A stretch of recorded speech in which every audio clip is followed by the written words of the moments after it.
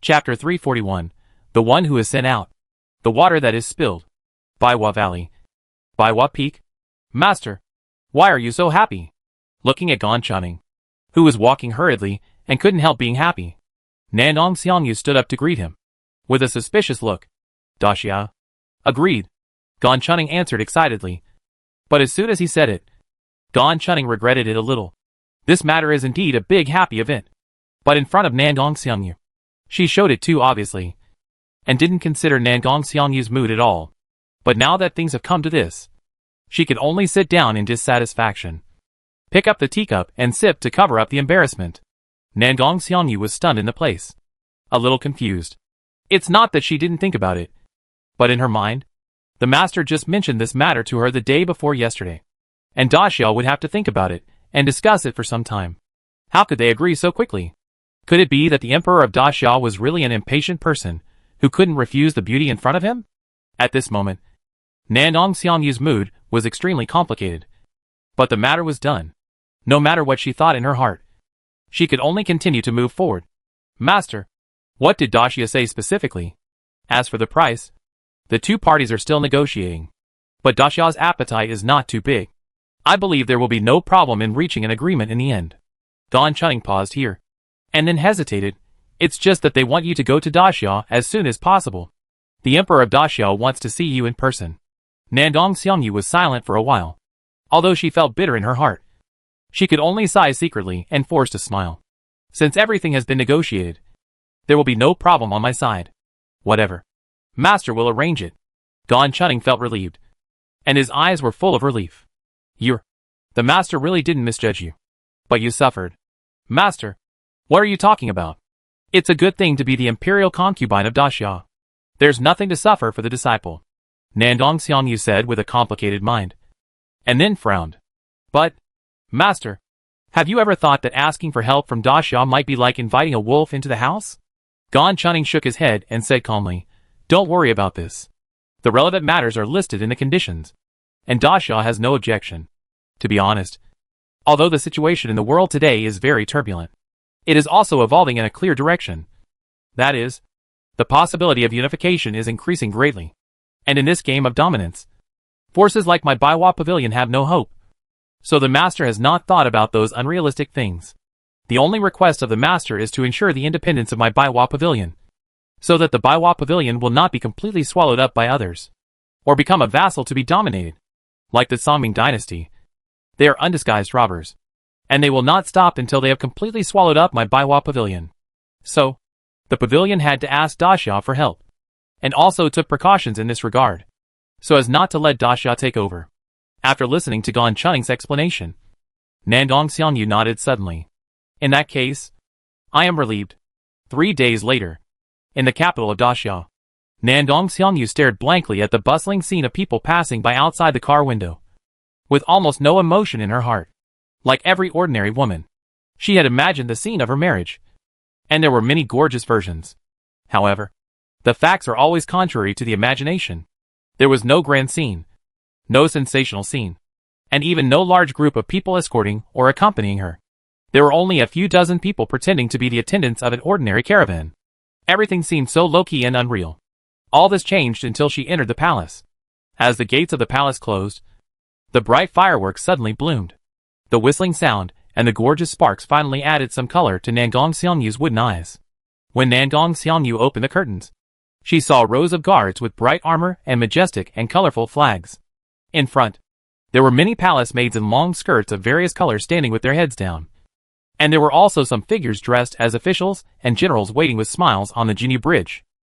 Among them, several women were the most conspicuous, judging from their attire and standing position. They should be the imperial concubines of Daxia. Although this kind of scene was not too big, it at least made Nandong Xiangyu feel much better. She thought that she would be quietly sent to a dark palace as an ordinary gift. The team continued to move forward. When the chariot stopped in front of the Jinshui Bridge, Nandong Xiangyu walked down slowly with the help of the maid. Get ready. As the Minister of Rites Zhang Yi shouted, the waiting officials all looked solemn and bowed. Your subjects. Welcome Xiang Fei. After the ministers, all the palace maids knelt down, and all the guards knelt down on one knee. Welcome Xiang Fei. This sudden welcoming scene scared Nandong Xiongyu, and she was a little panicked. She didn't know what to do, and was a little at a loss for a while.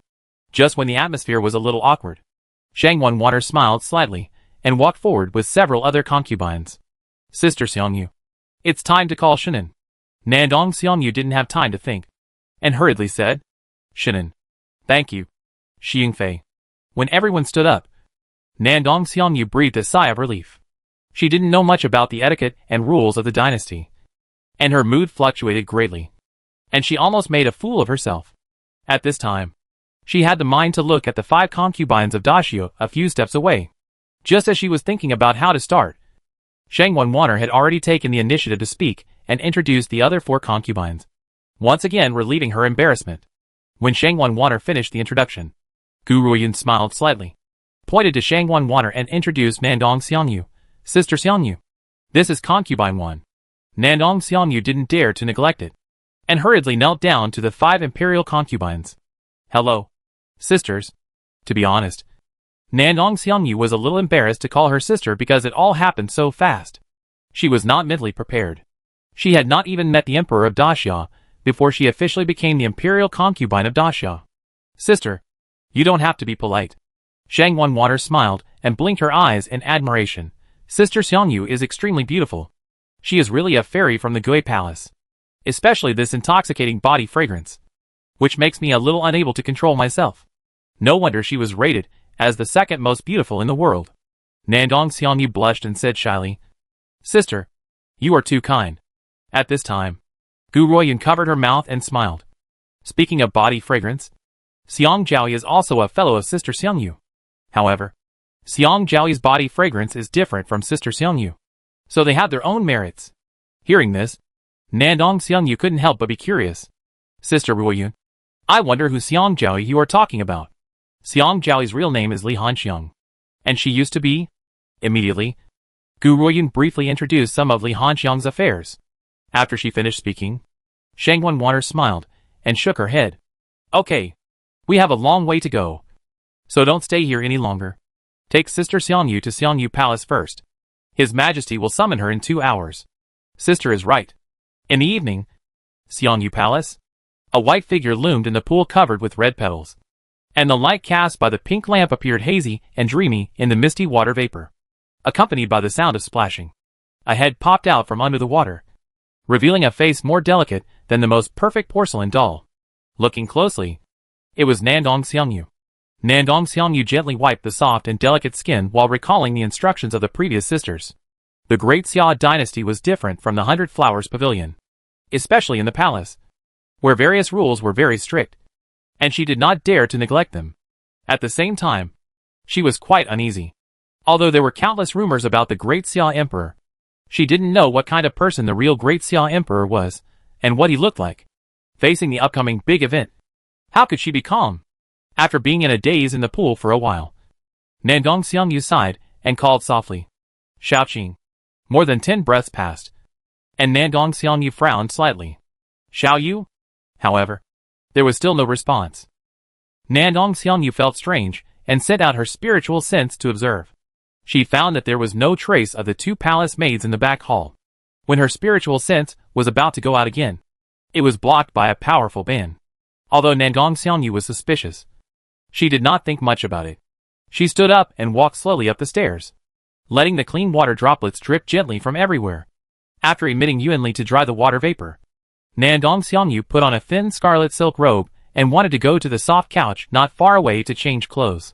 But at this moment, Nandong Xiongyu's expression suddenly froze, and she was stupidly in place. Because at this moment, a young man wearing a black and gold dragon robe and extremely handsome was sitting on the soft couch and looking at her with interest. Without thinking too much, Nandong Xiongyu confirmed the other party's identity. The Great Xia Emperor Xia Ao. But this is not the most important thing. The most important thing is that she never noticed the other party's existence from beginning to end. She didn't know when the other party came. If the other party had come early in the morning, wouldn't that mean that she had been seen through? Thinking of this, Nandong Xiongyu's cheeks instantly turned red, and she was so ashamed and angry that she wanted to find a hole to hide in. The 2nd most beautiful woman in the world. Her reputation is well deserved. Nandong Xiongyu only heard such a light laugh. And then she felt that she suddenly lost control. When she came to her senses again, the two of them were already looking at each other, and were very close. I don't know how long it took. The whole hall was already dark. And Nandong Xiangyu completely collapsed on the bed. Your Majesty, please don't. Spare me. It's not impossible. But I have to give you a job. Thank you. Your Majesty. Your Majesty. Please give me your orders. I want you to go to Baiwa Pavilion and be the helmsman of my great Xia responsible for all aid matters in Tiandong region. In the darkness, Nandong Xiangyu widened her beautiful eyes, full of disbelief. Your Majesty, you are not afraid of me. The whole world will soon belong to me. If you really want to do something stupid, I won't stop you. Thank you for your trust. Your Majesty, I have repaid the kindness of Baiwa Valley. From today on, I have only one identity. That is, your concubine. Please rest assured, Your Majesty, everything I do in the future will be based on the fundamental interests of Your Majesty and Daxia. Very good. I hope you won't let me down. Xia Ao's smiled with satisfaction. And when the laughter fell, Xia Ao's figure disappeared in the hall. Chapter 342 13 Years of Storms. Time flies, and in a blink of an eye it is the 25th year of Daxia Shenwu. In the past 10 years, although the war has never stopped, the situation in the world has gradually become clear. In the 15th year of Shenwu, with the destruction of the third party, Tianxiao domain was divided into two, with Yontai dynasty and Yuntan dynasty each occupying half of the territory. Since then, although the two sides have fought wars, they are basically evenly matched and neither side can do anything to the other. In the 18th year of Shenwu, Daxia suddenly attacked the three vassal forces of Mongxi dynasty, Tianning sect and Nank kingdom, and completely incorporated the territories of the three vassal states into Daxia's territory. Although the Moro dynasty and other forces planted many pawns in Mongxi and Tianning sect in an attempt to undermine Daxia's annexation plan, Daxia dynasty was extremely well prepared. The pawns of these two parties, secretly supported by other forces basically, did not play much of a role before being cleared by thunder. The chaos lasted less than a month before it was completely annihilated. In the 19th year of Shenwu, the CLs made careful preparations and wanted to take advantage of the opportunity when the imperial concubine of Daxia, Dongfangyu, returned to her parents' home to visit her parents. They wanted to replace her like they replaced the ancient prince Gu Shiyin. Fortunately, they planted an extremely important secret agent in the palace of Daxia. For this operation, the CLs even sent a great supreme on the supreme list to escort them personally, just to ensure that everything was foolproof. However, when they were about to take action, an accident still happened. The people of Daxia seemed to have known their plan for a long time. Not only did they kill the Saint Haiqingji, who was going to replace Dongfangyu and hundreds of elite secret agents, but even the powerful existence on the supreme list was pierced through the head by a leaf thrown from the direction of the palace, obliterating his soul. It's just strange that the Daxia dynasty did not launch any retaliatory actions after that. And there were no other abnormal actions. As if Daxia didn't know who was manipulating all this behind the scenes. Since all the CLs who participated in the operation were cleared out, the CL's base camp could not obtain much useful information. And even the reason for the death of the Great Supreme was unknown. So they could only comfort themselves by saying that Daxia could not find out. In the 20th year of Shenwu, the turbulent situation in Tianqing domain finally came to an end. Originally, there were only 4 forces in Tianqing domain before the 13th year of Shenwu. But many chaos arose afterwards, causing the forces in the domain to continue to increase. And at most, it even reached 9. However, these new forces that split off did not exist for long before they were annihilated in the dust of history. In the end, there were only 3 forces left in the entire Tianqing domain, forming a 3-legged tripod. After fighting for more than a year, these 3 forces found that no one could do anything to each other. So they chose to stop the war in the 20th year of Shenwu, which finally brought a rare peace to the Tianqing domain, which had been turbulent for a long time. Since then, except for the Tiandong domain, the other major domains have restored peace, and there have been few large-scale wars until the 25th year of Shenwu. As for the battle between the Songming dynasty and the Tiandong allied forces, it lasted the longest, and was full of twists and turns. Quite exciting. At the beginning, due to the strong support of the Baiwa Pavilion, the Songming army's unstoppable momentum was quickly curbed, giving the Songming dynasty a wake-up call, and also bringing a lot of confidence to the panicked Tiandong allied forces. However, as the assassination, rebellion, and alienation work of the Sonming dynasty was fully launched. The Tiannong coalition and Baiwa Pavilion suffered a lot, and at the same time, many problems occurred in the frontline defense, allowing the Sonming army to advance a long distance again.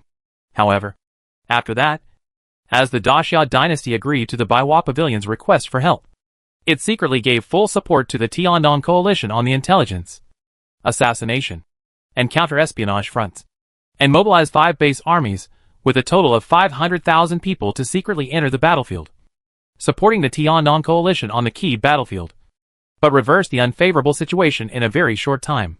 Even with the help of Daxia, the Tiannong coalition launched several rounds of major counterattacks, once recovered nearly 20% of the lost territory, and beat the Sonming army to doubt life. However, the Sonming dynasty was not a pushover. They soon discovered the clues, and finally locked the spearhead of foreign aid on Daxia. In this regard, although the Sonming dynasty was furious, it could only swallow its anger and dared not speak out, let alone ask Daxia for an explanation. After all, doing so would not only fail to solve the problem, but might also force Daxia to intervene directly and openly. Therefore, this layer of window paper could only remain there. Afterwards, the Sonming dynasty made careful preparations, provoked several forces in the Tiannong coalition to fight internally, and concentrated several elite troops as the vanguard of the attack, launching a massive counterattack. This counterattack seemed to have successfully concealed the eyes and ears of Daxia, so the Sonming dynasty achieved a very impressive victory, not only regaining the previously lost territory, but also occupying several new prefectures, and even directly destroying one force of the Tiannong coalition. But in fact, this was actually the result of Daxia turning a blind eye, because Daxia needed to teach Baiwa Pavilion and the Tiannong coalition a lesson. After strangling many Sonming secret chess pieces and gaining the previous victory, many people in the Tiannong coalition and Baiwa Pavilion felt that they had grown strong and could leave Daxia and work alone. So they not only treated Daxia people with a slow attitude, but also wanted to go back on the conditions they had promised to Daxia and prepare to renegotiate.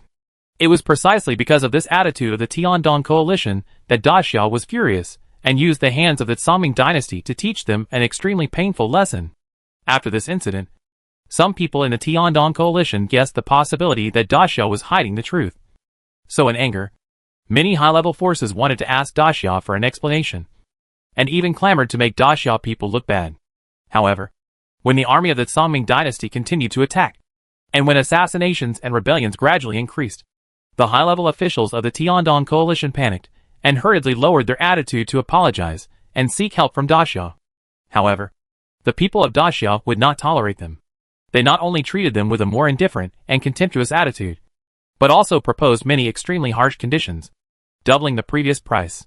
For such a price, the people of the Tiannong coalition initially refused to agree to it. But as the frontline troops retreated step by step and the internal chaos became more and more serious, the coalition leaders were completely panicked and hurriedly agreed to it without any discount. They also flattered and fawned on Daxia, and only then did they ask Daxia to continue to take action. As Daxia's power was exerted, the chaos within the coalition was gradually swept away.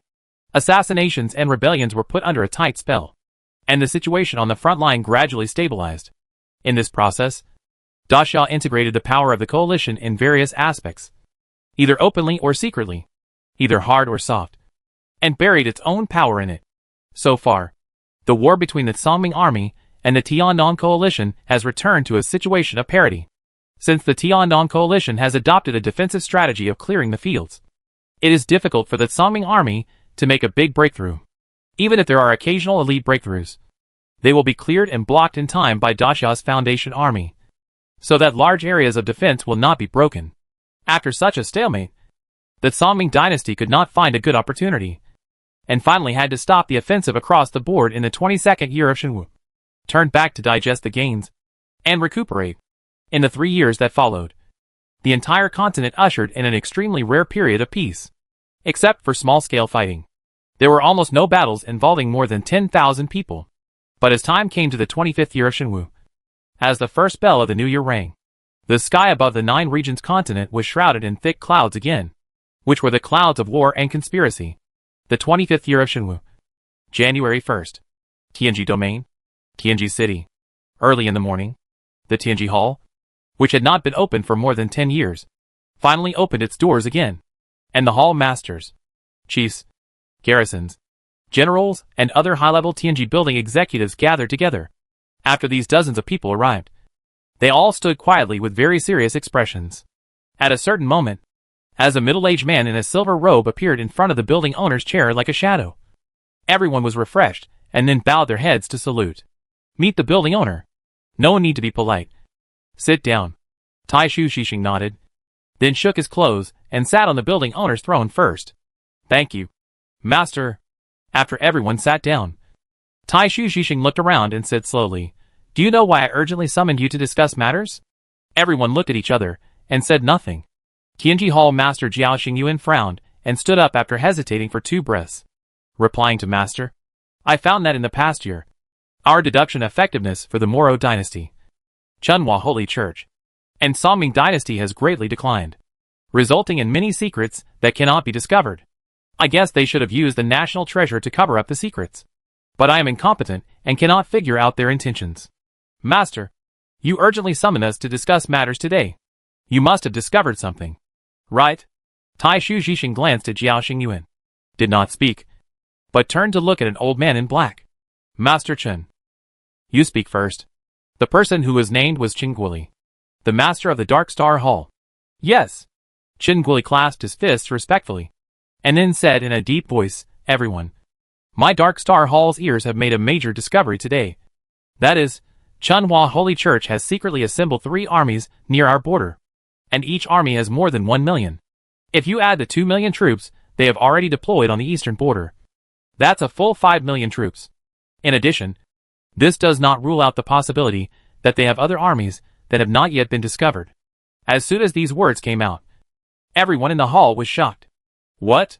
How could this be? What does Chunhua Holy Church want to do? They assembled such a large army, and they secretly mobilized it. This is clearly intended to harm my Tianji Tower. Damn it! Is this Chunhua Holy Church crazy? How dare they target us if they don't guard against the Moro Empire and the Sea Elves? Humph! It seems that the reputation of my Tianji Tower is not very useful. They regard my Tianji Tower as a soft persimmon that is easy to squeeze. Chapter 343 Tianji Tower is in danger. Faced with such shocking news, some people turned pale, some were suspicious, some were angry, and some sneered. For a while, the hall was in a commotion, and there was no lack of abuse. Okay. Tai Shu Shixing stopped the noisy words and nodded to Chen Guoli again. Go on. Yes. Chen Guoli took a deep breath, looked sideways at everyone and said, The second thing is that last night, the secret envoy of the Songming dynasty arrived in Tianji City.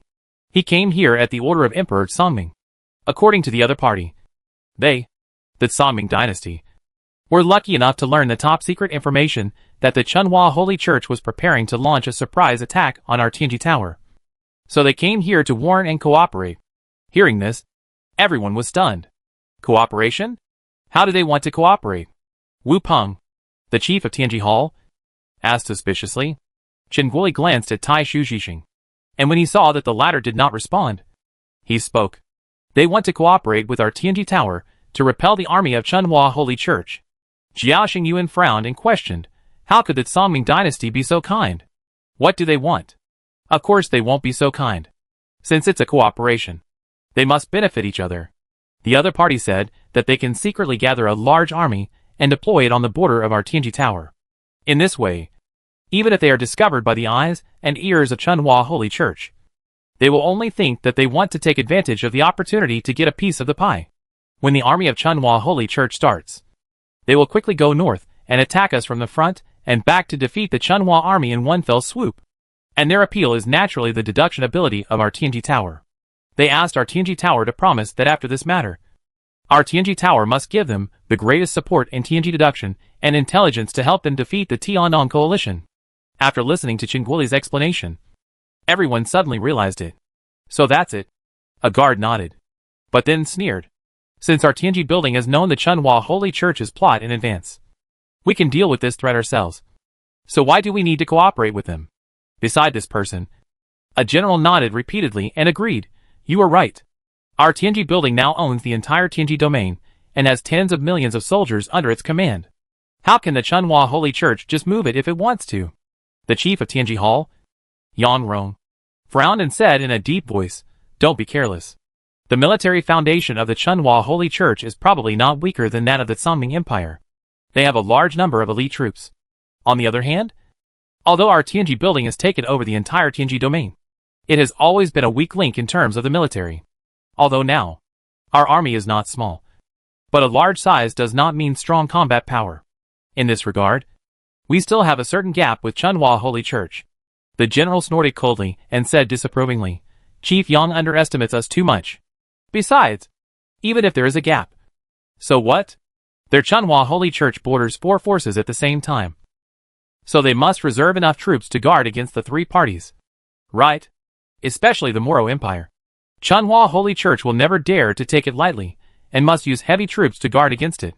In this case, at most they will take out the 6 or 7 million troops to attack us. But my Tianji Tower has more than 10 million soldiers. If we really fight, how can we be afraid? What's more, our Tianji Tower has unique skills. They are looking for death if they dare to fight on the territory of our Tianji Tower. I don't believe that the treasure of their Chunhua Holy Church can spread its tentacles to our Tianji domain." Hearing this person's rebuttal, Yang Rong opened his mouth. But in the end, he couldn't say anything. Taishu Zhixing rubbed his eyebrows and said in a calm voice, "Today, I have called you all together to discuss this matter. Everyone can speak freely and say what they think about the matter raised by the Songming dynasty." Jiao Xingyuan pondered for a while, and then took the lead. "Master, I think it's okay to agree to them. Although the power of my Tianji Tower alone can repel the invasion of Chunhua Holy Church. But even if we can repel it, I'm afraid we will suffer heavy losses. The situation in the world today may change drastically at any time, and we need to ensure that our own strength is in good condition at all times. As for the demands of the Songming dynasty, it is not too difficult for us. Anyway, we just need to do what we should do. Whether it can be accomplished depends on the Songming dynasty itself. Now that the Tiandong coalition has the secret support of the Daxia dynasty behind it, it is not that easy for the Songming dynasty to completely defeat the Tiandong coalition and swallow up the entire Tiandong region. Therefore, I think that agreeing to cooperate with the Songming dynasty will have more benefits than disadvantages." After Jiao Xingyuan finished speaking and sat down, Ding Zhiqing, the head of Ziwei Hall, stood up. "Master, I think this cooperation cannot be agreed to. There are 2 reasons. First, if my Tianji Tower wants to dominate the world, a head-on war is indispensable. And an elite army that can and dares to fight is even more indispensable. If this war that takes place in my Tianji Tower has to rely on external aid to solve, how can we talk about dominating the world? Moreover, fighting in my Tianji Tower can maximize our advantages. We can use this battle to hone our army and strive to shape a brave military spirit. The military spirit may be dispensable for people outside the military formation, but its importance to war and victory is unquestionable. Why can the army of Daxia deter the world and make all forces dare not underestimate it, or even be extremely wary? That is because the army of Daxia has extremely powerful military soul. Their soldiers can sacrifice themselves for victory without hesitation. Their elite can fight against the enemy with a small number of people, and survive in the face of death in heavy siege. And what my Tianji Tower's army lacks now is exactly these. Secondly, I have a bold guess. That is the intention of the Songming dynasty. I suspect that the so-called cooperation of the Songming dynasty may not be true. They may also use the name of cooperation as a cover to deceive and paralyze us. In fact, they are in order to support the army of the Chunhua Holy Church, unite with the other party, and divide my Tianji Tower together. If so, it will be a catastrophe for my Tianji Tower. When hearing the first point, some people in the hall still disagreed. But when hearing the second point, everyone changed color. However, after a moment of shock, many people smiled and shook their heads. "Master Ding, if you support non-cooperation, just say it directly. Why do you have to forcibly imagine an impossible thing to add weight to your attitude?" "Yes, Master Ding. Your words almost made my heart jump out. Yes, the Songming Emperor is not crazy. The Tiandong coalition has already tied up a lot of their troops and energy. In addition, they have to guard against other parties. How dare they covet my Tianji Tower? That's right. If the Songming dynasty really wants to unite with the Chunhua Holy Church to divide my Tianji Tower, then they need to send troops similar to the Chunhua Holy Church, so as to prevent the Chunhua Holy Church from turning against them and killing them. But how can the current Songming dynasty still come up with such strength? Listening to the words of disapproval or mockery, Ding Zhiqing's face turned pale. What is impossible in this world? If the people of the Songming dynasty had already guessed that you would be so arrogant and ignorant, then it would be completely reasonable for them to adopt this strategy. Isn't this just making a far-fetched argument? Master Ding? You also said that if they had already guessed it. But the key is, how could they guess it? You say we are arrogant. You say we are ignorant. I think you, Master Ding, are the truly ignorant. You? Alright. Seeing that the meeting place was evolving towards a fight, Tai Shu Zhixing interrupted with a cold snort. At present, all parties have used all their means and treasures have appeared, causing the Nine Realms continent to be in chaos. Even this building owner cannot accurately deduce the direction of some major trends. However, after receiving the intelligence from the Dark Star Hall, this building owner still gained something last night. According to the deduction, the changes that my Tianji building will face this time are a great omen with dark clouds and undercurrents. In the face of such a great omen, if we are not careful, my Tianji building will be in danger of destruction. Therefore, this building owner decided to adopt a conservative and steady strategy and agreed to cooperate with its Songming dynasty to deal with the threat of the Chunhua Holy Church together and try our best to repel the invading enemy in the shortest time. However, we cannot take it lightly for the Songming dynasty. Necessary precautions and vigilance are indispensable. After Tai Shu Zhixing finally made a decision, he no longer gave everyone a chance to argue, and directly began to deploy troops and assign tasks. An hour later, Tai Shu Zhixing had just returned to the backyard when an old man hurried over. Master, someone sent a letter. Tai Shu Zhixing frowned and waved his hand impatiently. Give it to Winchitang. I don't have time to deal with it. The old man did not leave, but hesitated and said, But master, there is the emblem of Baishao Pavilion on it, and the other party specifically requires you to open it in person. Otherwise the letter will burn itself. Tai Shu Zhixing's expression froze when he heard the 3 words Baishao Pavilion. After a few breaths, Tai Shu Zhixing waved his hand and took the letter into his palm. After reading the content of the letter, Tai Shu Zhixing's eyes instantly surged with anger. Damn Baishao Pavilion. Do you really think you can do everything? Tai Shu Zhixing was so angry because the letter said that he had to go to Baishao Pavilion in Tianji City to discuss matters in person. What's more, the other party even said that if he didn't go, he would regret it. As the supreme ruler of Tianji Tower, when has Tai Shu Zhixing ever been treated so humiliatingly? After tearing the letter to pieces, Tai Shu Zhixing looked into the distance and sneered. You dare to threaten this tower owner? Okay, then let me see how you can make this tower owner regret it. Chapter 344 Great Xiao's Might. Troops from 6 directions. On January 5th, Chunhua Holy Church's army of more than 5 million divided into 3 routes to launch a surprise attack on Tianji Tower. After receiving the notification from Tianji Tower, the Songming dynasty, which was stationed on the southern border of Tianji Tower, immediately sent nearly 3 million troops to the north along the border, apparently to fulfill the agreement with Tianji Tower, and the 2 sides worked together to repel Chunhua's army. However, just when Tianji Tower was relieved, that night, the 3 million troops of the Songming dynasty suddenly turned their spearheads and went east to attack the weak link of the southwest defense line of Tianji Tower, and won the battle. At the same time, the 2 million troops of the Songming dynasty secretly assembled in the northwest of Tiandong territory suddenly broke camp and attacked from the southeast of Tianji Tower. January 6th. Early morning. Tianji City. Tianji Hall.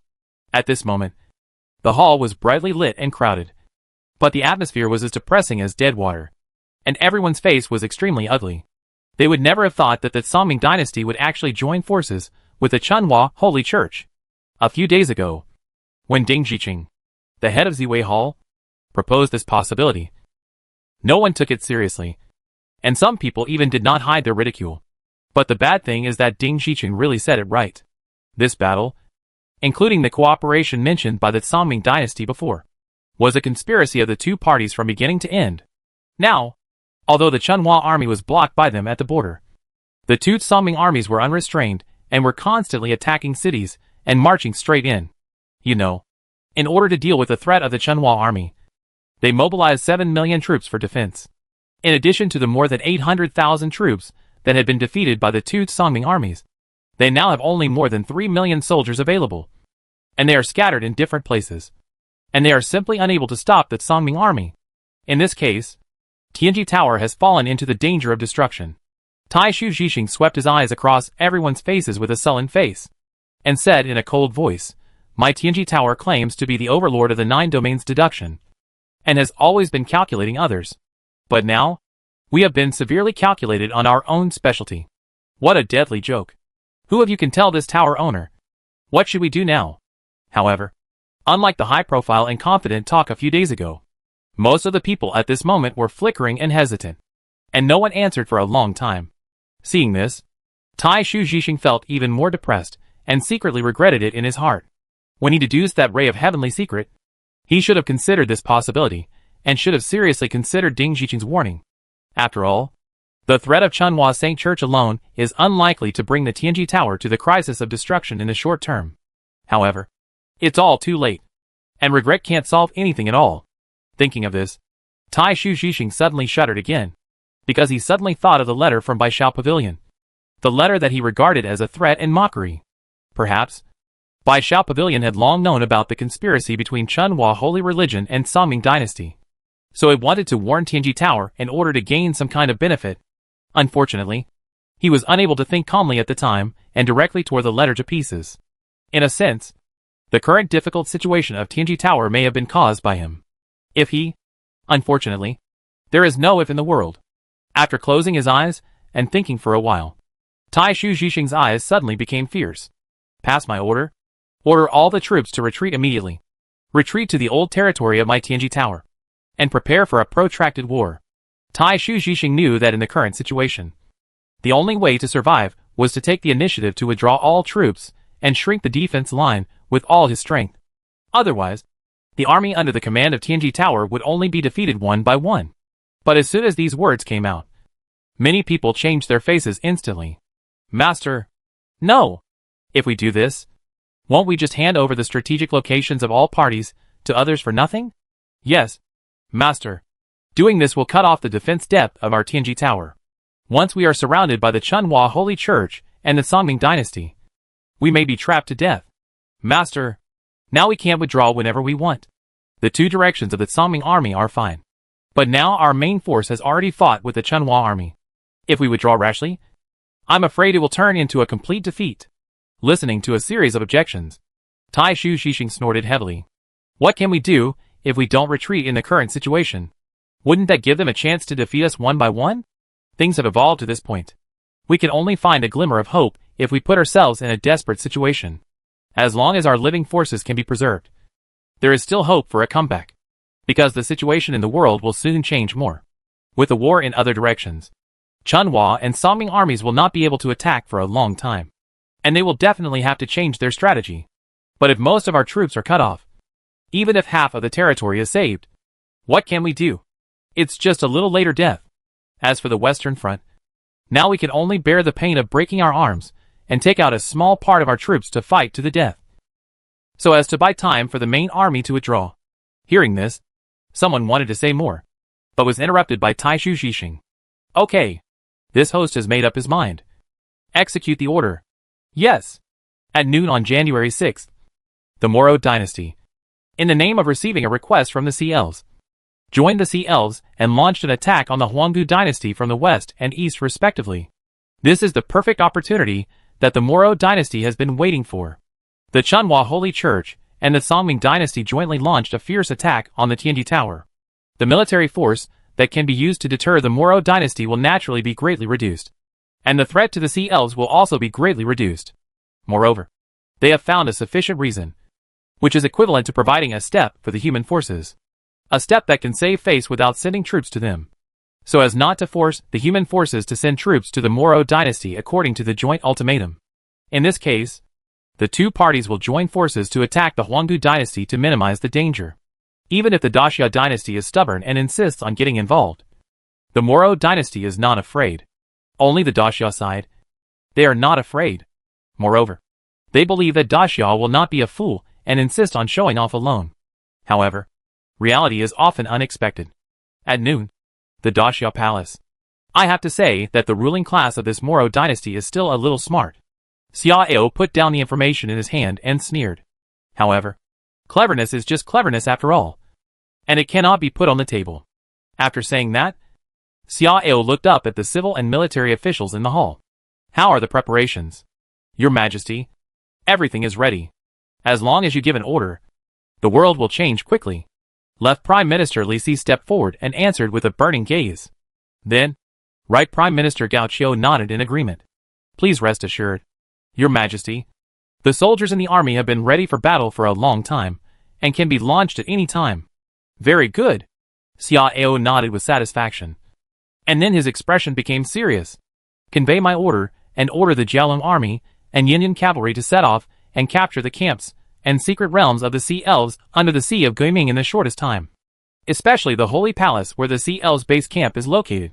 They must be taken down with thunder and lightning. And their leaders must be captured alive and controlled as much as possible. Over the years, Daxia has already learned the details of the Sea Elves. And the Jiaolong army, Jiaolong warships, etc. have already met the requirements of the mission. The reason why it did not start earlier was just waiting for an opportunity. Now, the strength of the Sea Elf base camp has been reduced to the lowest level, and the opportunity has arrived. However, in order to ensure success, Xiao also specially sent Yin cavalry over, and asked Dugu Qiubai and Zhou Tong, two powerful men from the Imperial Palace, to secretly coordinate, and even gave a fortune decree. After all, there are many Supremes in the Sea Elves, and there is also Tang Supreme, who ranks second on the Supreme list. His strength of 158th level of the spiritual body realm is not even Dugu Qiubai's opponent. Order Ming Tian to lead the Tao Corps to attack the Dashu dynasty, and order the Qingye dynasty to send troops to the Feitsui dynasty. After taking down the Dashu dynasty, the two armies will work together to capture the Feitsui dynasty. Daxia will naturally not be indifferent to the previous chaos in Tianqing domain. In fact, Daxia has been planning there for a long time, and has secretly controlled the Qingye dynasty. Yi Jingxian, the emperor of the Qingye dynasty, was also a smart man. In the chaos of the battle, the Qingye dynasty was almost destroyed. It was Yi Jingxian who took the initiative to ask Daxia for help and promised to be a minister, winning Daxia's secret support, which made it one of the three powers in the Tianqing domain. In fact, with the strength of the Tao Corps, it is not a problem to destroy two of them at the same time. But it takes too long. Order Wang Jian to lead the Qiongqi Corps to attack the Yongtai dynasty, and order Zhou Eng to lead the Bifang Corps to attack the Yuntan dynasty. The main forces of the two dynasties must be defeated within a month to lock in victory. Now there are only two forces left in the Tianxia domain, the Yongtai dynasty and the Yuntan dynasty. If they are taken down, the entire Tianxia domain will naturally be taken down. Xiao did not hesitate to send two large corps in order to resolve the battle in the shortest time. The joint ultimatum is not a joke. Since the Moro dynasty violated the restrictions of the ultimatum, it must bear the corresponding consequences. Otherwise, how can our human race hold our heads up? Pass on my order, and announce to the world that the Moro dynasty has blatantly violated the ultimatum. Our great Xia dynasty has decided to declare war on it to maintain the dignity of the ultimatum. Order Yuan Qingdu to lead the Tao Ai Corps through the Qingye dynasty, and attack the southern border of the Moro dynasty to block its way south. However, after taking over its southern border, there is no need to continue to advance. Take a defensive position, and wait for further orders. Order Bai Qi to lead the Chaos Corps to the north, and stretch across the southwestern border of the Huanggu dynasty to deter the Moro army. However, there is no need to rush to fight the Moro army. When the Moro and the Sea Elf army are about to destroy Huanggu, then march forward. Xiao issued 6 imperial edicts in a row, his eyes shining. In this battle, I will tell the world who is the true overlord of the 9 realms. I will follow your majesty's orders. Daxia will win. The ministers responded loudly. Their spirits were lifted, and their fighting spirit was high. Chapter 345. The world is in uproar.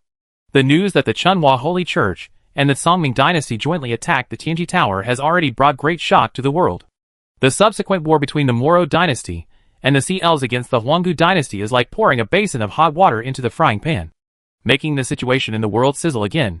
But before people can calm down, the public declaration of war by the Daxia dynasty against the Moro dynasty has set off a huge tornado, shocking the world. However, who would have thought that this is just a small beginning?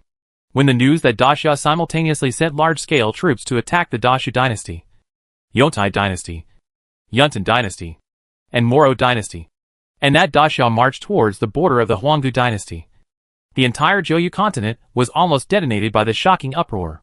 sending troops to 5 directions at the same time. The targets involve the 4 major domains of Tianqing Domain, Tianqiao Domain, Tianqi Domain, and Tianwang Domain. How crazy is this? For quite a long time afterwards, many people thought that Daxia was really crazy. From the emperor to the soldiers, the entire Daxia dynasty from top to bottom was crazy. At the same time, 1 against 5, and fighting on 5 fronts. Who else can do this except a madman? In addition to being shocked, people's perceptions of Daxia are also polarized. Some people admire Daxia very much, because when the Moro dynasty really violated the joint ultimatum and brazenly sent troops, only the Daxia dynasty kept its promise, declared war on the Moro dynasty at the first time, and sent a large army to attack without hesitation. How can such responsibility not make people admire? But more people are mocking and ridiculing without concealing, although they admit that the Daxia dynasty is now a real dominant force. But so what? The dominant force is not only Daxia. Look at the other parties. Which party would be so foolish? 1 against 5. And among them, there is the extremely powerful Moro dynasty. What can the Daxia dynasty win? Not to mention winning. The great Xia dynasty is simply courting its own destruction by doing so. It would be strange if they didn't laugh at such an act that was beyond their capabilities. However, they didn't know that the great Xia dynasty's actions were even crazier than they imagined. Because the real target of the great Xia dynasty's crusade was not the 5 parties, but the 6 parties. And as time goes by, when the results are in front of them, those who once mocked and ridiculed the great Xia will only be slapped in the face by their own words. The situation in the world has changed suddenly. For a long time before, only the Tiannong region was in constant war, while other places were peaceful and tranquil. But who would have thought that today? The Tiannong region has become the only peaceful place, while other places are shrouded in blood and rain? Tiannong region. Baiwa Pavilion. Sishu Garden. The melodious sound of the piano rises and falls in the bamboo forest. Gentle and pleasant. Looking closer, the person playing the piano is Nangong Xiangyu. At a certain moment, the sound of the piano suddenly stopped. Nangong Xiangyu looked up and looked forward, with a smile on her lips. Since the master is here, why hide it? After a few breaths, Gan Chunning appeared and stared at Nangong Xiangyu with complicated eyes. You should be able to guess why the master came today, right? Nangong Xiangyu smiled, stood up and walked to the stone table in front of her, and extended her hand to invite Gan Chunning to sit down with her. Master, I understand your thoughts, but don't you think too simply? Gan Chunning frowned and said in a deep voice, since ancient times, crazy ways will only lead to self-destruction. Daxia will be destroyed sooner or later if it behaves like this. You are my disciple, and the former saint of Baiwa Pavilion. I can't bear to see you die with Daxia. So, I hope you can return. A real return. Return? Nangong Xiangyu raised her eyebrows, and a thin arc appeared at the corner of her mouth. Hee. What master really wants is just the people in my hands. Gan Chunning narrowed his eyes and said expressionlessly, Disciple, those people are either from my Baiwa Pavilion or from the Tiannong Alliance. In the end, they are our people. What's wrong with you bringing them back together? Nangong Xiangyu shook her head and said slowly, Master, it seems that you are really old. How can you say such nonsense? For the sake of Master's teaching, I kindly advise Master that some things should not be taken for granted, let alone make foolish moves. Otherwise, you will only regret it in the end. Gan Chunning's eyes turned cold, and he snorted unhappily. So, you have made up your mind not to agree?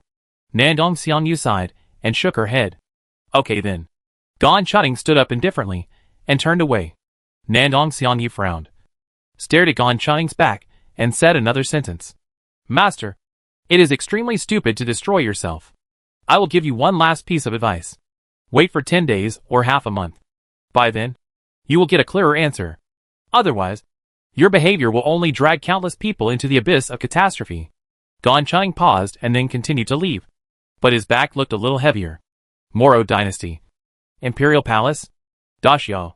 Oh, what a great Daxia. I didn't expect them to be so stubborn and stupid. Haha. This is actually a good thing for us, isn't it? Hey, you're right. This is indeed an opportunity for us. The 8 chiefs were either angry, annoyed, or sneered, and didn't take Daxia's threat seriously at all. They were even a little happy. On the throne, Yuan Han's hairy face also had a playful smile. I didn't expect that this time.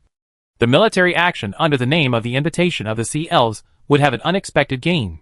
Now, except for the Great Xia dynasty, other human forces have not expressed any intention at all, and obviously have no intention of sending troops to participate. Only the participation of the Great Xia dynasty has given us an excuse to continue to expand our territory. This is a great opportunity for us. Anyway, it was the Great Xia dynasty that provoked us first, and we were forced to fight back, and then naturally invaded the territory of the Great Xia. Other human forces have no reason to say anything. The chief of the ape tribe, Yuan Liang, nodded and said in agreement, "The emperor is right.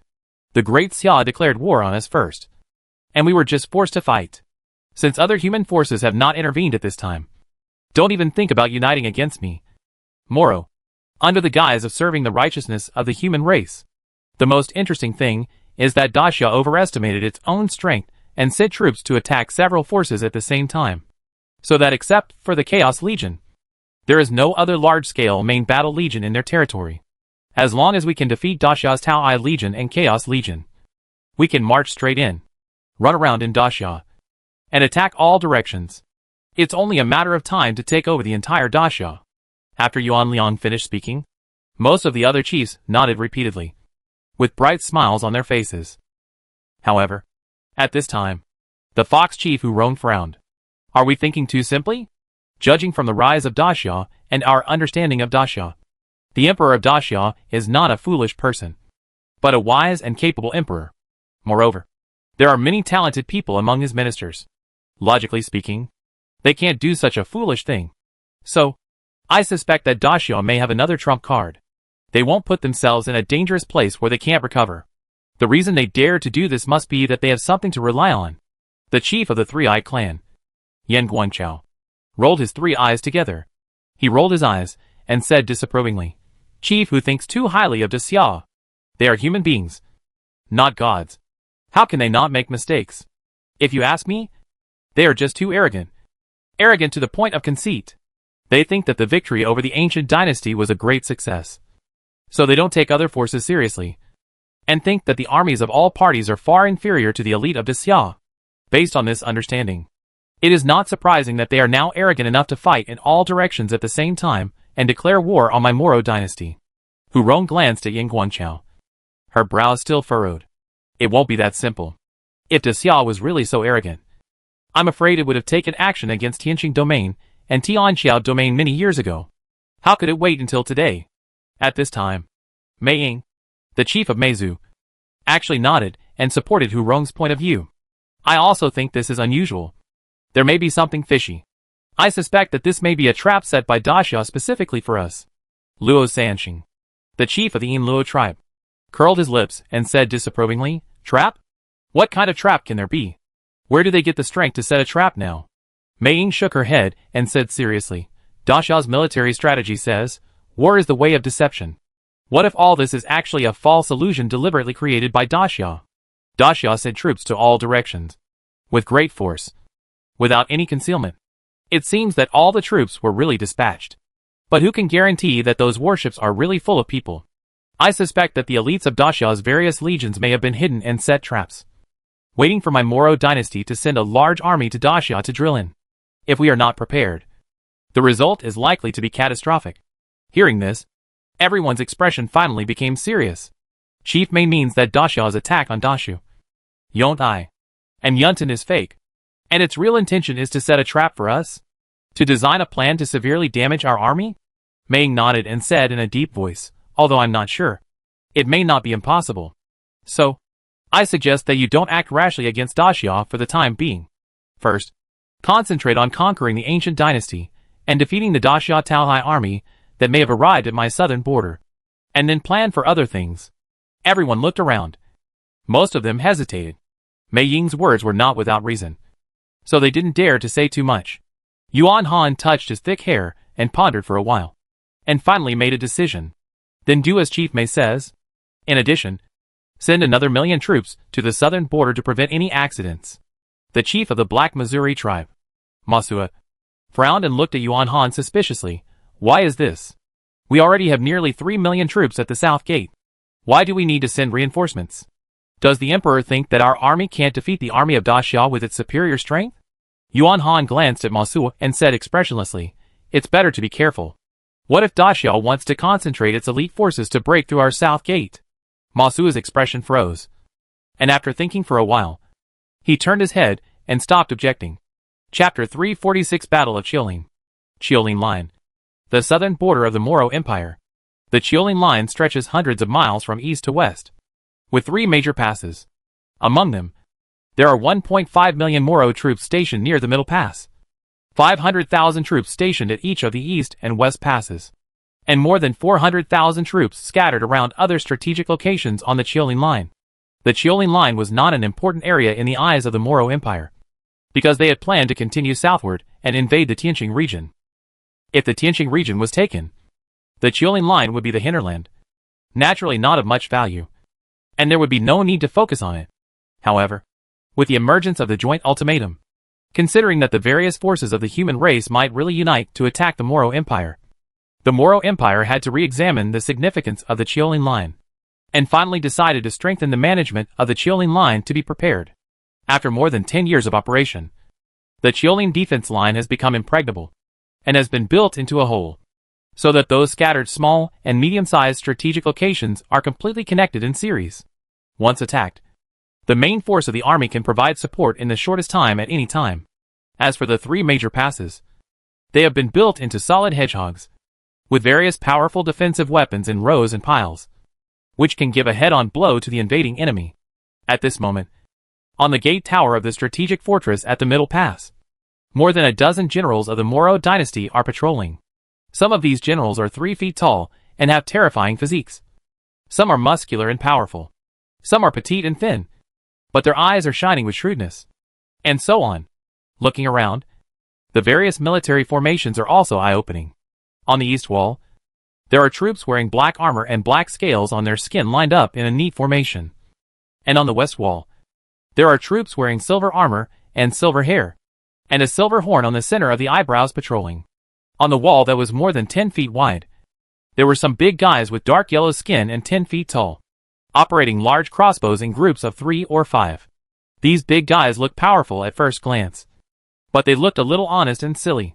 In some corner towers, soldiers with 3 eyes looked up from time to time. If you look closely, you can find that 2 of their eyes are a little empty, as if they are in a trance, but the vertical eye in the middle is flashing with a faint light, and I don't know what it is. In the air, there are several kinds of strange bird people circling and flying, and the ones flying the highest are all huge, with thick and sharp feathers of the Peng tribe. Under the city wall, there are ape soldiers who are 10 feet or even 2 feet tall, with thick hair and fierce looks, lined up in square formations, or practice, or sit cross-legged in meditation, or compete with each other, with a strong atmosphere of strength. In the distance, there are many slender black figures wandering in the shadows. In addition, there are many armies with unique appearances and characteristics. Their presence makes this border camp that can't be seen at a glance look diverse and dazzling, but not too chaotic, which is really magical. The sight is pulled back to the dozen generals. At this moment, they are walking around and patrolling while talking. According to the scouts, the army of Daxia named Tao Tai is indeed rushing towards our Qiulin defense line, and it is very fast. I believe it will arrive soon. Tao Tai? Ha! They dare to name themselves after the dominant wild beasts of the ancient times. Do they deserve it? That's right. In my opinion, it is more appropriate to rename them the Barking Army. Ha ha ha. Alright. The war is imminent, so stop talking about these useless things. A 3-meter-tall ape general with light golden hair snorted coldly, and his scarlet eyes swept fiercely. The laugher choked and quickly closed his mouth. This ape general is the commander of the Qiulin defense line, named Yuan Wudi. Tell me, where will the Daxia army choose to attack from? It should be the east gate, right? After all, it is the closest to them. That's not necessarily true. The human race has always been cunning, especially the people of Daxia, who like to play tricks and surprise. I guess they should use the west gate as the main attack point. Not necessarily. They should fight in a dispersed manner, seize various small and medium-sized strategic locations with elite troops, and then wait for us to tire out, forcing our army to take the initiative to attack them. Wait for us to tire out? Humph! They don't have the time to rest and relax. Yuan Wuti listened for a while, then looked at a thin, hunched, and triangular-eyed Fox veteran. Mr. Hu, what do you think? Mr. Hu stroked his white beard under his chin, shook his head and said, in my opinion, they should choose to concentrate their main forces to attack our central gate directly from the front. As soon as this was said, all the generals stared. Although they admired Mr. Hu's wisdom, they found it difficult to agree with him on this matter. Directly attack our Zhongguan Pass. Mr. Hu, are you kidding? The people of Daxia are not fools. How could they fight us head-on? They know how powerful our fortifications are. That's right. The people of Daxia love to play so-called strategies. How could they honestly fight us head-on? Mr. Hu, are you still drunk? Ha ha ha. However, facing the doubts and teasing of the crowd, Mr. Hu shook his head again and again, with a determined light in his eyes. Isn't this just attacking the enemy by surprise? As the saying goes, take the enemy by surprise. Since everyone thinks that Daxia will not attack our Zhongguan Pass directly from the front, the people of Daxia can naturally guess it. What's so strange about choosing to do this? What's more, the Emperor has ordered to send 1 million troops to support us. With Daxia's amazing intelligence capabilities, I'm afraid they have also learned this information. In this case, it has become a vital task for the Daxia army to fight a head-on battle with us in the shortest time and weaken our military strength as much as possible. Otherwise, when the 1 million reinforcements arrive, the pressure on the Daxia army will only be greater. By then, let alone attacking my Qiuling defense line, they will have difficulty protecting themselves. Therefore, I dare to conclude that the Daxia army will definitely use its main force to attack my Zhongguan Pass directly. After listening to Hu Wang's analysis, the arrogant laughter gradually disappeared, and many more generals hesitated. Could it be that the Daxia army will really come to attack my main pass? At this moment, a Peng clan scout descended from the sky with a sharp sound of breaking through the air. Report: the enemy fleet has already flown across from the east gate and is still advancing westward. As this intelligence came, everyone's eyes were fixed on Hu Wang. Could it be that this Husima really got it right? Explore again. Yes. After the Peng clan scout went away, Yuan Wuti shouted, pass my order. Order the whole army to prepare for war. Implement the first level of combat readiness. Yes. As the rumbling sound of the spiritual drum sounded, Yuan Wuti's order was quickly conveyed, and the entire camp was mobilized in a very short time. General Yuan, do you want to order the east and west gates to withdraw some troops to help? Hearing the suggestion of a HMO general, Yuan Wuti shook his head. No hurry. It is still unclear whether the main attack direction of the Daxia army is Zhongguankou. It is not too late to give orders after they arrive. Yes.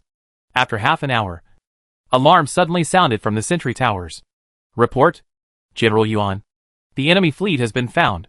It is expected to arrive within 1 stick of incense. Yuan Wuti's eyes flashed blood, and he quickly returned to the command platform with a group of generals. After 1 stick of incense, black shadows of different sizes suddenly appeared in the distant sky. As time went on, these black shadows became larger and larger, and finally turned into a huge fleet that covered the sky. Report, General Yuan. The number of enemy warships is exactly the same as when they set out. Hearing the report from the captain of the Three-Eyed Clan, the generals were surprised. So, the enemy has all run here? They didn't split up their forces at all? Strange. Do they want to concentrate all their forces to break through my central pass first? Not necessarily. Maybe some warships are just empty LS now, and the troops inside have secretly left the warships and are hiding somewhere. Well, it's not impossible. Yuan Wuti touched his chin, and suddenly his eyes were determined. Pass my order. Order the east and west passes to each send 200,000 troops to support. At the same time, notify the east and west passes and strategic locations, and order them to be alert and cautious to prevent the enemy from suddenly launching a sneak attack. Yes. After the order was issued, Yuan Wuti stared at the great Xia fleet that was changing its formation in the sky in the distance. His eyes were stern. Daxia army, let me weigh your weight. At the same time, all kinds of formations on the wide city walls have been activated, and all the large war weapons are aimed at the Daxia fleet. As long as the opponent enters the best range and an order is issued, they can madly project the powerful fire of war. In the sky, the speed of the Daxia fleet is constantly decreasing, and most of the warships are moving and changing positions quickly. And it seems that they want to directly use the warships to arrange some kind of military formation. Such a discovery immediately attracted the attention of many Moro generals, and many of them were stunned. What are they trying to do? Arrange the battleships? It looks like maybe they want to weaken our attack and reduce their own casualties through some combination. TSK. Waste of effort. Don't you even look at our war equipment? With such a large base, there is almost no blind spot for attack. What can they do? No. Why do I feel that their layout has the meaning of a special military formation? Special military formation? What kind of special military formation can there be? Could it be that by arranging it like this, they can also enhance the attack and defense power of each battleship? Huh. What a joke. Chapter 347, Victory in the First Battle. A group of Moro generals talked about it. Some were surprised. Some mocked. Some didn't care. But none of these affected the actions of the Daxia fleet. A quarter of an hour later, hundreds of warships of different sizes in the Daxia fleet finally formed a spherical formation. When the formation was completely determined, the Daxia fleet immediately moved forward. But it looked a little strange, because this fleet was like a slowly rolling ball. The position of each warship was relatively fixed, but it was constantly changing. When the Daxia fleet entered the best range of the fortress defense weapon, with a deafening shout of fire, thousands of super-large UNU turrets and tens of thousands of large and medium-sized UNU were launched at the same time, pouring out the terrifying UNU arrow rain that was enough to crush several towering mountains into rubble in an instant. At that moment, the deafening sound made the weak soldiers deaf on the spot, and the beams of light as gorgeous as meteor showers made this world extremely brilliant. However, the other side of this brilliance is an extremely deadly murderous intent. At the same time, a thick barrier of Yuanli suddenly appeared on the periphery of the Daxia fleet, and it was visible to the naked eye that Yuanli waves were rolling rapidly, looking like an alternative waterfall. When the surging and dense rain of UNU arrows collided with this layer of Yuanli barrier, the deafening roar triggered the thunder of the nine heavens, shaking the earth. At that moment, vortices like cloud explosions continued to appear on the barrier, deep or shallow, large or small, and the scene was magnificent.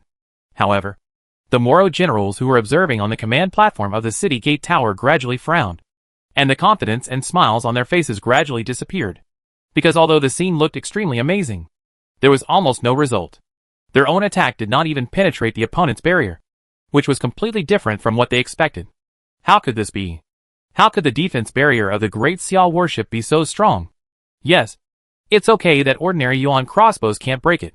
But why can't the attack of the super-large Yuan crossbow turrets penetrate it? This is totally unreasonable. Could it be that they have connected the defense barriers of all warships into a whole, and can fill in the missing parts at any time, so as to form a continuous replacement closed loop? The generals discussed it in a panic. Yuan Wudi clenched his thick fists and ordered in a deep voice, "Continue to attack. I want to see how long they can hold on." Yes. The medium-sized Yuan crossbow can almost attack with one breath and one shot. But the large Yuan crossbow needs an interval of more than 10 breaths. And the super-large Yuan crossbow turret needs nearly 100 breaths of preparation time. Therefore, after the first round of earth-shaking volleys, although the attack of the Moro defense line continued, the momentum was much weakened.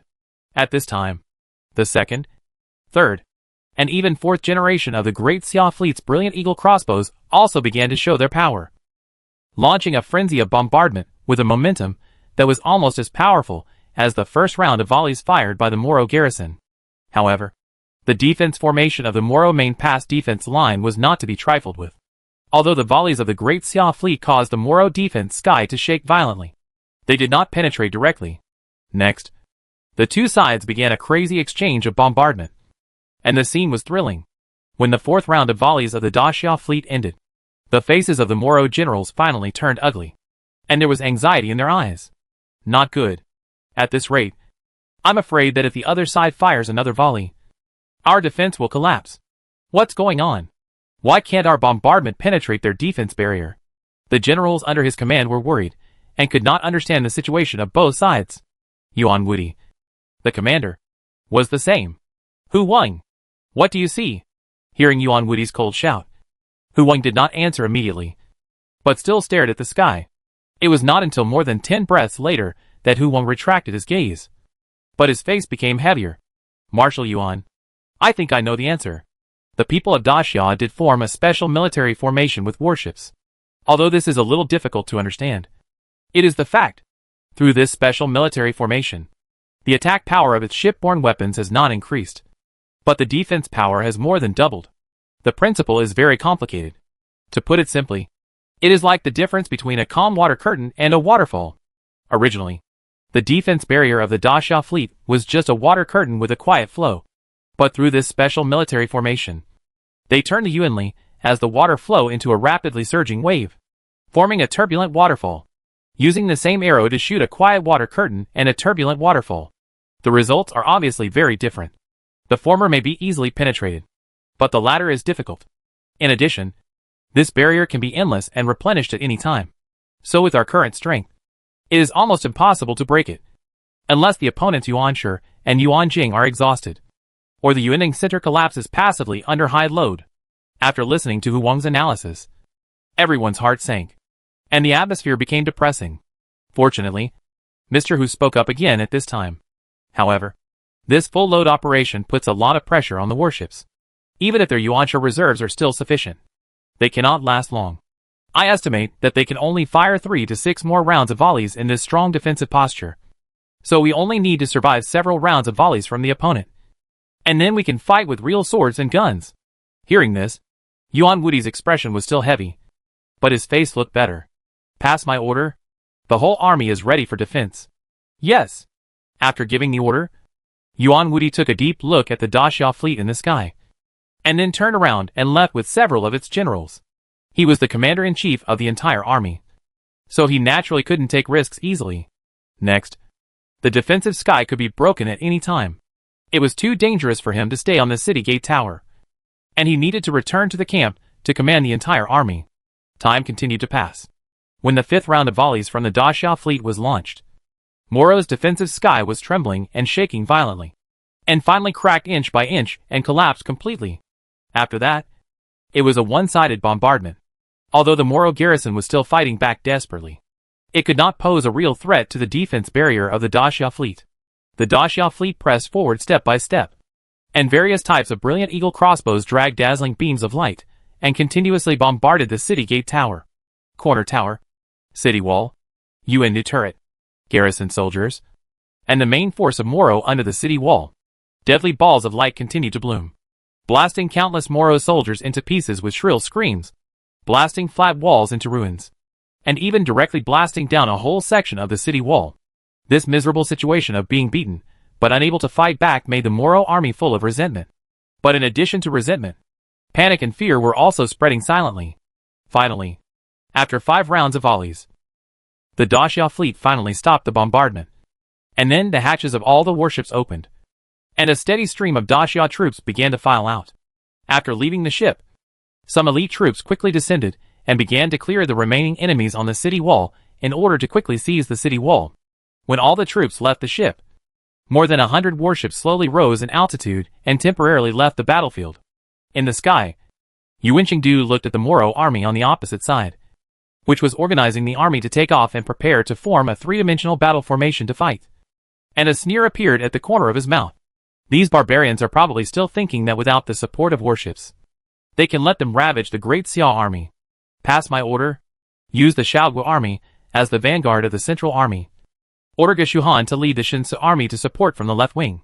Order Han Xian to lead the Yishan army to support from the right wing, and the rest of the army to be distributed behind and follow me.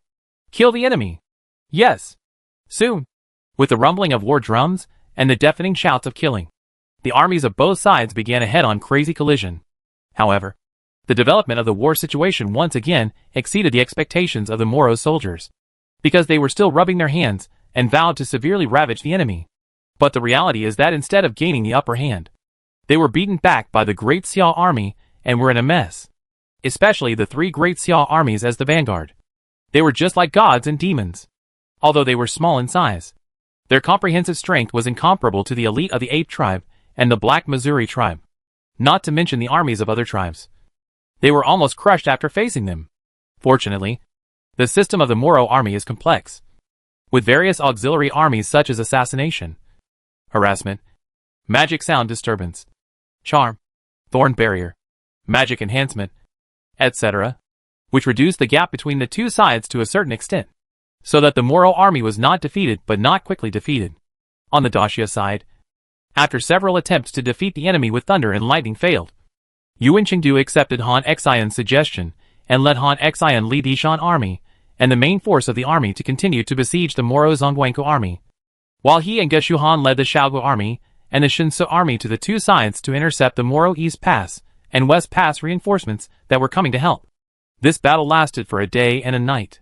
The Shaoguo army and the Shinsu army not only wiped out the first batch of 200,000 reinforcements at the East Pass and the West Pass, but also defeated the second batch of 250,000 reinforcements that came to reinforce later. By noon of the second day, the main force of the Moro Central Pass also suffered heavy losses. After receiving the news that the enemy's million reinforcements were about to arrive, Han Xian deliberately left a gap for the enemy, allowing Yuan Wudi to lead more than 300,000 remnants to break out of the gap. After understanding the situation on the front line, the million Moro troops who came to reinforce hurriedly stopped marching, joined up with Yuan Wudi's remnants, and chose to retreat steadily. The Daxia army did not pursue them. After a day and night of fierce fighting, the combat effectiveness of the soldiers in the army was also reduced by 70%, and they urgently needed to repair. In addition, they also need to take the East Pass, West Pass and other strategic locations, and control the entire Qiulin defense line in their own hands. Let this natural barrier of the enemy become a powerful shield in their hands. Chapter 348, Holy Mother Sea Ice. The Sea of Return. In the center of the seabed, there is an extremely large raised sea platform here, which looks like a giant turtle. And at the head of this turtle, there is a gray light curtain that is 1 kilometer long and 100 feet high. There are poisonous whirlpools and murderous intentions everywhere here. Even if an ordinary Great Supreme comes here, he may not be able to leave safely. Therefore, before Daxia discovered this place, no one has ever set foot here from ancient times to the present. And this is the main reason why the sea elves have never been discovered. Who would have thought that in such a desperate place, there are still creatures that can survive for a long time, and even allow a race to reproduce? But the facts are often unexpected. The sea elves do live here. Of course, they don't really live in the sea water that can bring fatal threats at any time, but live in the secret realm under the sea. That vast light curtain is the entrance to the secret realm, the entrance to the sea elf base camp. In addition to this secret realm, the sea elves have many strongholds of varying sizes in other places on the seabed. Because of the insurmountable natural barrier of the Sea of Returning to the Dark, the sea elves' defense of the base camp and various strongholds is very general and not very strict. They don't believe that a large-scale army can appear here. Not to mention that according to their intelligence, it seems that no force knows this secret at present.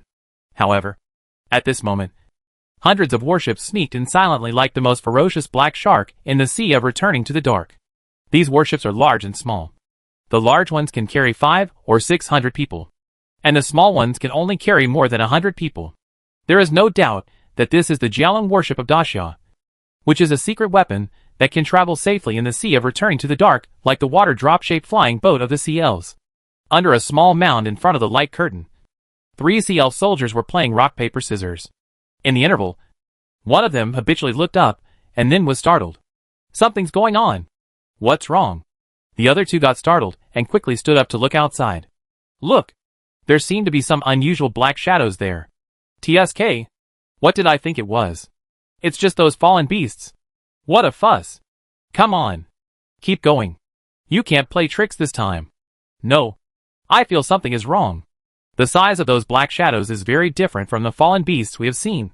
As the 3 were talking, a dark beam of light suddenly shot from the front at high speed. Before they could react, it turned into slag along with a carefully built secret outpost. At the same time, dozens of the same beams of light shot out, annihilating the inconspicuous small mounds in the turbid and deadly sea water. The people of Daxia have been keeping an eye on the Shanghai elves for more than 10 years. After such a long time, they have already figured out their target thoroughly. Not long after, on a certain Jinping warship, an order was transmitted to all warships through the shipborne audio and video transmission array. The target has been cleared. Group 10 will stay outside the gate to guard and kill any fish that might escape. The rest of the groups will head towards the secret gate. Behind the light curtain known as the secret gate is a completely different world. The sun is bright here. The air is fresh. And there are mountains, lakes, plains, etc. It seems that there is no difference from the main continent outside. The biggest difference is that the water system here is extremely developed, with a stream and a river every 100 steps. And there are also many lakes and rivers. Looking around, there are women and children of the sea elves playing in the water everywhere. And even men soaking in the water is not uncommon. The sea elves love water sources very much, because they are the darlings of the sea and lakes. Feel it carefully. There is a peaceful atmosphere everywhere. And this peace is the result of countless years of accumulation. After all, this place has never been invaded by foreign enemies. However, all this is destined to be broken today. In front of the secret gate, thousands of sea elves are on duty. The formation looks quite rigorous, but most people are in a relaxed state of mind, without much seriousness and vigilance. 2 miles away, there is another large camp. Judging from the scale, this camp should be able to accommodate about 50,000 troops. However, most of the sea elves in the camp were doing their own things comfortably, and only a small number of troops were training or performing patrol tasks. At a certain moment, ripples suddenly appeared on the light curtain of the secret door, and these ripples were rapidly expanding, and the speed was constantly increasing. Seeing this, the sea elves on duty nearby were shocked, because this kind of scene only appeared when a large-scale army entered. What's going on? Is there any army coming back? I don't know. It seems that there is no notification from above. Go and verify with the captain. Hey, what are you nervous about? Who else can come here except our army? As everyone was talking, one black warship after another suddenly emerged from the light curtain. When they saw these strange warships that looked like dragons, the sea elves were so shocked that their hands and feet turned cold and their faces turned pale. This is not their army. But before they could make corresponding moves, deadly black beams began to shoot out from these warships, ruthlessly harvesting fresh lives. Sharp screams continued to sound, which also alarmed the ordinary sea elves around and the camp not far away. For a time, chaos and panic began to spread. Countless years of stability have made them forget what to do when disaster strikes. After the Jialan warship entered the gate of the secret realm, it pressed towards the camp without stopping, leaving only 10 warships to guard the gate and clear out the remaining enemies. At this moment, a rapid alarm sounded in the camp in the distance. The sea elf soldiers in the camp ran in a hurry, and some even didn't have time to put on their armor, facing a sudden and unprepared attack. The consequences are undoubtedly extremely deadly. On the top platform of a certain mountain, there is a huge palace complex. At this moment, in the Azure Palace at the core, 6 figures suddenly appeared and sat on blue chairs around a purple round table. There are 8 high-back chairs in total, and 2 are currently empty. In fact, these are the seats of the elders. The ruling body of the sea elves is called the elders, which is composed of 8 elders. 2 of the elders personally took part in the command of the war. So now there are only 6 elders in the base camp. Of course, they are not the highest-ranking ones. The highest-ranking one in the sea elves is the Holy Mother, although the Holy Mother is mostly a spiritual leader and does not often participate in specific government affairs. Her status cannot be challenged. The inheritance of the Holy Mother is not based on blood, but relies on internal selection. In general, it is the Holy Maiden who takes the throne. Therefore, the Holy Mother is actually the Holy Maiden of the previous generation. Damn it! How could the enemy suddenly come to our door? What kind of force is this? How did they overcome the natural barrier of the Sea of Return? How did they target this place? At present, we only know that it is the human race. As for which party it is, we don't know yet. Ridiculous. It's really ridiculous. We didn't even know that someone had touched our doorstep. Okay. Now is not the time to talk about this. We must think of a way quickly. Think about how to repel the invading enemy. What else can we think of? Since the enemy dared to attack, it must be. Of course, they have made sufficient preparations, and the scale must be very large, and almost all of our troops have been sent out. In addition to the 50,000 garrison troops, there are only 10,000 Holy Temple troops available. How can we repel the enemy? What are you panicking about? The Holy Temple army is the most powerful elite of our tribe, and it is no problem to resist even hundreds of thousands of troops. What's more, we still have 3 sleeping venerables who have not been awakened, especially Supreme Tang. With him, it is enough to protect the core members of our tribe.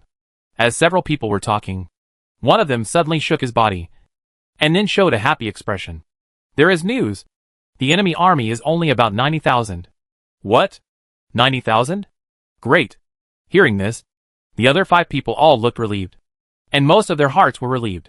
A mere 90,000 troops dared to come to attack their base camp, which was simply looking for death. In addition, the other party's origins are also clear. Judging from the other party's flag, they should be from the Great Xia dynasty. Great Xia? The 5 elders were stunned, and angry. This Great Xia dynasty is really bold. Everyone thought they were sending troops to all directions. But I didn't expect that they would also send troops to attack our tribe at the same time. They are simply courting death. Humph. I was a little worried at first. But now it seems that there is no need to worry at all. Because Great Xia can't have any more reserve troops. And even if they do, the number is extremely limited and can't pose a fatal threat to us. What a Great Xia. It seems that they knew about that incident. But they have been holding back and not attacking, but secretly investigating our base camp. Now that they have successfully locked our location, they are running over impatiently. Ha! Stupid! Don't be careless. We still don't know how Supreme Xian died. This shows that Great Xia's methods are more difficult than we imagined. Therefore, we must not underestimate the opponent, lest we accidentally capsize the boat. At this time, a figure suddenly appeared on the dark blue stairs in front. Looking carefully, this is a woman wearing a water blue silk skirt with gold edges and cloud silk boots of the same color.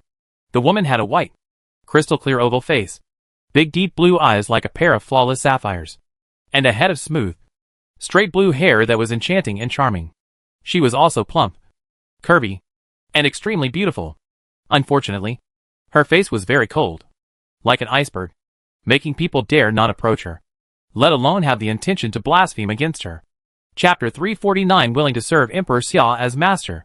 Seeing the woman appear, the 6 elders stood up and bowed their heads. Holy Mother! From the way the elders addressed her, it was not difficult to see that the beautiful iceberg beauty in front of them was the Holy Mother of the Sea Elves, the 10th beauty on the beauty list. Hai Bingruo.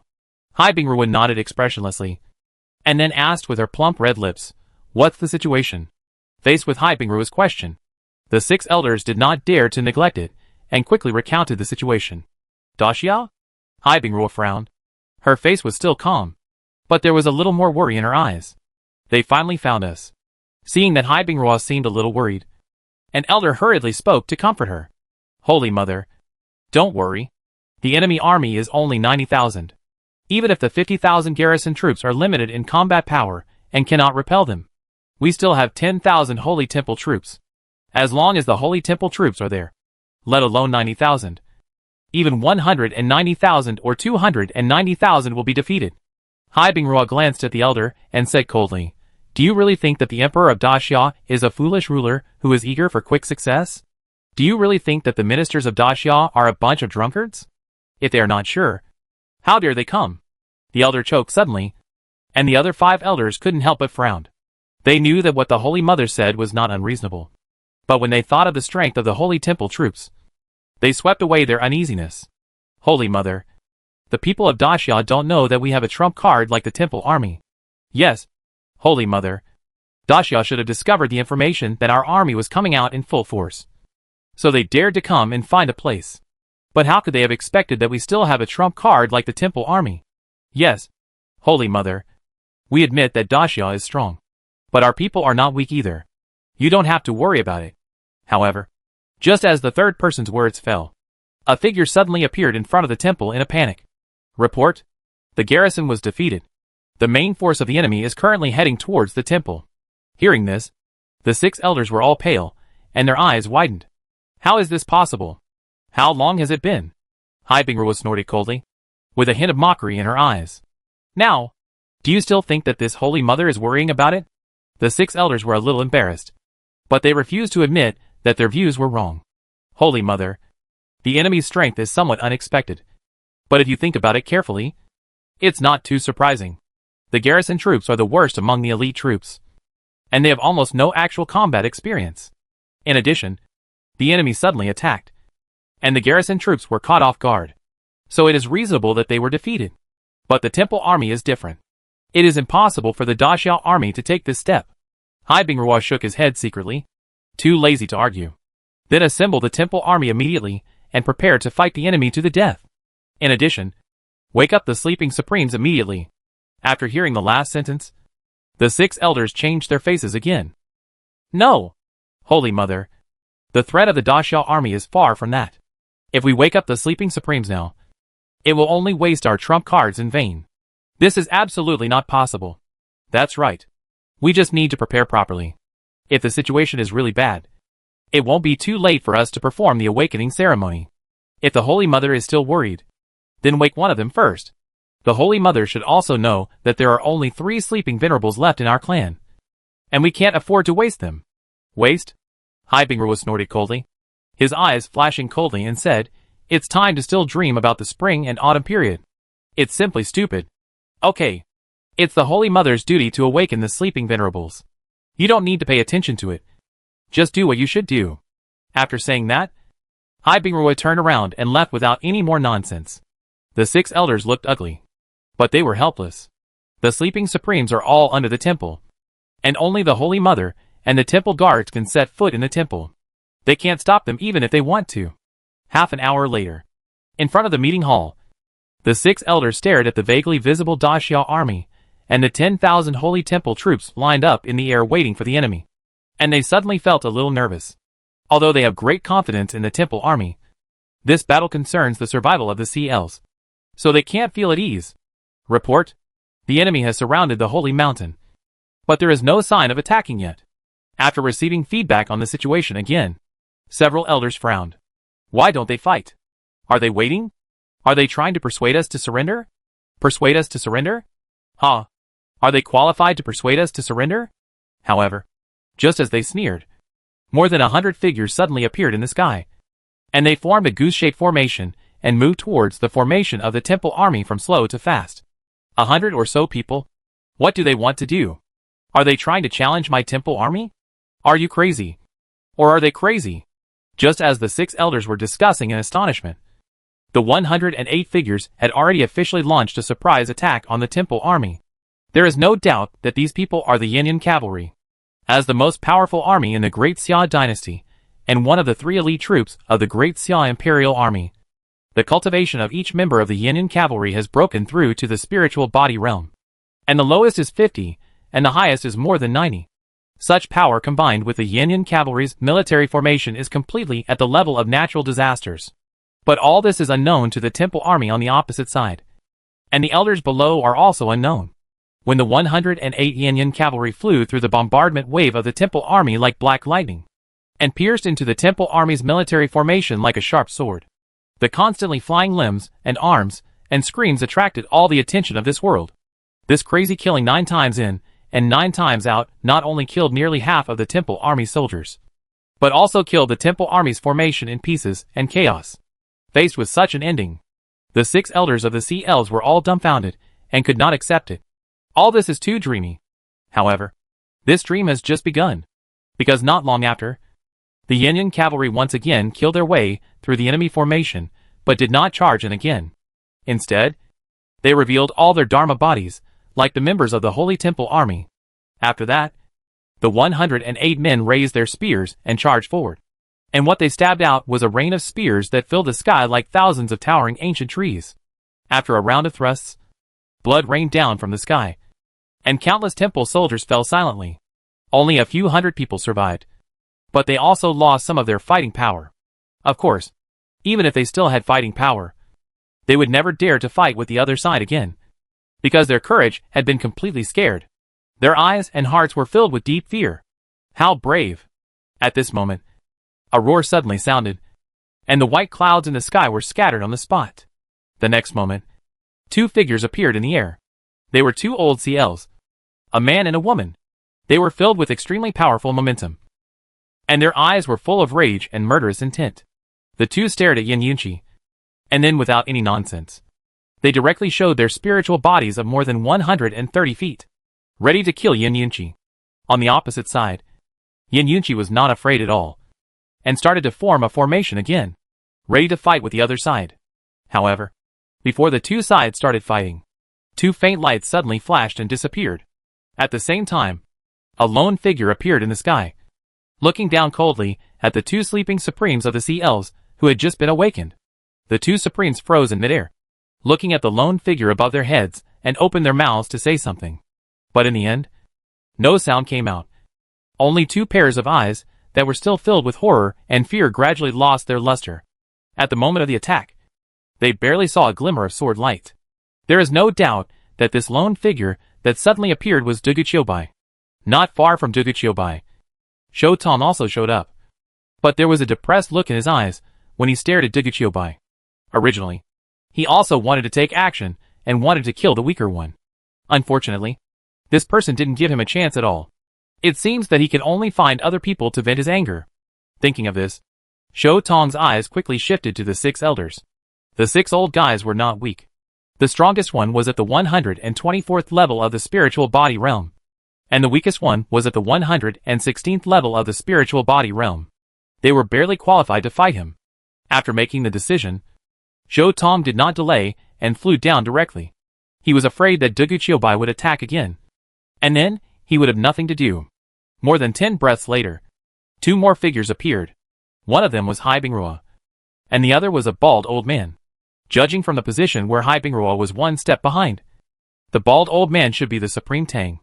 After all, except for this person, no one else was qualified to let Hai Bingrua, the Holy Mother, follow behind.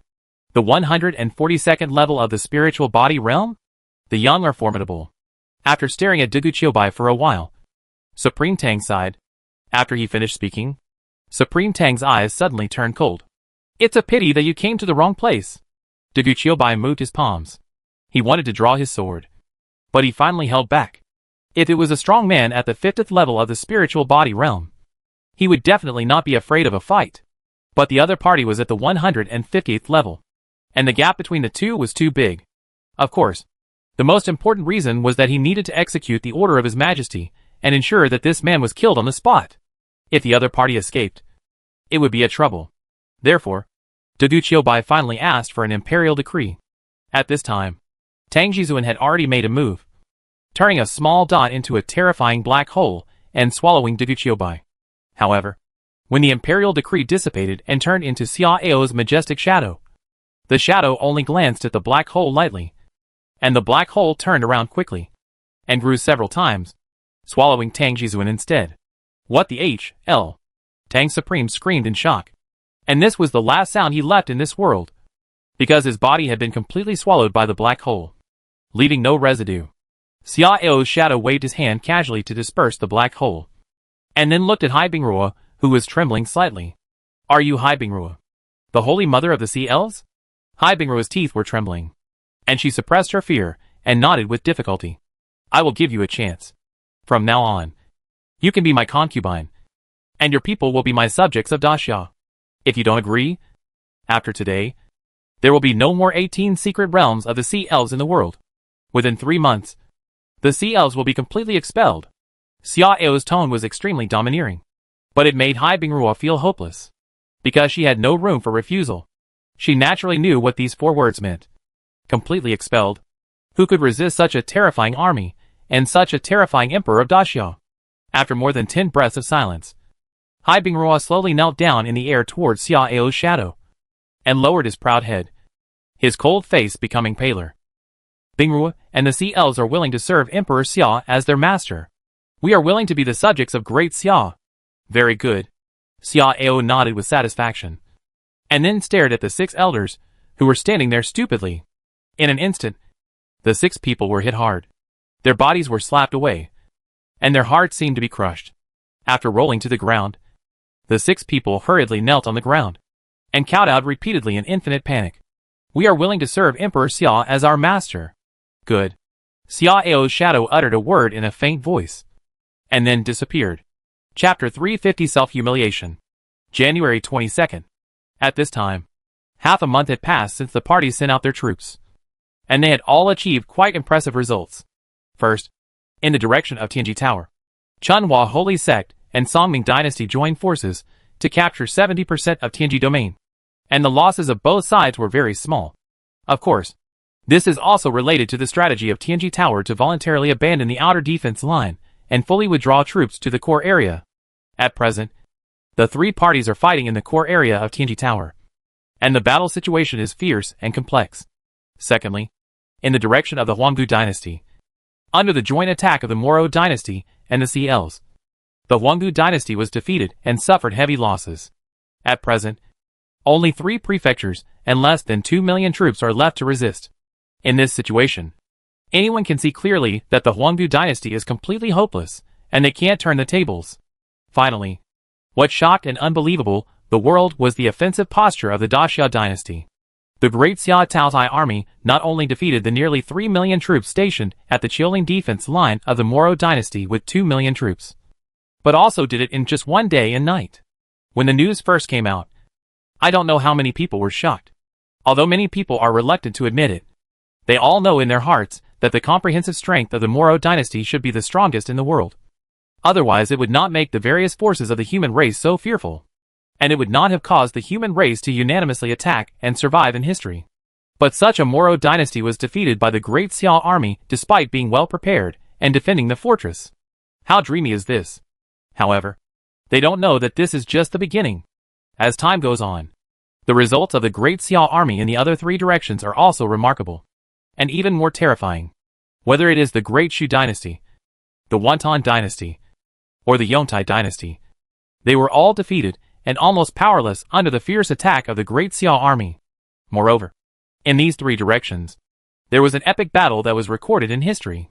In the Dashu dynasty, the fierce general Huitsubing of Daxia led 100,000 cavalry troops to break through the three lines of defense of Dashu in one day, and went straight into the camp of Dashu commander, beheaded the commander of Dashu commander, and killed the main force of the army of 1 million like a flock of sheep. In the Yuntan dynasty, the general Yu Fei of Daxia was supposed to lead 200,000 Beiwei troops to contain the 3 million troops of Yuntan on the southern line, and provide support for the main army's decisive battle with the 5 million main forces of Yuntan on the northern line. But who would have thought that after Yu Fei had flown several circles of kites with the enemy in the first 7 days, he suddenly took the initiative to launch a counterattack, and killed 7 times in the 7 layers of defense of the enemy array within 3 days, and finally killed the commander and seized the flag, defeating the enemy in one fell swoop, 200,000 against 3 million. And they actually killed the other side. How terrifying is this? When the news came out, not only the Yuntan emperor was frightened to fall off his chair, but also tens of thousands of people in the world were terrified. Who can defeat such a great general and such an elite force? In the Yongtai dynasty, Daxia's 500,000 elite cavalry were divided into dozens of routes, creating the momentum of a 2 million strong army with 500,000 soldiers. They appeared and disappeared in Yongtai, annihilating all the enemy troops who dared to step out of the camp or the city to pursue. The Yongtai soldiers were so frightened that they dared not even step out of the camp gate, forming an alternative strategy of fortifying the walls and clearing the fields for the attacking side. Under this powerful cover, the main force of the great Xia Qiongqi Legion achieved a secret transfer in a swaggering manner, successfully moved to the rear of the enemy's main defense line, and launched a full-scale attack on a certain night, defeating the main force of Yongtai in just one night. Countless surrenders. Half a month later, although the great Shu, Yongtai, and Yuntan dynasties still had nearly half of their territory, their military strength had been lost by 60% to 80%, and the army's fighting spirit was low and people were panic-stricken. Anyone can see that these three dynasties have no hope of turning the tables, and it is only a matter of time before they are completely destroyed. Faced with such a result, everyone in the world was shocked, and those who once mocked Great Xia wanted to give themselves a dozen big slaps. Say that Great Xia is arrogant? Bullshit! It is clearly their own blindness and short-sightedness. Tiannong region. Baiwa Pavilion. Sishu Garden. Looking at Gan Chuning, who was still somewhat frightened but secretly thankful, Nandong Xiangyu smiled and handed him a cup of tea. Master, you should understand the good intentions of your disciple now. Right? Gan Chuning's eyes were a little vague, and he didn't dare to look at Nandong Xiangyu. This matter is indeed thanks to your guidance. Otherwise, my Baiwa Pavilion might really disappear from this world. When Gan Chuning learned about Daxia's crazy move of sending troops to 5 directions at the same time, he judged that Daxia was seeking its own destruction, and it would not succeed. Therefore, she and the elders in the pavilion had an idea. That is, to forcibly take over Daxia's power in the Tiannong region. And the best way to take over is Nandong Xiangyu. After all, Nandong Xiangyu is the leader of Daxia here. Unfortunately, Nandong Xiangyu was unwilling to cooperate at all. Originally, they planned to force Nandong Xiangyu to compromise. However, during that meeting, Nandong Xiangyu's warning to Gan Chuning made Gan Chuning hesitate. He did not take action immediately and planned to wait and see. And this wait led to a series of terrifying intelligence. It's all because of my confusion. I was almost bewitched by the two elders Chun and Lin.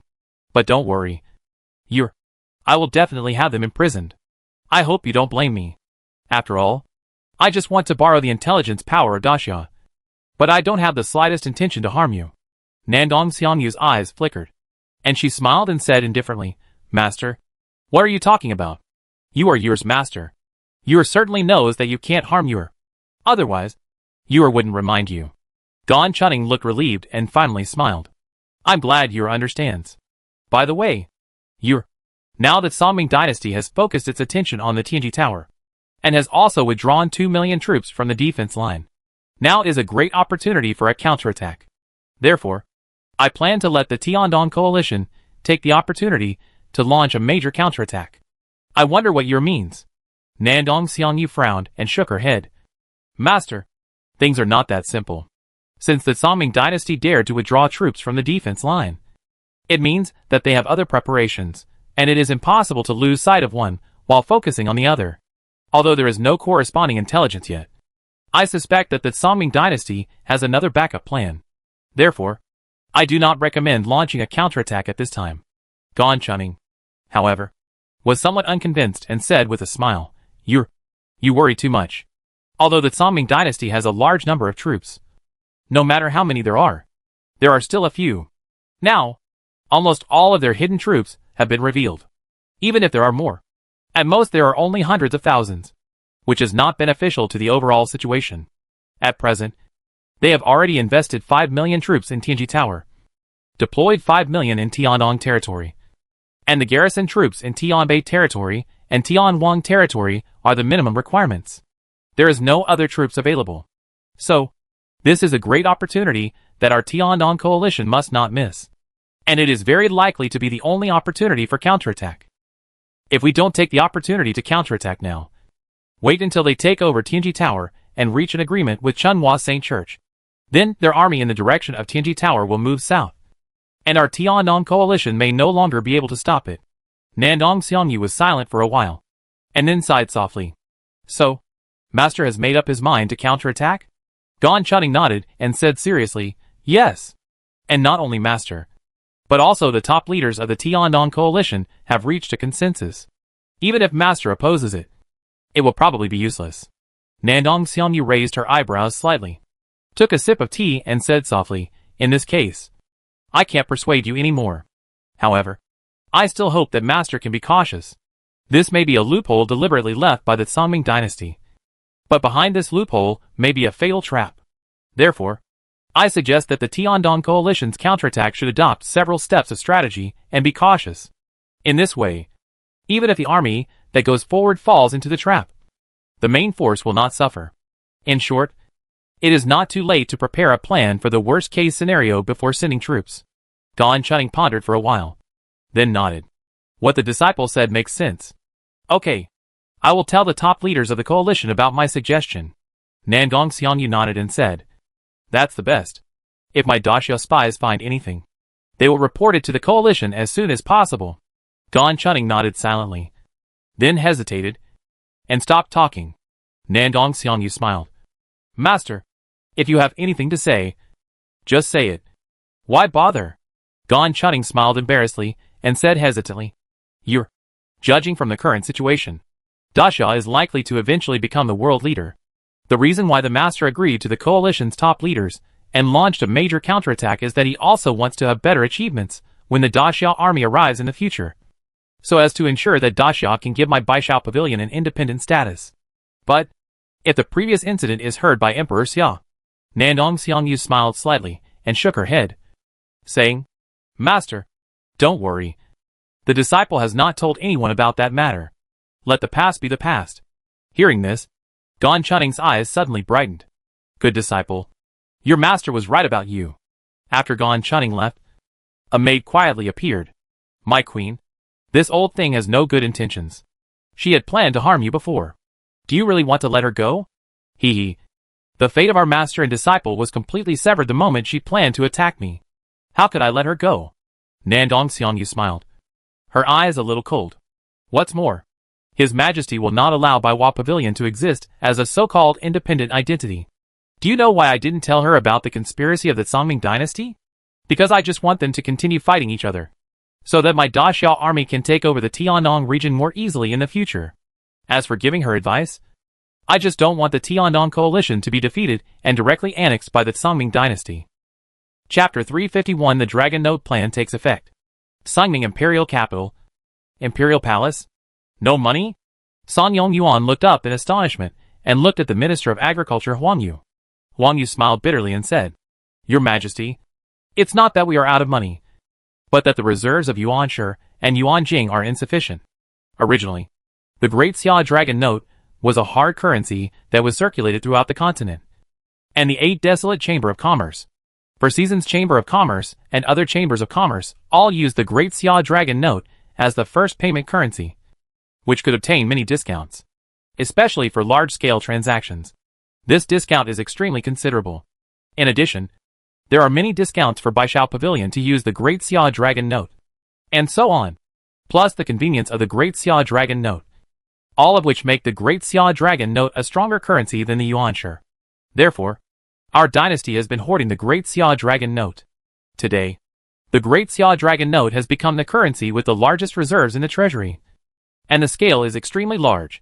However, since the Great Xia dynasty declared war on the Moro dynasty and sent troops to 5 directions at the same time, the status of the Great Xia Dragon Notes has quickly collapsed. After the 8 desolate Chamber of Commerce, for Season's business, and Baishao Pavilion took the lead in abandoning the settlement method of the Great Xia Dragon Notes, the people also lost confidence in it, and almost no one dared to accept the Dragon Notes. This also caused many purchases and transactions of the court to encounter difficulties, and basically they could only be settled with actual currencies such as Yuanshe. But I said before that the reserves in the treasury are now mostly in the Great Xia Dragon Notes, and the actual currency scale is limited. In addition, the court is constantly fighting, and various expenses are constantly skyrocketing. If it continues to develop like this, I am afraid it can only support the expenses for 1 or 2 months. After listening to Huang Yu's explanation, Song Yongyuan's face sank. How could this be? The status of Daxia Dragon Notes has been established. How could it collapse so quickly in such a short time? What's more, Daxia has already shown a strong attitude and has great hope of winning. The status of Daxia Dragon Notes should have recovered. Right? Huang Yu shook his head and smiled bitterly. Your Majesty, you also know that the 8 Desolations Chamber of Commerce is the world's #1 Chamber of Commerce, and the 4 Seasons Chamber of Commerce is a rising star, with the potential to be the second in the world, and the status of Baishao Pavilion is needless to say. These 3 parties took the lead in abandoning Daxia Dragon Notes, which inevitably caused panic in the currency market. Although Daxia has shown a momentum to win, as long as these 3 parties do not change their minds, people in the world will not have much hope for Dragon Notes. So, unless these 3 forces change their strategy and continue to use Daxia Dragon Notes as settlement currency, otherwise, Daxia Dragon Notes will have almost no chance of recovery. In fact, this dilemma not only exists in our Songming dynasty, but also in all other forces except Daxia. Even the Moro dynasty has been greatly affected. Song Yongyuan frowned, his expression changing. After a while, Song Yongyuan's pupils suddenly shrank, and he said in doubt, Is this a huge conspiracy? Huang Yu was stunned and asked puzzledly, What does your Majesty mean? Song Yongyuan stared at Huang Yu, snorted coldly with a gloomy face. In a few days, the Great Xia Dragon Notes, which has become the first currency in the continent, collapsed. Does this make sense? It is clear that someone is secretly making trouble in this matter. This is very likely a shocking conspiracy. Its purpose is to disrupt the business system of various forces. This is a business war. Huang Yu's face turned pale, and he said in doubt, Your Majesty means that all this is a conspiracy of the 8 desolate Chamber of Commerce, for Season's business and Baishao Pavilion? They use the Great Xia Dragon Notes to reserve a large amount of Yuanshe, Yuanjing, and even real currencies such as gold, silver, and copper. Now they kick the Great Xia Dragon Notes away, completely disrupting the entire world's business system, and then introduce their own currency and use their own business rules to rule the entire world's business? Oh my God! This is terrible. But how can these 3 parties unite together? Unexpectedly, Song Yongyuan shook his head. No! You are wrong. The real mastermind behind this is probably not the 3 parties, but Daxia. Daxia? Huang Yu's eyes widened. A little difficult to understand. Yes. Song Yongyuan nodded affirmatively, with a palpitating cold light in his eyes, looking at the whole world. The only one that has not been affected by the collapse of the Daxia Dragon Note currency trading position is Daxia. And in the previous transactions, the one who made the most profit could not be the 8 Desolate Chamber of Commerce, Baishao Pavilion, etc., but still Daxia. Don't forget, the Daxia Dragon Note was issued by Daxia alone. It costs almost nothing for them to print the Dragon Note. Daxia plundered a huge amount of actual currency from it. Now, all parties are stretched to their limits and have no money to eat because of the collapse of the Daxia Dragon Note. But Daxia has no restrictions in this regard at all. In this case, Daxia, they can do anything without restraint, including recruiting soldiers on a large scale, forging weapons and equipment, and going to war everywhere. But other forces can only be restrained, and the speed of development will inevitably be greatly restricted, even because of the collapse of the Great Xia Dragon Note. There may be many problems within the various forces, and even civil strife. After all, it is not only the national treasury that hoards the Great Xia Dragon Notes, but also the dignitaries and even the ordinary people.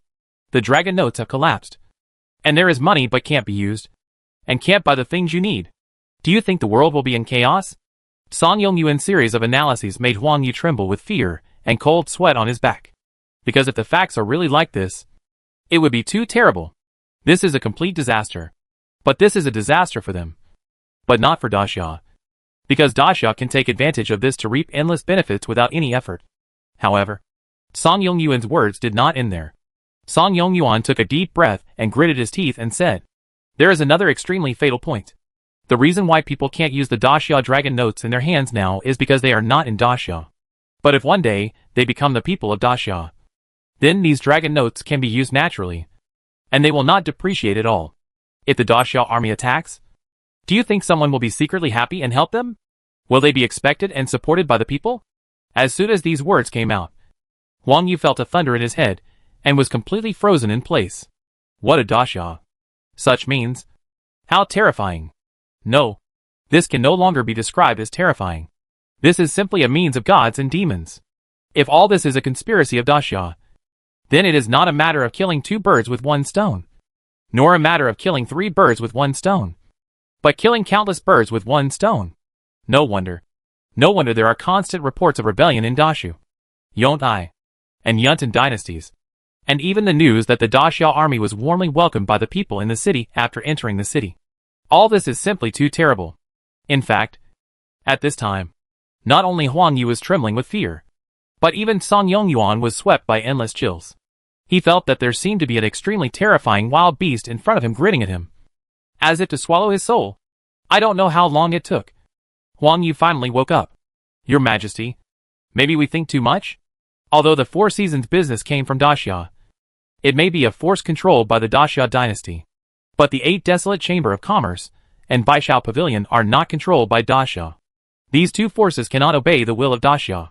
Song Yongyuan also came back to his senses and glanced at Huang Yu.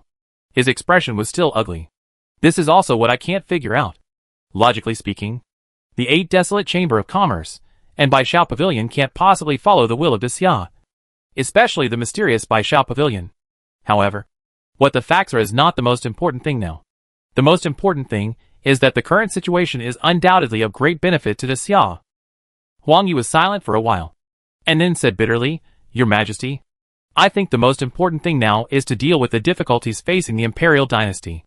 If it continues to develop like this, when the actual currency reserves in the treasury are exhausted, if we still have no way to deal with it, I'm afraid there will be chaos in the imperial dynasty." Song Yongyuan narrowed his eyes slightly, stood up, and paced with his hands behind his back. This is indeed an extremely thorny problem, which is related to the stable foundation of the imperial dynasty, and cannot be taken lightly. After thinking for a while, Song Yongyuan suddenly fixed his eyes and stopped. "It seems that it's time to take action against the 8 Desolate Chamber of Commerce." Hearing this, Huang Yu's eyelids twitched. "Your Majesty, don't be impulsive. The 8 Desolate Chamber of Commerce is involved in a wide range of affairs, and its influence is spread all over the world. If you are not careful, it may cause a chaos that is difficult to control." Song Yongyuan glared at Huang Yu and snorted coldly. At this point, "Do you have any other better ideas?" Wang Yu choked and closed his mouth. In this chaotic world, all forces, big and small, have been dragged into it. Does the 8 Desolate Chamber of Commerce still want to stay out of it? Humph! According to the information from the listening department, the 8 Desolate Chamber of Commerce has also suffered a lot of losses in other places, including robbery, secret robbery, and blackmail. Since the 8 Desolate Chamber of Commerce has its headquarters in my Songming dynasty, it is naturally obliged to contribute to the dynasty. However, what I want is not a little benefit, but the entire 8 Desolate Chamber of Commerce. If the 8 Desolate Chamber of Commerce can be swallowed up, the capital of my Songming dynasty to dominate the world will definitely increase greatly. What's more, the 8 Desolate Chamber of Commerce may also work for Daxia in secret. Swallowing the 8 Desolate Chamber of Commerce can also be regarded as weakening the power of potential enemies. San Yongyuan became more and more confident as he spoke, and his eyes became brighter and brighter. Wang Yu opened his mouth and wanted to persuade him, but after hesitating, he finally didn't say it. First, the current Songming dynasty really needs the strong foundation of the 8 Desolate Chamber of Commerce to overcome difficulties. Second, he knows the character of the emperor. Once he is determined, let alone him, even the imperial censor and others will not be able to dissuade him. Okay, you can't tell anyone about this. In order to avoid the news leaking out, you just need to make corresponding preparations in secret. As for the specific matters, I will let the relevant trustworthy people do it. Yes, I obey your order. Chapter 352 Emperor commits suicide. Daxia comes to help. On February 10th, the temporary imperial capital of the ancient dynasty, Jiqing. After more than a month of war, the ancient dynasty has truly reached the end of its rope. At this time, except for Jiqing, which is the temporary imperial capital, the ancient dynasty has lost all its territory. Even Jiqing has been surrounded by the 2 million troops of the Moro dynasty and the 2.5 million troops of the Sea Elves. In addition, more troops from both sides are coming in a steady stream. And the ancient army in Jiqing, there are less than 500,000 left, and many of them are remnants or wounded soldiers who retreated from the battlefields of various parties. The real combat troops are only a little over 200,000. 200,000. Plus the atmosphere of despair spreading in the desperate situation. Its role can be imagined. Temporary imperial palace. In the hall, dozens of ministers knelt silently on the ground. Some with sad expressions, some with desperate eyes, and some with numb faces. The atmosphere was so depressing that it made people uncomfortable. On the throne, the once high-spirited Gu Haoran also looked haggard. His eyes were dull, and he even had a lot of white hair. Even the Empress Tong Fengjiao, who was sitting on the small couch beside her, also looked haggard, with a dull feeling of being covered in dust. I don't know how long it took, but with a hoarse sigh, this extremely depressing silence was finally broken. The country was no longer a country after the defeat. The fall today is also common sense. My ancient dynasty has finally come to an end. Gu Haoran sighed long, although his tone was sad, but there was a little more relief in his eyes, which was the ease of accepting his fate and self-destruction. For more than 10 years, he has been pressed down by a heavy burden, and now he is finally going to lose everything. He feels much more relaxed. Your Majesty, the ministers cried out in sorrow. Feeling sympathetic, Gu Haoran forced a smile and waved his hand, saying, "It's nothing serious. Everyone will die, and the country will be destroyed one day. Throughout the ages, who and what forces can escape the ravages of time? However, I will not be alone. And I, Huang Gu, will not be alone either. I believe that before too long, those fools who hide behind and watch the show and refuse to help will eventually embark on the same path, and sink and float in the sea of suffering with us under the yellow springs. After I leave, you don't need to fight to the death anymore." When Gu Haoran said this, a loud shout suddenly came from a distance, and kept getting closer. Report. Listening to this loud shout, most people in the hall frowned and were full of anger. But some people were shocked and couldn't help but have a hope that even they themselves thought was absurd, because they heard excitement from the shout. That was the excitement of joy. Report. Report to your Majesty. The Chaos Legion of Daxia is approaching the battlefield, just south of Jiqing, less than 30 miles away. At present, the 2 enemy armies outside the city have already taken action. They are withdrawing troops to move southward, obviously to intercept the Chaos Legion of Daxia. When the intelligence shouted out by the captain of the Wilderness Division was heard, the whole hall was instantly silent. and everyone opened their mouths wide, with a look of disbelief on their faces. But this silence did not last long, and was soon broken by the voices of surprise and excitement. What? The Daxia army is coming? Are they really coming? God has eyes. Finally someone is willing to save my ancient dynasty. I've said it before. Only Daxia is truly reliable. Only Daxia is truly willing to take into account the righteousness of the human race.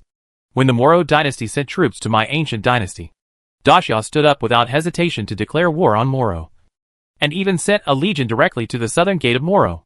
Such righteousness is worthy of Daxia. Are they really that kind? Humph. I don't think so. If they really wanted to save us, why would they wait until now? They clearly want to use Moro and the Sea Elves to destroy my ancient dynasty. And you can sit back and reap the benefits later. What nonsense! Daxia was fighting on all four sides before. How could it spare enough forces to help us? But now it is different. Daxia Tao Corps has defeated Daxu dynasty, and Daxia Qiongqi Corps and Bifang Corps have also solved the wars of Yontai dynasty and Yuntan dynasty and secured victory. Now Daxia's battles in these three battlefields are basically over, so they can free up their hands to help us. That's right. If Daxia doesn't want to save us, they can wait until we are completely destroyed before sending troops. Why send troops to kill us at such a critical moment? Listening to the fierce debate among the ministers, the captain who came to report the news grinned foolishly. Your Majesty, my lords, I haven't finished yet. There is one more thing. That is, the bad people of Daxia have officially informed us that His Majesty the Emperor of Daxia has personally ordered the mobilization of the army to rescue us, so that we can continue to hold on. And we must hold on to the end. Victory will belong to our human race. In addition, this news is also spreading rapidly in the city. I think it was arranged by the people of Daxia. Now, the imperial capital, which was like a dead water, is recovering rapidly, and the fighting spirit of the soldiers defending the city is also rapidly warming up. After hearing this, the whole hall suddenly boiled up. Some ministers jumped up excitedly, and some people were so excited that they burst into tears. God has mercy on me. I thought they were all dead, but I didn't expect that at this critical moment. The Daxia dynasty actually sent troops to help. On the throne, Gu Haoran was mixed with sadness and joy, and his heart was mixed with all kinds of feelings. The complexity of his mood was indescribable. Beside him, Tong Fengjia's phoenix eyes were bright, and her hands under her sleeves were clenched into fists excitedly. At this moment, she suddenly remembered what the Emperor of Daxia said to her when she was sent to Daxia as an envoy. At that time, the Emperor of Daxia told her to be careful of the people closest to her, and said that he could not bear to see a beauty like her die young. If she encountered a desperate situation and was hopeless, she could ask him for help. When this memory came back to her, Tong Fengju was suddenly stunned. The Emperor of Daxia chose to come to help at this time. Could it be for her? Although Tong Fengju felt that this idea was a bit absurd, Daxia's choice of time to send troops was really strange, which made her have to think more. Just as Tong Fengju was lost in thought and the ministers were cheering, a sudden voice suddenly sounded. Even if Daxia really wants to save us, I'm afraid it can't save us at all. As soon as these words came out, the voices in the hall stopped immediately, and the crowd glared at the person who spoke. Lord Lin, what do you mean by this? The man shook his head and said expressionlessly, the Chaos Legion of Daxia has only 2 million troops. And how many are the enemy troops? At the moment, the Moro Empire has 2 million troops, and the Sea Elves have 2.5 million. What's more, the enemy's reinforcements are coming from all directions. Even if the Moro Empire only gathers 4 million troops, and the Sea Elves only gather 5 million troops, that's a full 9 million troops. 2 million against 9 million. Huh? How can we fight this? Even if my Jichen can contain 1 million enemy troops, it's still 2 million against 8 million. Who can tell me, Daxia, how to win? As soon as these words came out, the ministers were stunned and speechless. Yes, with such a big gap, how could Daxia win? After a long silence, a civil official suddenly spoke. You can't say that. The Daxia army is incredibly strong. This has been fully demonstrated in the war that lasted more than a month. Whether it is the Moro Empire or the 3 great dynasties, which one of them can be the opponent of Daxia? Hearing this, Lord Lin refuted without hesitation. No matter how strong it is, there is always a limit. If his Daxia army is really that strong, why would it hide at the south gate of the Moro Empire and not continue to move north? Even if the Daxia Chaos Army is ridiculously strong, it can only contend with more than 3 million Moro troops, or more than 4 million CL vassal troops at most. How can it directly overturn the world? The civil official couldn't help but.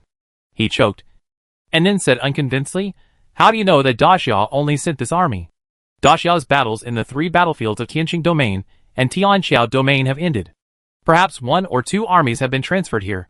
Lord Lin snorted coldly and retorted, "The intelligence of the Wilderness Department is very clear.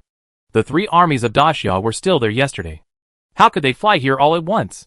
What's more, there are 2 dynasties fighting in Tianqing Domain, and there are Songming Army and Tiandong Coalition Army in the north of Tianxiao Domain. Doesn't Daxia need troops to defend? You? Okay." Gu Haoran suddenly spoke up, interrupting the argument between the two. "Your Majesty." The ministers also restrained themselves, stood up and looked at Gu Haoran. "It's better to have hope than no hope. Try your best to defend and fight. If you can really survive this deadly situation, it will be a great blessing." Gu Haoran forced a smile and comforted him. Afterwards, Gu Haoran suddenly sighed, his expression bleak. "However, no matter what the final outcome is, the road of my ancient dynasty has come to an end." While speaking, Gu Haoran slowly stood up, and then stretched out his hand to gently stroke the throne, his eyes lingering. "When I took over the throne from my grandfather, I never dreamed that I would become the last emperor of my ancient dynasty, the king of the fallen country. Alas!" After another long sigh, Gu Haoran suddenly shouted to the outside of the hall, "Old Detsi." After the voice fell, there was no response. But a few breaths later, led by an old eunuch, 10 people came in carrying a golden wood-glazed coffin. Seeing this, everyone's face changed drastically, and they looked at Gu Haoran in panic. "Your Majesty." Gu Haoran waved his hand weakly, shook his head and smiled, "Dying with the country. This is my last dignity. Don't dissuade me." After saying this, Gu Haoran turned his head and looked deeply at Tong Fengjiao, who was shocked and at a loss. "Empress, after I leave, I will leave everything to you. I also hope you don't do anything stupid. If Daxia can really save Jiqing, I believe that as long as you are here, Daxia will not treat my last remaining ministers and imperial nobles too harshly." After saying this, Gu Haoran ignored the crying and begging of the crowd and walked towards the coffin step by step. As he walked, Gu Haoran's breath continued to weaken until he finally lay in the coffin and slowly closed his eyes, and the last bit of breath dissipated. "Your Majesty." The ministers knelt on the ground in fear and cried sadly. The scene was so sad and moving. Tong Fengjiu walked to the coffin with a pale face and lifeless eyes, looking at Gu Haoran lying in it with a peaceful face. Her fingers kept trembling, and she was speechless for a long time. The emperor, who was once full of vigor and ambition, and had the world in his heart, is gone just like that? Chapter 353. Victory is determined. Dozens of miles south of Jiqing, Qingnan Plain. At this moment, in the south, a 2 million man army is divided into 4 parts and is setting up camp leisurely, while in the north, 2 armies with different flags are gathering and forming battle formations. There is no doubt that the 2 million troops in the south are the Chaos Legion of the Great Xia dynasty, and the 2 armies approaching from the north belong to the Moro dynasty and the CLs. To this day, no force dares to underestimate the combat power of the Great Xia army. So Moro and the CLs each left only 500,000 troops to continue besieging Jiqing, and transferred 1.5 million and 2 million main forces to the south respectively to deal with the threat of the Great Xia army. On a solitary peak that rises from the ground, more than a dozen main generals of the Moro dynasty and the CLs met here. Among them, the leader of the Moro dynasty is the chief commander Ma Qian, while the leaders of the CLs are the chief commander Haitao and the deputy commander Shintu Ma Xiong. The CL's own army is basically elite, with extremely strong combat power, but the number is quite limited. Therefore, the main members of the CL's army are actually the human army under Shintu Ma Xiong and the ancient army that defected or surrendered. Therefore, Shintu Ma Xiong firmly sat in the second seat of the CL's army. Of course, Shintu Ma Xiong's human identity is actually just a cover to deceive the world, because his soul has long been replaced by the strong men of the CLs. In the final analysis, the control of all armies is actually firmly controlled by the CLs. According to the report from the spies, the Daxia army is indeed setting up camp. But this is a bit strange. If they want to save the ancient people in Jiqing, now should be the best opportunity. After all, our current military strength is the least. If we cooperate with the people in Jiqing, we may be able to rescue some key figures. But why do they want to set up camp? Yes, they are clearly missing the only chance in vain by doing this. What do they want to do? I can't figure it out. The later the time goes, the more unfavorable the situation will be for them. After all, our troops in other directions are constantly coming, and it is easy to form a siege against them. By then, let alone their desire to save people, even they themselves will be surrounded and annihilated, and the whole army will be wiped out. The generals of the two tribes talked softly. Most of them frowned and looked confused, and they were puzzled by the behavior of the Daxia army. Ma Tian squinted and stared at the faintly visible black line of people on the southern horizon for a while, then turned to look at Haitao. What do you think they are up to? Haitao smiled and said calmly, we have reinforcements. And so do they. Now that Daxia's wars with the Dashu dynasty, Yontai dynasty, and Yuntan dynasty have ended, with the resistance of these three forces basically destroyed, the next thing can be left to the ordinary defense army. If they transfer all three legions, it's hard to say who will win in the end. So, I think Daxia should want to concentrate all its strength to fight us to the death. And this is consistent with Daxia's original promise in the joint ultimatum. The Emperor of Daxia once wrote in his own handwriting that if the Moro dynasty sent troops in disregard of the warnings in the ultimatum, they would stop at nothing. Now it seems that they are going to keep their word. After listening to Haitao's analysis, a gloomy look flashed across Ma Tian's eyes. The Emperor of Daxia is simply an unreasonable lunatic. My Moro dynasty has clearly given them a way out, and other human forces have also acquiesced. But they are unwilling to accept it, and have to come out to cause trouble. They are really assholes. After cursing, Ma Tian sneered. But, then again, if they really want to do this, it may not be a bad thing for us. Looking at the current situation in the world, the biggest threat to us is this Daxia. If we can take advantage of this opportunity to completely defeat Daxia and swallow up Daxia's territory, then even if all other human forces unite, it will no longer be possible to stop the imperial dynasty from unifying the 9 regions. Shintu Maxiong touched his nose and smiled. What Marshal Mo said makes sense. This is indeed a great opportunity. I believe that all human forces are now very afraid of Daxia. If the two sides want to fight to the death, they will definitely not get involved. At least not before Daxia is defeated. But if we want to win, it's not that simple. If the 4 major legions of Daxia gather here, it will be difficult for us to win with our current strength. Ma Tian laughed and said proudly with his hands behind his back, they can increase their troops. Can't we? Now, my Moro dynasty, there are still 14 million soldiers under my command. If the 6 million troops in the ancient land are not enough, just keep asking for help. With more people, how can my Moro dynasty be afraid of Daxia? What's more, you still have 7 million troops available. Haitao smiled and nodded. What Marshal Mo said is true. Then let them do what they want, and we will wait and see. Mo Tian nodded slightly, turned to his generals and ordered, pass on my order. Order all armies to gather here as soon as possible. In addition, let the spy department keep a close eye on Daxia. The emperor is very careful about the actions of his army, and asks the dynasty to prepare to send reinforcements. Once you find that the army of Daxia is heading north to support, report immediately and ask for reinforcements to set off. Yes. At the same time, in the Tiannong region, the Tiannong coalition finally launched a counterattack against the Songming army. In the next few days, the armies of the Moro dynasty and the Sea Elves in other places in the ancient territory continued to arrive. But what surprised the Moro leaders was that the other armies of Daxia never intended to go north. Moro's central army camp. The general's tent. General Mo. Now we have trapped the Chaos army of Daxia with 9 million troops. Is it time to attack? In the past few days, the armies of the two tribes have basically been transferred here.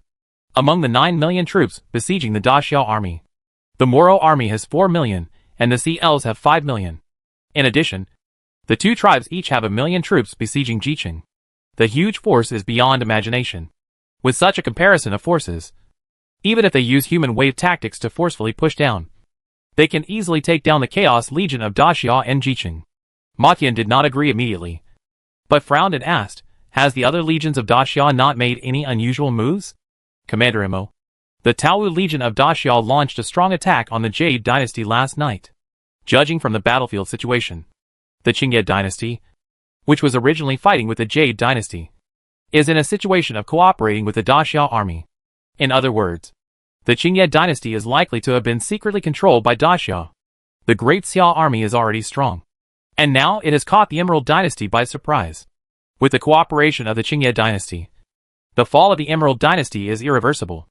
And it will take a short time. However, this also clearly shows that the Great Xia Taowu Corps can no longer reinforce here. As for the Great Xia Qiongqi Corps and Bifang Corps, there is still no sign of them going north. Finally, there is the Great Xia Taotai Corps.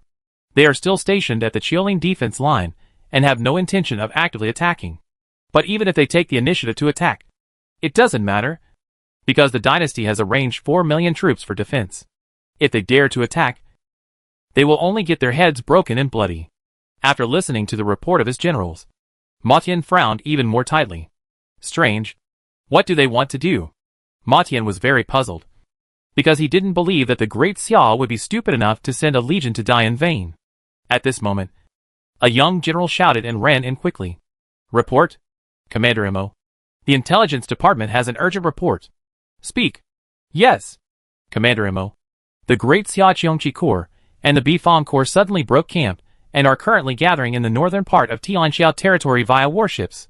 Hearing this, Ma Tian was immediately refreshed. Finally here. But don't you think it's too late to move now?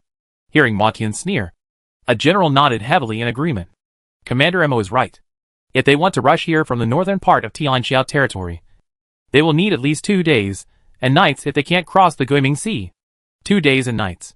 Hey, by the time they arrive, the daylily will be cold. Ma Tian smiled and put aside the last concerns in his heart. Pass on my order. The whole army is ready for battle. 1 hour later, officially launch an attack on the Great Xia Chaos Corps. Also, there is no need to wait for Jiqing. 1 hour later, start the strong attack. Yes. The Chaos Corps' northwest camp. Commander's tent. Report, General Bai.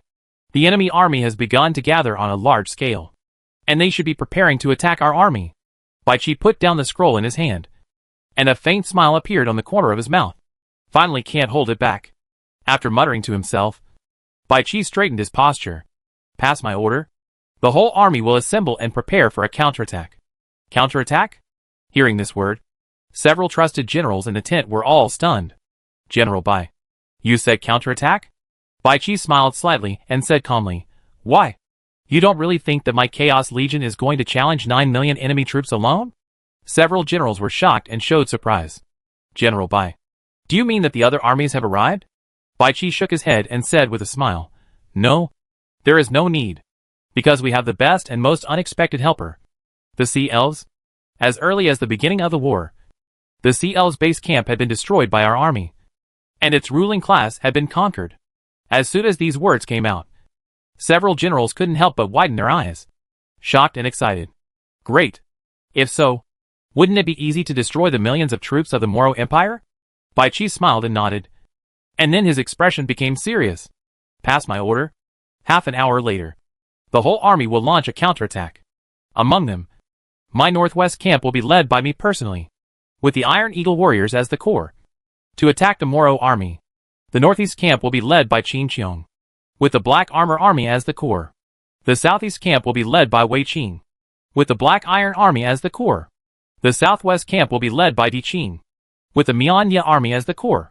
The various divisions of the Sea Elves have also been arranged. Once the war begins, they will choose the most appropriate time to launch a fatal rear attack on the Moro army from behind or from the side. In this battle, the weather, the terrain, and the people are all in our army. Pass the order down. All the soldiers of the army must fight bravely and fearlessly, and must annihilate the Moro army in one fell swoop. The blood of the generals was boiling, and they immediately bowed their heads with the messenger and responded loudly, Yes. Chapter 354, Sudden Change. Capture of the Concubine and the Eastern Palace. Tiannong Region. Fenglin City. A graceful, gentle and noble young man was looking at the map hanging on the wall like a curtain with his hands behind his back, with a faint smile on his lips. Behind the young man, there were more than a dozen powerful generals or strongmen standing by, and each of them looked respectful, indicating that the young man had a very high status. In fact, this person was the prince of the Songming dynasty, Song Jiyuan. The reason why Song Jiyuan appeared here was because of the need for the war. Song Yongyuan had long expected that the Tiandong coalition would take advantage of the fact that the Songming dynasty withdrew troops to attack the Tianji Tower, and the defense line was empty to launch a counterattack. So he had been prepared and secretly transferred 3 million troops from the western and northern defense lines to set up an ambush behind the defense line, in order to keep it secret and to consolidate the position of the crown prince.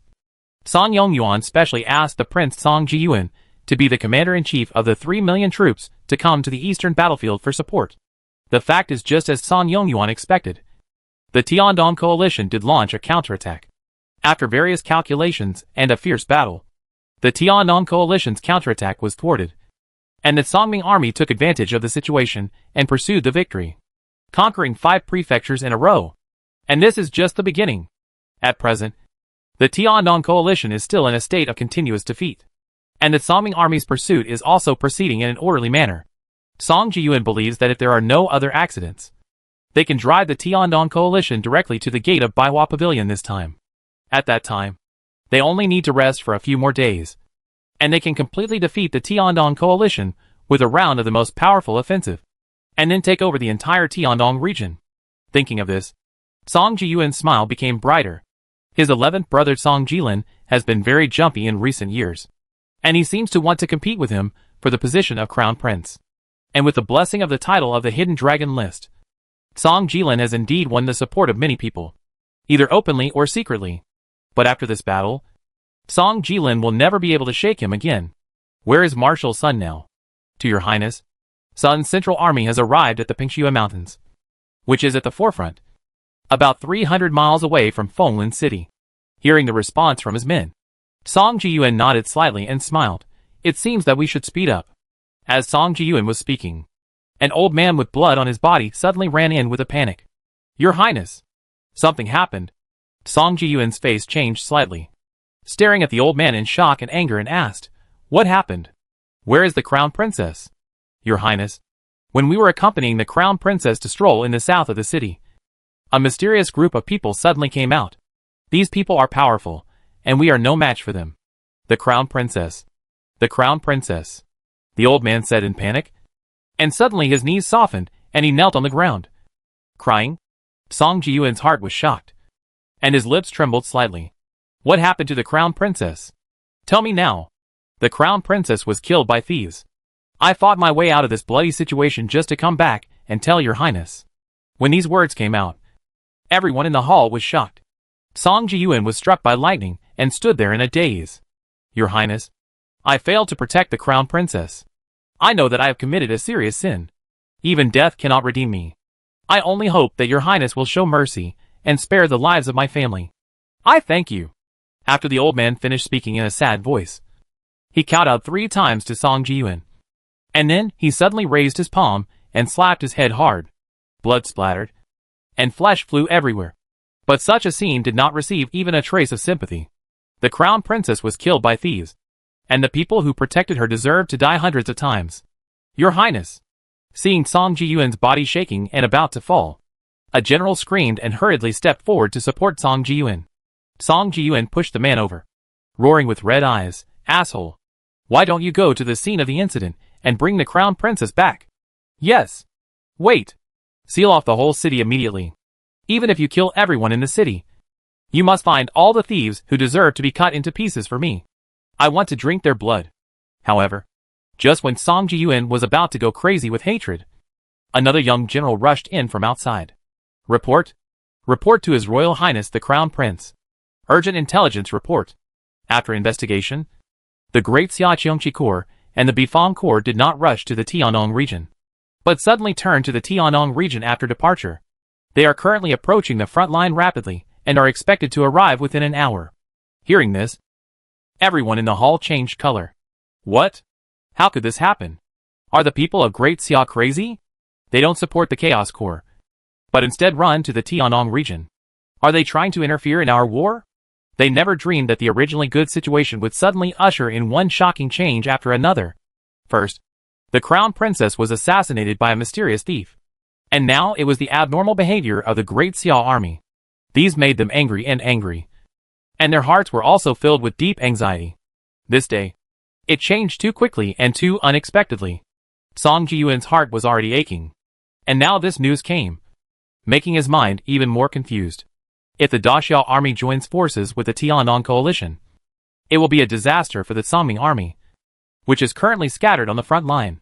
When the atmosphere in the hall was oppressive and chaotic, rumbling sounds suddenly came from a distance.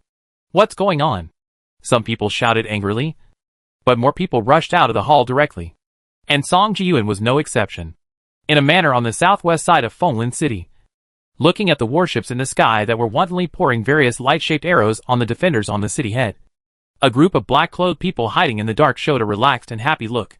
Our own army came too timely.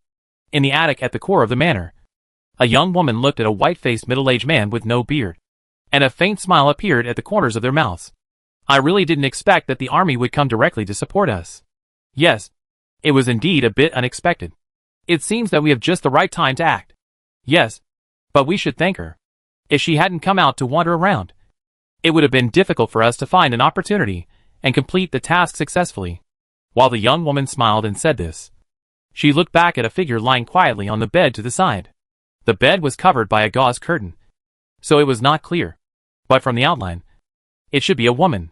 Combined with the previous information, it is not difficult to guess that this woman is actually the crown princess of the Songming dynasty, Yan Ziqiang, who ranks 7th on the beauty list. As the top leaders of Daxia, no one is unaware of the preferences of their own emperor. So there was the joint cooperation of the factory guards this time, under the direct orders of Lu Bing and Wei Zhongxian. Lu Xianan, the head of the Suzaku Hall of the Jinui, and Chao Tianqi, one of the 4-1 of the East factory, personally led their strong men and the elites of the Qinglong Society and Qingyi building to monitor Yan Ziqiang's whereabouts. Their purpose was to capture Yan Ziqiang alive and present her as a gift to the emperor.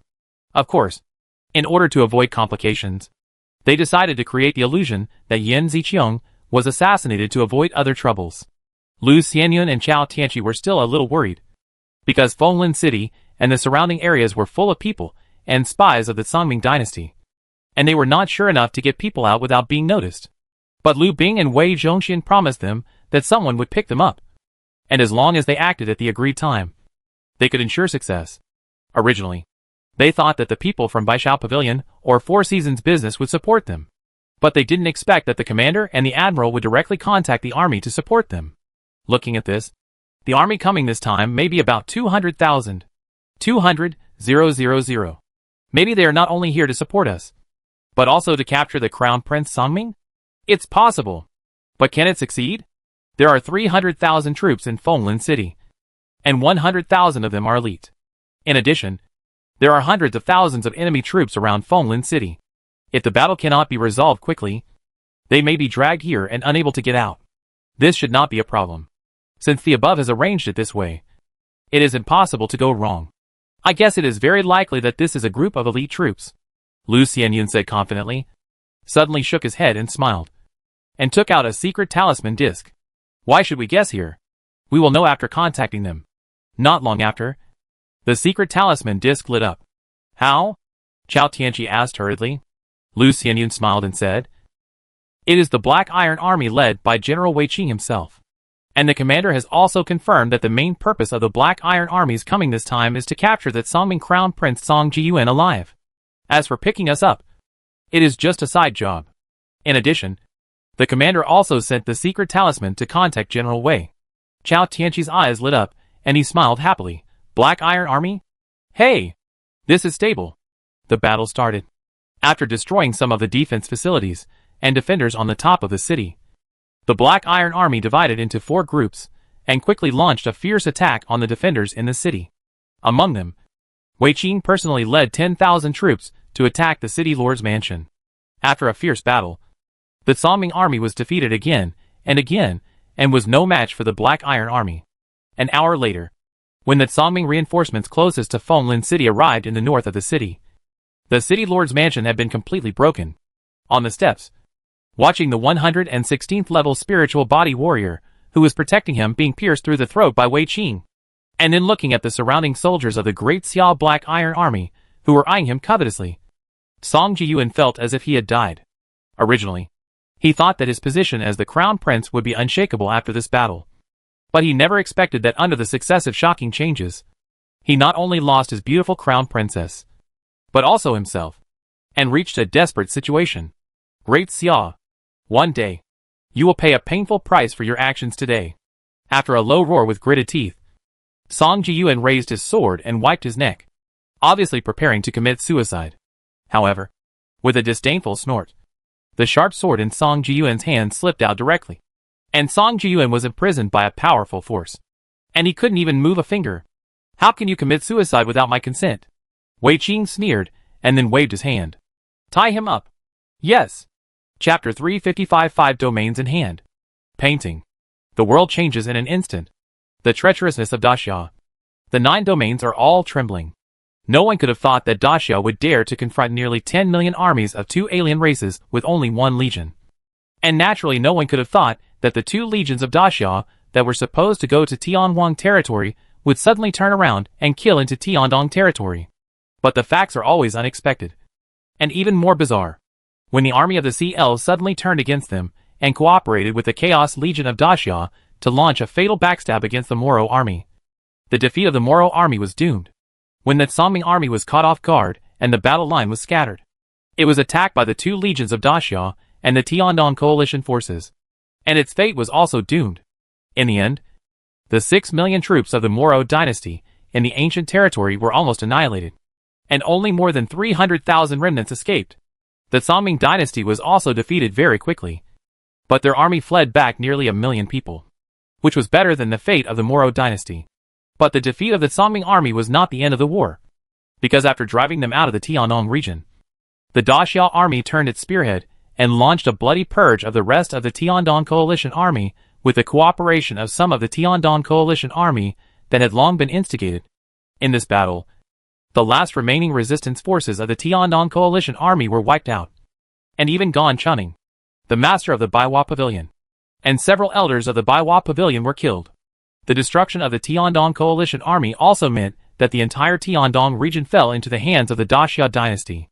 Songming Emperor Song Yongyuan never dreamed that his army fought to the death in the Tiandong region and paid a heavy price.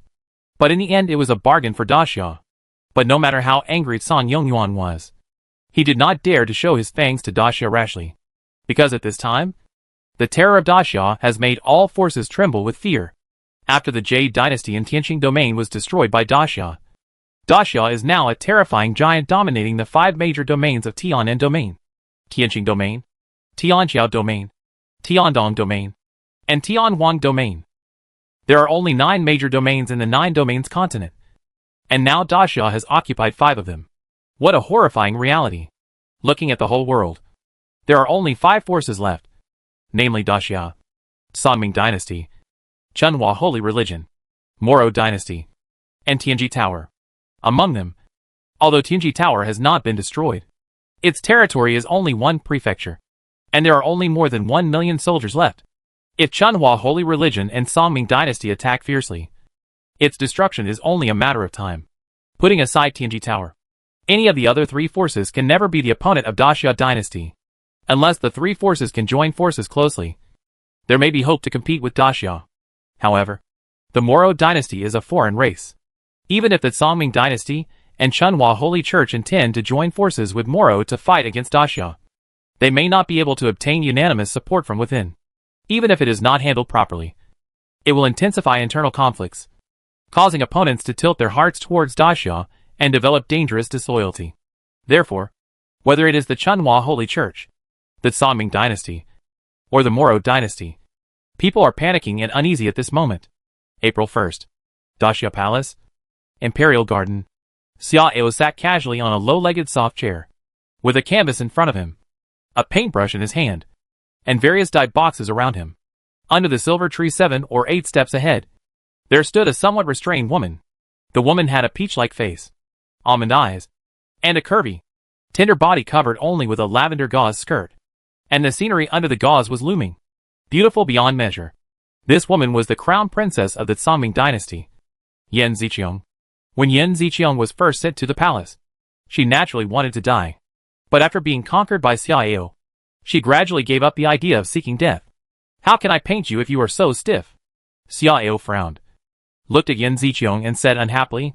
Yan Ziqiang pursed her thin red lips. a little embarrassed. Your Majesty, I don't know what to do. So stupid.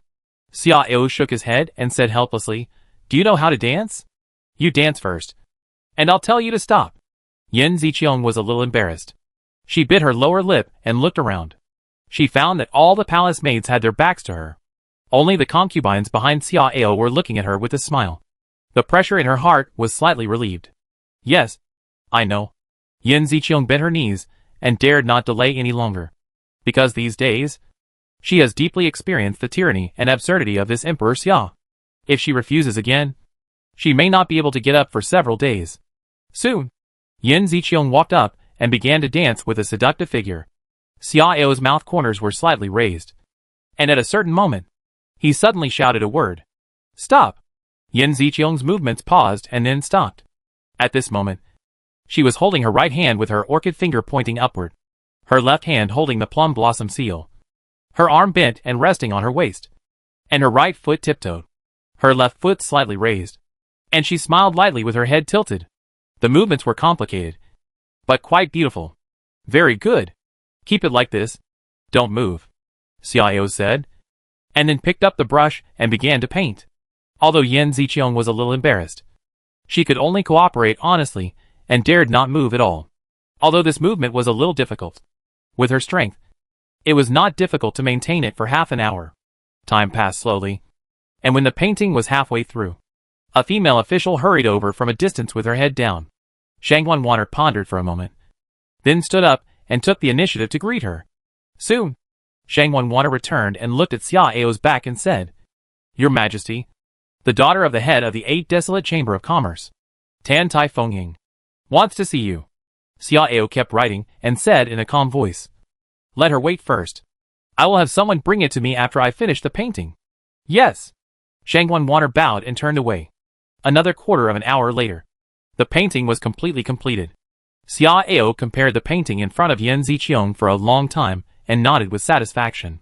Look, how is my painting? Hearing Xiao's question, the concubines behind him immediately started to chatter and comment. Your Majesty's painting can no longer be described as lively. This is simply the most brilliant photography technique, Mi Yin said in amazement. Guruyin covered her mouth and laughed, saying, If it weren't for the concubines and others who have been watching here, I'm afraid I would think that this is not a painting, but a masterpiece of heaven and earth. Yin Chuyin also nodded slightly and said with a smile, Your Majesty's painting can only be described as miracle. Xiao put down the brush, turned around and glared at the concubines. Don't you feel embarrassed to use such exaggerated words of praise? I am just an amateur. It's fine to say it's like it. How can it be so exaggerated? Shangwan Water smiled and said softly, Your Majesty is too modest. Your realm has been connected with the Tao. Even if you are not familiar with painting, every stroke is in line with the principles of nature. It is not surprising to create such a magical and realistic painting. Wei Zhiqiu nodded repeatedly and said, Yes, Your Majesty. I am not lying. It's just that the painting is very real.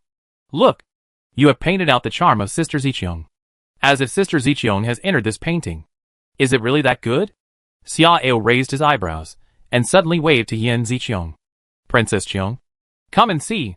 Yin Ziqiang felt relieved, stood still and walked slowly, and was a little curious. When she saw the painting clearly, Yin Ziqiang was stunned, and the blush on her cheeks became more obvious. It looks like it, and it is indeed lively and lively. As far as the painting is concerned, it can be called a masterpiece. However, it is too real, so that all her characteristics are clearly shown in it, including some details that make her blush. How is it? Your Majesty's painting is more vivid than the concubine herself. Yin Ziqiang held it in for a long time, and finally could only spit out such a sentence. Ha ha ha. Very good. Xiao laughed with satisfaction and patted Yin Ziqiang's smooth back. Okay. You all go back first. Concubine 1 stays. Yes. The concubines responded tenderly, and left with the paintings, laughing and playing, leaving only Shangwan Water with them. Xiao walked to the pavilion not far away and sat down. After taking a sip of tea, he looked at Shangwan Water and asked, What do you think Tan Tai Fengying came here for? Shangwan Water blinked and smiled. She came here to beg His Majesty to rescue Tan Taiming, while Daxia sent a large army to Tiandong territory. Songming Dynasty also officially attacked Bahuang Chamber of Commerce. Songming Dynasty made extremely meticulous arrangements for this matter, and took very good confidentiality measures. Therefore, even Daxia's spies only guessed that Songming Dynasty might intend to attack Bahuang Chamber of Commerce through some details. But they knew very little about the specific time and arrangement. Therefore, Daxia only rescued Tan Tai Fengying, who was away from home. As for Tan Taiming and many core senior executives of Bahuang Chamber of Commerce, they were captured by the people of Songming Dynasty. After being escorted for nearly a month, Tan Tai Fengying finally got rid of the heavy pursuit and entered the territory of Daxia. That should be the case. Let someone bring her here. Xiao nodded slightly. Yes. After a while, the haggard Tan Tai Fengying appeared in front of him. Fengying, meet His Majesty the Emperor Xiao. Tan Tai Fengying knelt down directly after seeing Xiao. Xiao frowned and asked curiously, "Why are you doing this? If you have anything to say, just stand and say it." Tan Tai Fengying shook her head, pursed her lips, and said seriously, "Fengying would like to thank His Majesty for saving her life first. If it weren't for His Majesty sending people to protect her, Fengying wouldn't be able to appear here safely." Xiao sighed and said, "It's my duty to save you. The 8 Desolate Chamber of Commerce is an ally of the 4 Seasons Chamber of Commerce, and you have made great efforts for the cooperation between the two parties. Naturally, my great Xia cannot watch you fall into trouble. It's a pity that the Songming Dynasty was fully prepared for this matter, and the news was blocked very strictly, so my great Xia was unable to find out in advance. Otherwise, I would not sit idly by and watch your father and the foundation of the 8 Desolate Chamber of Commerce fall into the fire pit." Chapter 356 The Warmth of Hibiscus Tint. Tan Tai Fengying was silent for a while, then bit her teeth and said, "Your Majesty, now that things have come to this, I can't do anything about the 8 Desolate Chamber of Commerce. But Fengying only has my father as a close relative, and Fengying can't watch the people of the Songming Dynasty kill my father. So, Fengying begs your Majesty to help save my father. As long as your Majesty is willing to save my father, Fengying is willing to promise you on behalf of my father that all the properties of my 8 Desolate Chamber of Commerce in other territories can be transferred to the Xia." Hearing this, Xiao looked embarrassed. "I actually want to save the head of the Tan Tai Association, but he must be imprisoned now, and we don't even know where he is imprisoned. Even if we want to rob him, we don't know where to start." Tan Tai Fengying's face turned pale, and after gritting her teeth, she suddenly took a deep breath and stared straight at Xiao. "Your Majesty, Fengying has long admired your Majesty's divine power. If your Majesty can look down on Fengying's humble appearance and is willing to accept her, Fengying is willing to accompany your Majesty. Fengying believes that with your Majesty's strategic strategy, you will definitely be able to think of a way to save my father. Please, your Majesty." As she said this, Tan Tai Fengying kowtowed 3 times to Xiao, making her fair forehead red and swollen. This, Xiao hesitated, and seemed even more embarrassed. At this time, Shang Wanwaner suddenly said, "Your Majesty, I actually have a way." "Oh, tell me quickly." Xiao was excited, and Tan Tai Fengying was even more shocked. She quickly raised her head and looked at Shang Wanwaner with hope. Shang Wanwaner glanced at Tan Tai Fengying and said softly, "Your Majesty, isn't the Songming Crown Prince Song Jiyuan in our hands? If we use him to exchange for the head of the Tan Tai Association, I believe that the Songming Emperor will not refuse. However, the Songming Crown Prince is of great importance. If we only use him to exchange for the head of the Tan Tai Association, it seems that we are losing too much." Listening to Shang Wanwaner's words, Tan Tai Fengying was overjoyed at first, but then her heart trembled, and she looked at Xiao hesitantly. Although she felt very uncomfortable, she had to admit that there was a big gap between her father and the Songming Crown Prince. After all, the Songming Dynasty has now obtained most of what they want, and her father's value has been greatly reduced, and he can't be compared with the Songming Crown Prince. In this case, can the great Xia Emperor agree?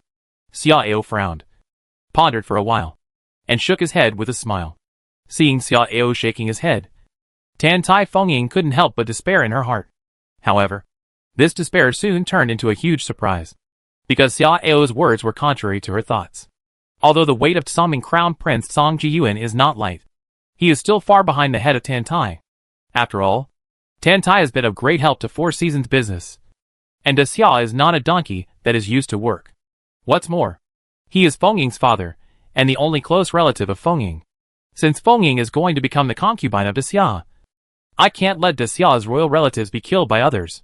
At this point, Xiao clapped his hands heavily. Then it settled. Used Songming Crown Prince Song Jiyuan to exchange Tan Tai Ming. This matter will be handled by Zhang Shangshu of the Ministry of Rights. Tell him that I don't care how to talk, but that Songming dynasty must ensure the safety of Tan Tai's head. And he can't be a disabled person with injuries or hidden diseases. Otherwise, that Songming dynasty can get is a miserable corpse of the prince. Shang Wenwaner looked solemn, bowed her head respectfully and said, "Yes, I understand." At this moment, Tan Tai Fengying had already shed tears of excitement, and kept bowing her head to Xiao. "Fengying kowtows to your majesty." "Thank you, your majesty." Xiao smiled gently, raised his hand, and Tan Tai Fengying stood up uncontrollably. "No need to do this. I will not let my people suffer grievances. This is my style of doing things. Next, you should recuperate in the palace first. When there is news about your father, I will let someone inform you." After that, Xiao looked at Shang Wenwaner. "Wan Fei, these things will be arranged by you." "Yes, your majesty. Please rest assured. I will take good care of Sister Fengying."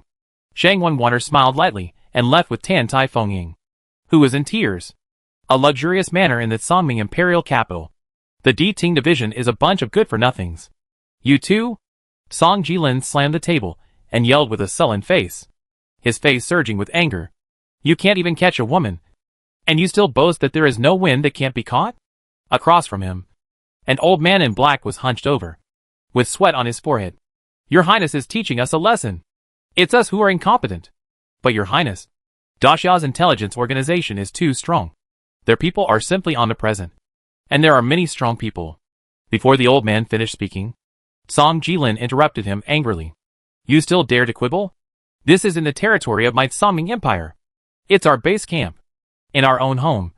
People from Daxia actually sent Tan Tai Fengying out safely. Don't you think it's shameful?"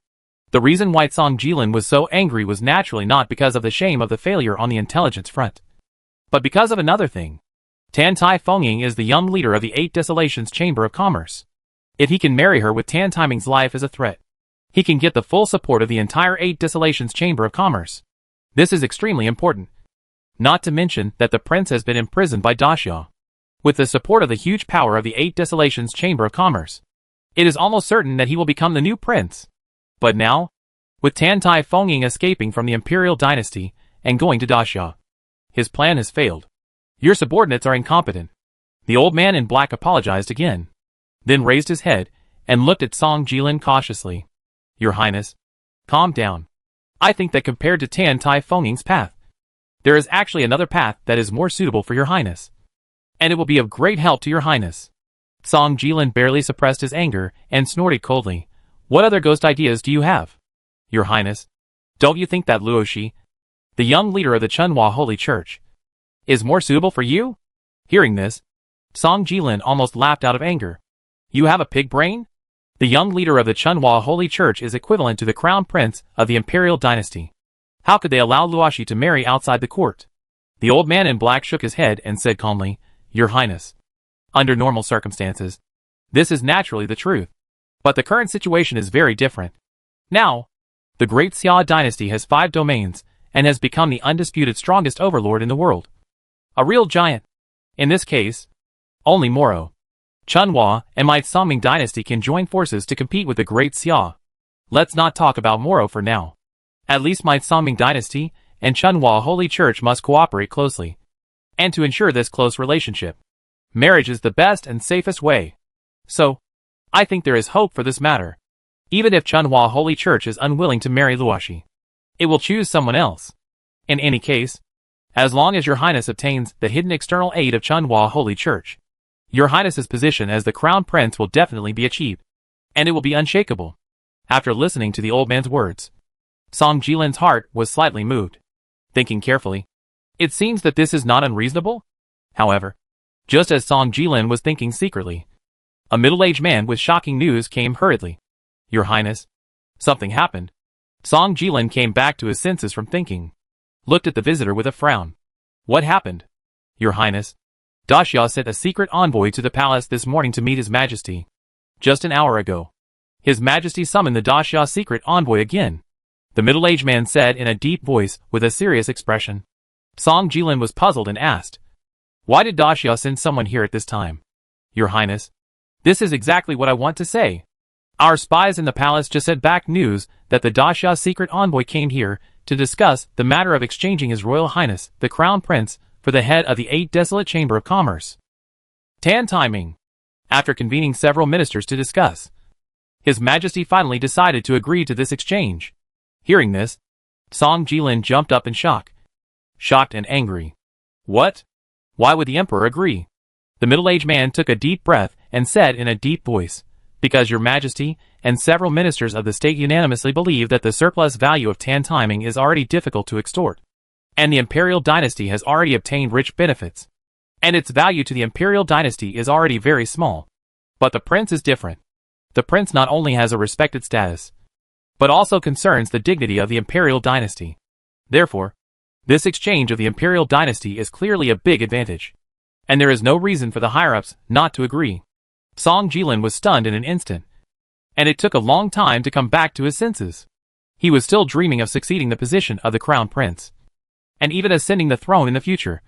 But he never thought that in a blink of an eye, this dream would be ruthlessly shattered by the ruthless reality. The old man in black changed his face for a while, and suddenly showed a cruel look. "Your Highness, you must not let the prince return to the imperial capital safely. I think." Song Jilin suddenly raised his arm, interrupted the old man's words, and glared at the latter fiercely. However, his eyes were also changing violently, and it was obvious that he was struggling in his heart. Daxia Palace? Harem. A palace. A graceful figure in a scarlet gold phoenix robe was putting on makeup in front of the dressing table. From the clear dressing mirror, it can be seen that this is a peerless beauty with skin as white as cream and a face as beautiful as a fairy. Her body was graceful. Her eyes were warm and clear, and her appearance was vivid. There is no doubt that the person in front of him was the empress of the ancient dynasty, Tong Fengju, who ranked 5th on the beauty list. However, the ancient dynasty has been completely destroyed, and her empress is only in name. At a certain moment, as the palace door opened and closed, a tall, majestic, heroic and handsome figure appeared in the palace. Tong Fengju was panicked and stood up to salute. "Hello, His Majesty Emperor Xia."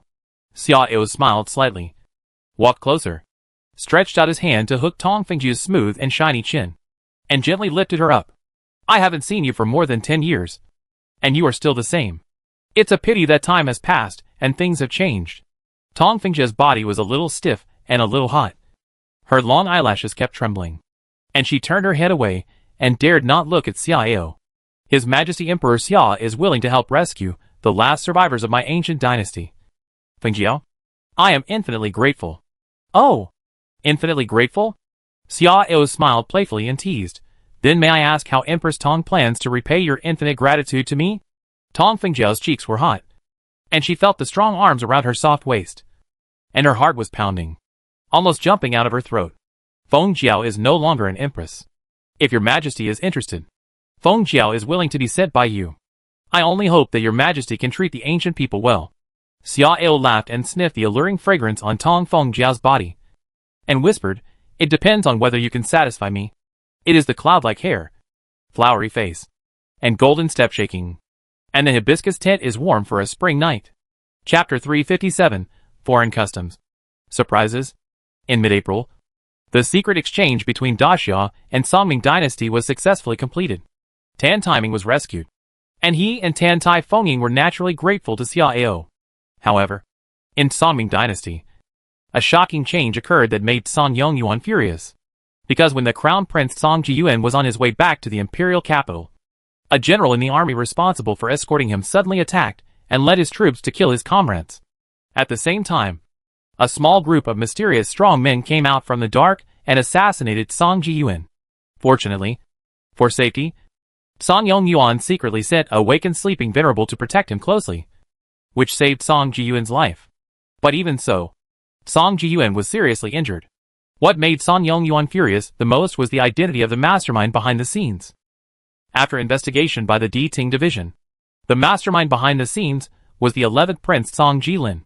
Fighting against each other is simply a shame for the Songming imperial family. Although Song Yongyuan had worried that this situation would happen, he still couldn't accept it when it really happened. In order to minimize the impact of this incident and prevent the internal chaos of the Songming imperial dynasty, Song Yongyuan could only sacrifice the small to protect the big. In the end, Song Jilin was reluctantly abolished by Song Yongyuan and imprisoned in a secluded place that was little known. Although this incident still affected many people and caused some chaos inside, it was forcibly suppressed by Song Yongyuan and did not cause too much turmoil. In late April, the last territory of Tianji Tower was completely occupied by Chunhua Holy Church and Songming Imperial Dynasty, and Tianji Tower was destroyed.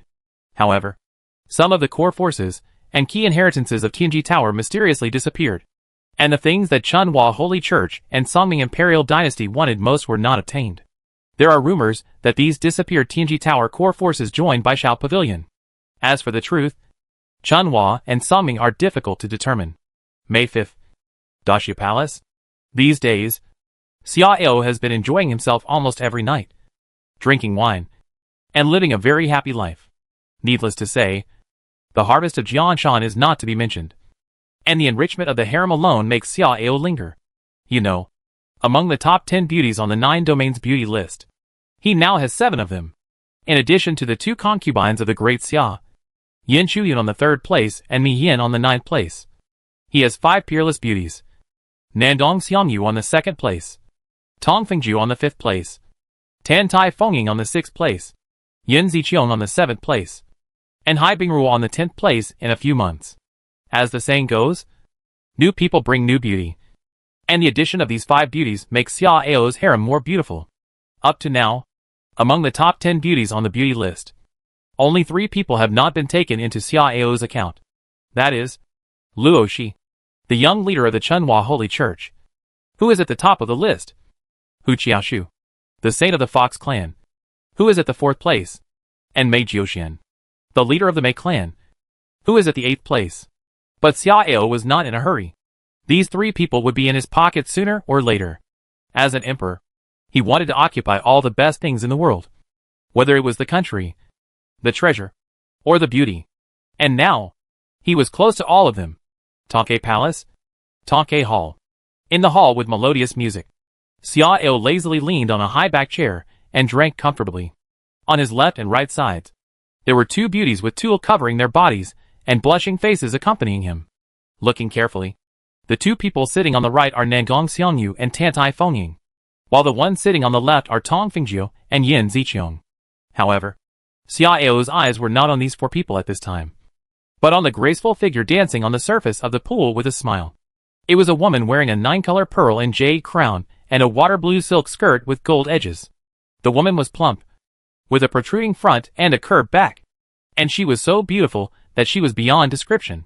She had a white and crystal oval face, big deep blue eyes like a pair of flawless sapphires, and a smooth and straight blue hair that kept swaying with her dancing posture, which was enchanting and charming. Her pair of well-proportioned and crystal jade feet occasionally touched the water surface, like a dragonfly touching the water, light and elegant. And her toenails were also a strange water blue color. As to whether it was born like this or painted, but there was no way to know. It was a pity that such a peerless beauty had a too cold face, which was somewhat inconsistent with the atmosphere in the palace. However, Xiao didn't care, because in his opinion, the cold face like an iceberg, the gorgeous dance and the fiery body, were clearly an alternative beauty of the fusion of water and fire. This kind of beauty made him more interested. Obviously, this rather alternative iceberg beauty was the holy mother of the sea elves, Hai Bingruo.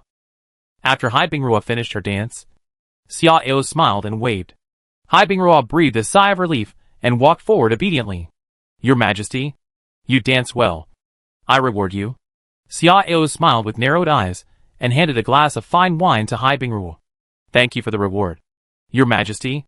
Hai Bingruo took the wine glass and drank the fine wine in the glass.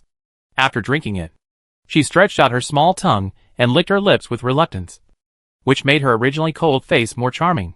Xiao laughed and patted his thigh. Hai Bingruo looked at the other 4 beauties, who were peeking at her from both sides with embarrassment. After hesitating for a while, she took a step forward and took the initiative to throw herself into Xiao's arms. After these days of experience, her conservative psychological defenses have collapsed, and she dared not refuse. Although Xiao did not move when the iceberg beauty entered his arms, he could not help but feel his heart fluttering. This woman was not only cold in appearance, but also in body. But this kind of delicate coldness was an alternative enjoyment. Just like taking an extremely comfortable cold bath in the summer. Xiao felt a little itchy in his heart, because there was a more extreme experience. Foreign beauties are indeed interesting, especially this one from the Sea Elf tribe. However, at this time, the door of the palace suddenly opened, and Shangwan Water walked in lightly, interrupting his plan to make an inch. Your Majesty, the young leader of the Chunhua Holy Church, Luo Shi, wants to see you.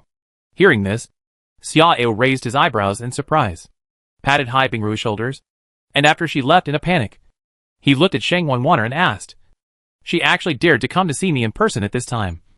Which is interesting. Do you know her intention?" Shangwan Water shook her head and said softly, "Your Majesty." The other party did not say it clearly, but only said that the matter was of great importance, and that he would not say it unless he met Your Majesty in person. Xiao touched his chin, pondered for a while, and said, "In that case, please invite her to the Zhanghe Hall, and I will summon her later." "Yes." After Shangwan Water left, Xiao stood up and looked at the 5 peerless beauties with regret. "It seems that you can only play by yourselves for a while. But don't worry. I will be back soon." Tong Fengju, Yin Ziqiong and other 5 women secretly spit. They are not anxious. They wish to have a good rest for a while. But naturally no one dared to say it out loud. "Your Majesty, please don't worry about me. The state affairs are more important." "Yes, Your Majesty. I have plenty of time to serve Your Majesty." "Your Majesty, please don't delay the state affairs because of me, or I will die." Xiao laughed, changed clothes under the service of Nandong Xiangyu and Hai Bingru, and strode away. Zhanghe Hall. Xiao sat high on the dragon chair, looking at the exquisite figure standing in the hall, his eyes full of light. This Luo Shi is really perfect to the extreme. Every time he sees her, he can't help but marvel in his heart. The face of gold and jade, the appearance of Fangxian, and the posture of Qinghua. There is no flaw at all. Such a beauty is really the perfect masterpiece of the Creator. He couldn't bear to do it. "Luo Shi, meet His Majesty Emperor Xia." Luo Shi bowed to Xiao. Her voice was as pleasant as the sound of a phoenix in a valley. "Master Luo, you don't need to be polite. It's been 14 years since we last met. But Master Luo is more elegant than before, which makes me admire you." Hearing Xiao's praise, Luo Shi smiled, blinked her bright eyes, and bent her knees. "Thank you for your praise, Your Majesty. Your majestic and heroic appearance is also much better than 14 years ago." Xiao smiled and said, "It's rare for Master Luo to praise you. I'm very happy. Okay, tell me, what are you doing here? When it comes to business." Luo Shi also restrained his smile, and his expression became serious. "Your Majesty, I won't hide it from you. Actually, my father wanted to send someone else to Daxia this time, because she shouldn't have been directly involved in the matter. However, she finally got the chance to come in person." Xiao raised his eyebrows in surprise, and asked with interest, "Oh? Why is that?" Luo Shi was silent for a while, and his eyes showed a rare complex expression.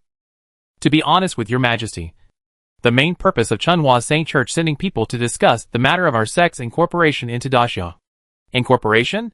Xiao was stunned, and Shangwan Water also opened her eyes wide, wondering if she had heard it wrong. After seeing the expressions of Xiao and Shangwan Water, Luo Shi smiled brightly and nodded affirmatively. "Your Majesty, Concubine Wan, you heard it right. It's merging, because Daxia has proved with facts that in terms of the righteousness of the human race, Daxia has an unquestionable strong responsibility. The great unification of our human race must have this responsibility. Secondly, Daxia now dominates the 5 major domains, and it is only a matter of time before it unifies the entire 9-domain continent. This trend is irresistible. Finally, my father actually doesn't have much ambition compared to ruling the world. He prefers to pursue the Great Way. Therefore, in order to reduce casualties as much as possible and reduce the damage of war to the people of the world, my father has decided to follow the trend and directly merge my Chunhua Holy Church into Daxia and become a part of the Daxia dynasty. But, speaking of this, Luo Shi paused for a moment, and the previous complex expression appeared again. "It's just that my father is worried that after Daxia unifies the world, some officials will persecute the people of my sect. So he wants to marry she to you. In my father's opinion, if she becomes your concubine, the imperial concubine of Daxia, this situation should be avoided. It is precisely because of this that she is not suitable to come in person. Chapter 358 The Destruction of Songming. After listening to Luo Shi's story, Shang Wanwaner was delighted, while Xia Ao had a strange expression and really didn't know what to say. This surprise came too suddenly. It was such a pleasant surprise to be able to take down the entire Chunhua Holy Church without spending a single soldier, and to have the most beautiful woman in the world. In addition, if the Chunhua Holy Church could really be incorporated into Daxia, it would be much easier to deal with the Songming dynasty and the Moro dynasty, which means that Daxia could completely unify the entire 9 regions continent within a few months. I didn't expect that Master Luo was such a broad-minded hero. I admire him very much. If the Chunhua Holy Church could really put aside its burdens and join Daxia, countless people would be saved, and our 9 regions continent would also usher in a truly peaceful and prosperous unified era. Master Luo's move is immeasurable merit. Xia Ao sighed with admiration, and then looked at Luo Shi meaningfully. Then, I wonder why Master Luo insisted on coming in person. Don't you want to be a victim of justice? Don't you want to be my concubine as Master Luo arranged? Luo Shi smiled and shook her head, saying, Your Majesty, please don't misunderstand me. I have no such intention. Your Majesty is not only a peerless genius, but also an emperor with unprecedented achievements. All of these make me admire you infinitely and feel ashamed. If I am lucky enough to become your concubine, it will be a blessing for me to cultivate for 3 lifetimes. Speaking of this, Luo Shi paused, then pursed her lips and continued. Your Majesty, the reason why I insisted on coming in person is, I just want to hear your personal promise to my father and the core members of Chunhua Holy Church. My father is devoted to Taoism. I can guarantee that after unification, my father will completely retire and never interfere in any government affairs. I hope your Majesty can promise not to kill people on false charges. As for the senior members of Chunhua Holy Church, I hope your Majesty can treat them fairly and not kill or punish them indiscriminately, provided that they have not committed any wrongdoings or violated the law. This is my request, and it is also my only request. I wonder if your Majesty will agree to it. After listening to Luo Shi's request, Xia Ao laughed heartily. I thought you were going to ask me something, but it turned out to be just this. Why? In your eyes, I am the kind of narrow-minded king who kills the donkey after it has done its work and hides the bow after the bird is gone? Luo Shi's pretty face changed slightly, and she shook her head quickly. Your Majesty, I have no such intention. I believe in your Majesty's wisdom. But there are too many such facts in history, and many of them are the result of slanderous ministers. So, I want to ask your Majesty to make a promise in person, so that even if someone makes false accusations in the future, I believe your Majesty will verify it before making a decision. Xia Ao shook his head and laughed. After pondering for a while, he nodded slowly. Okay, I can promise you. Luo Shi's eyes lit up slightly, and his heart was relieved. Thank you. Your Majesty. In mid-May, the Songming dynasty, Chunhua Holy Church and Moro dynasty reached an agreement in secret, agreeing to deal with the threat of Daxia together. Once Daxia sent troops to attack one of them, the other 2 parties must provide full assistance to contain Daxia and coexist together, facing the terrifying threat of Daxia. Even though the people of the Songming dynasty and Chunhua Holy Church felt very uncomfortable about joining forces with the Moro dynasty, and even though many people in the 2 parties had complaints, this agreement was successfully reached. In early June, Daxia suddenly sent out troops. Under Xia Ao's personal deployment, the Tao Corps continued to garrison the Qiolin defense line to tie down the energy of the Moro dynasty, while sending the Chaos Corps to the eastern part of the Moro dynasty to block its way out to the east.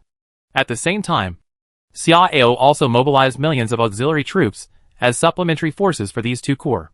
In the direction of the Songming dynasty, Xia Ao ordered the Qiongqi Corps to advance from the Tiandong region to the eastern border of the Songming dynasty, ordered the Bifang Corps to advance from the southeast corner of the Tianwang region to the southwest border of the Songming dynasty, and ordered the Taothai Corps to advance from the northeast corner of the Tianwang region to the northwest border of the Songming dynasty. As a supplement, each corps was also equipped with about 3 million auxiliary troops. The war was about to break out. Judging from the deployment of Daxia, it was clear that they wanted to deal with the Songming dynasty first, and then plan for other things. This made the people of the Songming dynasty full of depression. But they were helpless. However, The top leaders of the Songming dynasty were shocked, but not confused. Because they had strong foreign aid. The Moro dynasty alone was holding back the two armies of Daxia. So it was neither necessary nor possible to send troops to Songming for assistance. But they still had the external aid of the Chunhua holy religion. In the eyes of the people of the Songming dynasty, the real main attack on them should only be the Cheongqi army and the Bifang army, while the Taotai army should be used by Daxia to contain the Chunhua holy religion's army.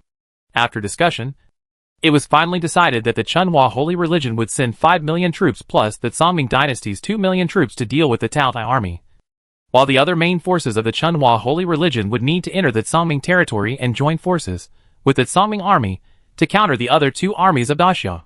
To this day, no one dares to doubt the combat effectiveness of the Daxia army, so they have to be cautious. However, when this battle really started, everyone was dumbfounded. June 18th. Songming Imperial Capital. Imperial Palace. At this moment, the military hall of the Imperial Palace was crowded with people and noisy. Military officers and civil officials were in groups of 3 or 5, constantly communicating and discussing something in front of different sand tables and maps. Everyone's expression was extremely serious, because 3 days ago, the 3 legions of Daxia were all in place. And according to intelligence, today was the day when Daxia officially launched a full-scale attack. On the throne, Song Yongyuan tapped his fingers lightly on the Nanmo armrests. Frowning. For some reason, he was particularly upset today and couldn't calm down at all, as if something terrible was going to happen. This also made Song Yongyuan even more uneasy, because this was clearly an extremely bad omen. But reason told him that even if his side would fail, it would not be possible for an unacceptable situation to occur. After all, their military strength in every direction was greater than that of Daxia. At a certain moment, a figure suddenly rushed in. Report: the northwest battlefield has started. Soon, another Imperial Guard captain rushed in. Report: the battles in the eastern and southwestern battlefields have started at the same time. Everyone was shocked when they heard the 2 pieces of news. Those who were in charge of the sand table were the most nervous because they needed to display the enemy and our own situation in a timely manner based on the intelligence continuously sent back from the front line, so that His Majesty and a group of ministers could understand the situation on the front line and convey relevant suggested military deployment to the front line. Time passed constantly. At the beginning, everything seemed normal. The 2 sides fought back and forth, and the advantages and disadvantages were not very obvious. However, all this changed drastically when a figure suddenly rushed in. The man's face was pale, and his eyes were full of panic. After running into the hall, his teeth kept trembling, and he couldn't utter a word for a long time. Seeing this, everyone's eyelids were twitching, and they had a very bad premonition in their hearts. What's the situation? Why don't you tell me quickly? A general couldn't stand it, staring at the man and yelling angrily. The man was startled and said in horror, in the west and northwest battlefield, Spring. Spring. The army of the Chunhua Holy Church suddenly turned against us and launched a surprise attack on our army from the side and back. As soon as these words came out, there was a sound of gasping for air in the field, and then all the sounds quickly disappeared, leaving the hall in a dead silence. Looking around, everyone was either horrified, or shocked and angry, or dazed and desperate. All of them looked like they had lost their souls, because everyone knew what this news meant. The army of Daxia was already strong, and now the army of Chunhua Saint suddenly turned against Daxia and attacked from behind. The situation of our army can be imagined. When thinking of that horrible scene, everyone shuddered. After a while, a somewhat broken scream of shock and anger suddenly sounded. Quickly explore the other 2 battlefields. No! Immediately warn the commanders of the 2 battlefields and let them guard against the Chunhua army. However, before his order was issued, another figure ran in with rolling and crawling. Report: the Chunhua Saint army in the eastern and southwest battlefields all turned against Daxia and launched a fatal surprise attack on our army. After the voice fell, the hall fell into a dead silence again, and the atmosphere was so depressing that it was suffocating. After a few breaths, as a minister collapsed to the ground powerlessly, one figure after another collapsed and sat down, with a dead face. No one knew why this was the case. They didn't know why Chunhua Saint did this. But at this moment, this reason seems to no longer be important, because the facts are already doomed, with all the armies of the Chunhua Holy Church turning against them. The tragic defeat of the Songming dynasty is completely doomed, and the immortals and demons cannot save it. At this moment, almost without exception, two cold and ruthless words appeared in everyone's mind. It's over. On the throne, Song Yong-yuan's face was wooden, and he seemed very calm. But after more than 10 breaths, Song Yong-yuan's throat suddenly rolled, and he spit out a large mouthful of bright red blood. Afterwards, Song Yong-yuan's eyes turned white, and he fainted. Your Majesty! Some people shouted in panic. Some people hurried forward to help. And some people shouted for the imperial doctor. And the whole hall was in chaos in an instant. As the Chunhua army launched a ruthless backstab at the Songming army, the people of the world realized that the so-called three-party Dark Alliance was a joke and a big lie. And when this lie went smoothly, the outcome of the war was doomed. In this battle, not only the main force of Songming was defeated, but also the morale, fighting spirit, and people's hearts. Therefore, when the war ended and the Great Xia army continued to advance, almost all the people surrendered wherever they went, and there were few stubborn resistance. In early July, the Great Xia vanguard army arrived at the Songming imperial capital, after Song Yong-yuan issued the last decree to order the whole city to surrender. He committed suicide on the throne. The death of Song Yong-yuan and the fall of the Songming imperial capital marked the end of the Songming dynasty, and also meant that the Great Xia dynasty was only one step away from unification. Chapter 359 Asked to be a vassal? Not allowed. With the fall of the Songming dynasty, the Moro dynasty finally panicked, because at this point, they were the only ones left in the world to face the vast Daxia alone. Chunhua surrendered. Songming was destroyed, and Daxia easily took over Tiansong territory, Tianbei territory, and Tianji territory. And it was already a terrifying giant dominating the 8 major territories. However, the Moro dynasty only occupied one Tianji territory. In terms of territory alone, Moro was as weak as a baby. So how could it compete with Daxia? In panic, the Moro dynasty fully shrank its defense line and gathered all its troops back to the old scope of the original Moro dynasty, while quickly sending envoys to Daxia to seek a glimmer of hope. July 6th. Daxia Palace. In the Imperial Garden, when Xia Ao was leisurely resting surrounded by 7 or 8 concubines, the left Prime Minister Li Si and the right Prime Minister Gao Zhui came together. Your Majesty, no need to be polite.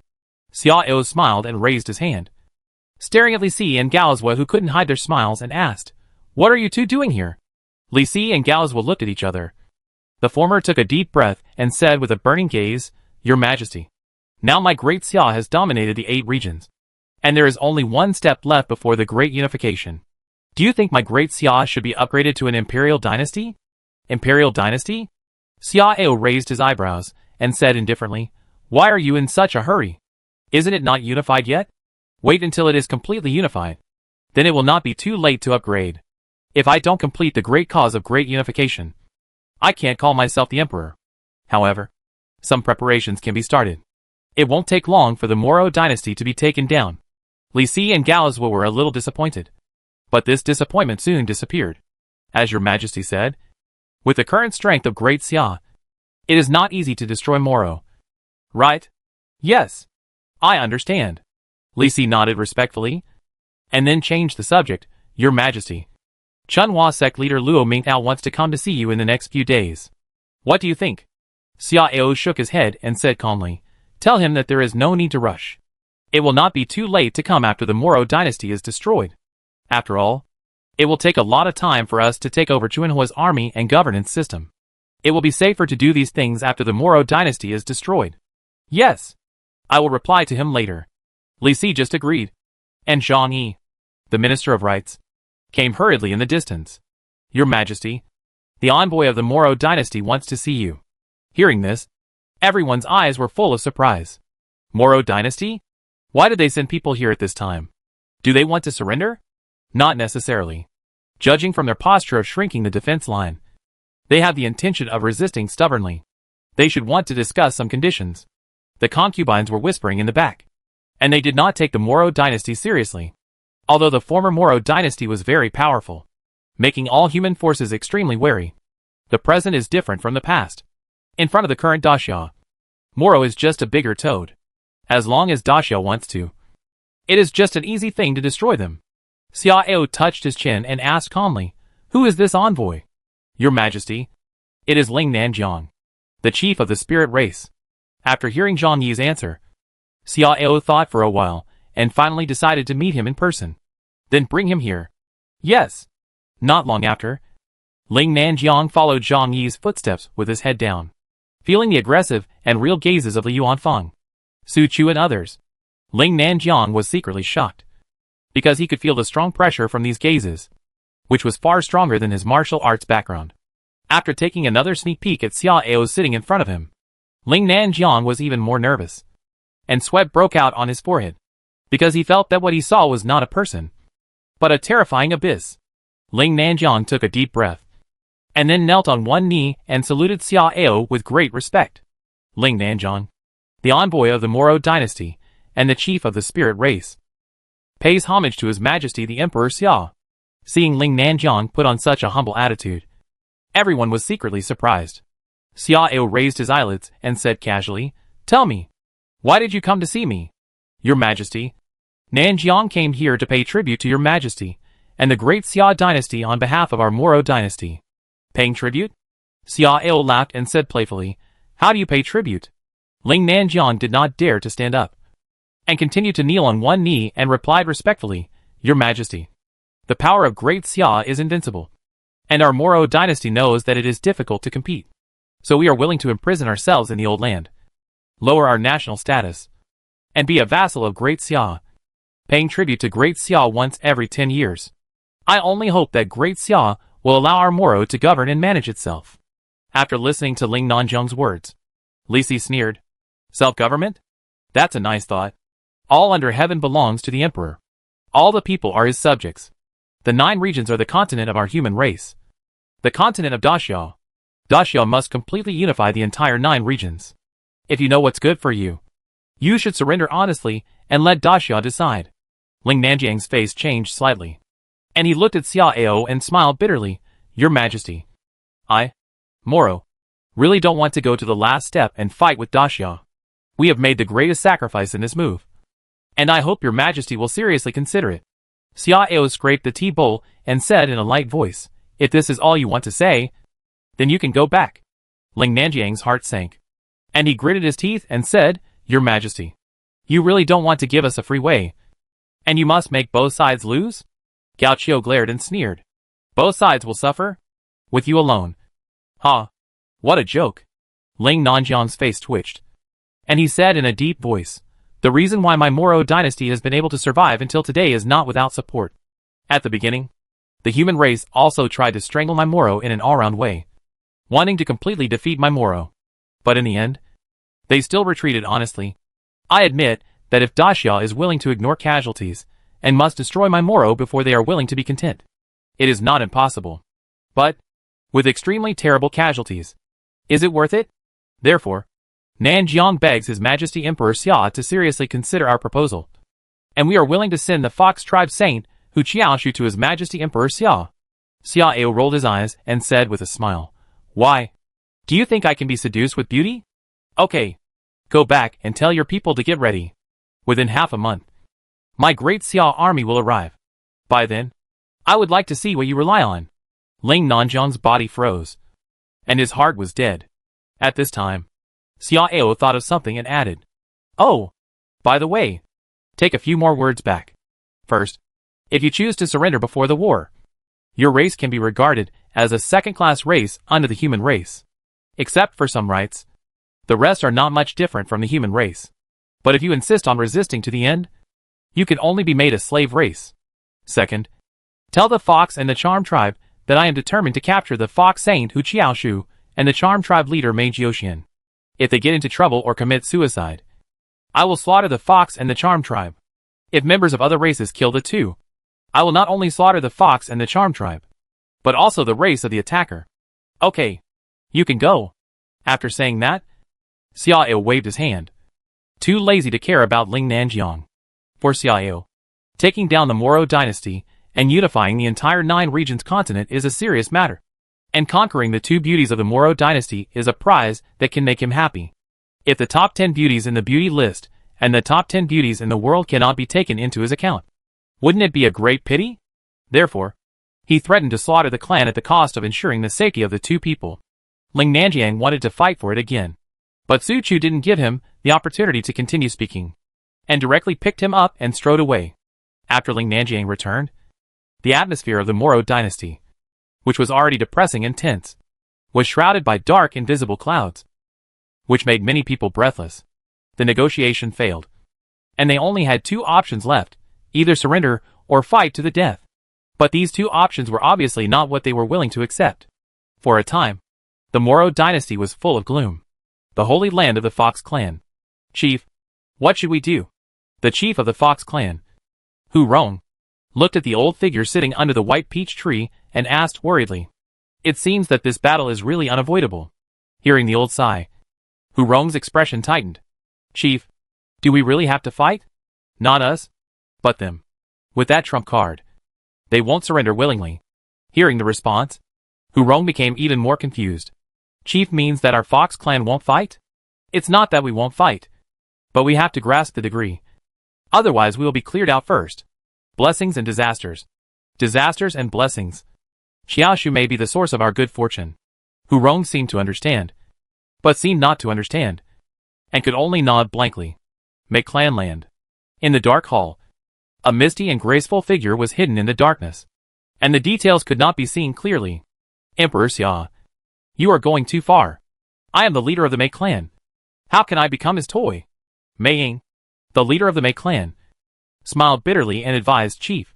This is related to the survival of the Mei clan. You must not be impulsive. If Emperor Xia does what he said, the Mei clan will be completely expelled without a single one left. The figure on the inside snorted coldly and said angrily, It's not that easy for the Xia to win.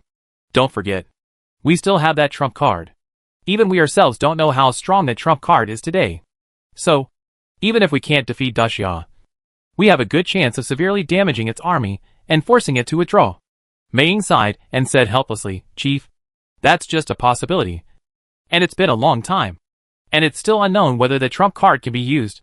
The most important thing is that if we choose to resist stubbornly, my Mei clan will become a slave clan and will never be able to turn over. So, I beg the chief to be cautious and don't act on impulse. Hearing this, the voice fell silent for a long time. Chapter 360 Trump Card. Unify the 9 regions. On July 12th, with the issuance of an order by Xiao, countless brave armies of Da Xia moved upon hearing the order, and unconcealedly and mightily pressed towards the Moro dynasty from several directions. Among them, the first route of troops, with the Taotai Corps led by Yuan Qingdu, and the Taowu Corps led by Meng Tian as the main force, plus 4 million auxiliary troops as supplements, marched from the Qiulin defense line in the south of Tianqi territory, all the way north. The second route of troops, with the Chaos Corps led by Bai Qi, the Qiongqi Corps led by Wang Jian, and the Bifang Corps led by Zhou Ying as the main force, plus 6 million auxiliary troops as supplements, marched from 3 directions in the east of Tianqi territory at the same time, step by step. As for the third route of troops, it was mainly composed of the army of Chunhua Holy Church, with 6 million troops advancing simultaneously from the northeast of Tianqi territory. This time, the total number of troops directly mobilized by Da Xia to attack the Moro dynasty was as high as 26 million. 26 million troops. What an astonishing number. You know, even if the current Moro dynasty urgently recruited many reserve soldiers, its military strength is only close to 10 million. The Da Xia army is already strong, and now it has such a terrifying numerical advantage. In addition, the overall combat power of the Moro army has been lowered. The outcome of this battle has not yet started. On July 18th, after recovering the territory of the Tianqi human race that was previously occupied by the Moro dynasty and then voluntarily abandoned, the 3 armies of Da Xia successively arrived at the border of the old territory of the Moro dynasty. However, the armies did not rush to attack immediately, because the great emperor gave the Moro dynasty half a month to think about it, and there are still 3 days before the half-month deadline. It's a pity that the Moro dynasty does not seem to have the intention to surrender. Time is passing, but they have never sent anyone to raise the flag to surrender. July 21st. Early morning. The general's tent in the middle camp of the Eastern Army. The time has come. It seems that they are determined to resist to the end. Qin Xiong touched his chin and laughed. Wei Qing grinned and said, I am afraid that they will surrender. If they surrender directly, it would be too boring, and their army will always be a scourge. Di Qing nodded and agreed. Yes, Those who are not of our race must have different hearts. In this battle, we must kill their elite troops and high-level combat forces to prevent them from making trouble in the future. Xiao Jijia also nodded in agreement, then frowned and said, but the opponent's behavior is a bit strange. They continued to retreat 2 days ago, and now they have shrunk their defense line hundreds of miles inward. I suspect that they must have some kind of conspiracy to do this. Our army should be careful and not be careless. Wei Qing sneered and snorted. So what if there is a conspiracy? In the face of absolute strength, all the tricks of the devil are futile and self-humiliating. After speaking, Wei Qing looked at Bai Qi and clasped his fists. General Bai, give the order. The swords in our sheaths and the sharp blades in the hands of thousands of soldiers are thirsty. Bai Qi glanced at Wei Qing and the other generals with burning eyes, and smiled faintly. Be patient. After speaking, Bai Qi nodded to the commander of the personal guards at the door. Please ask them to come over. Yes.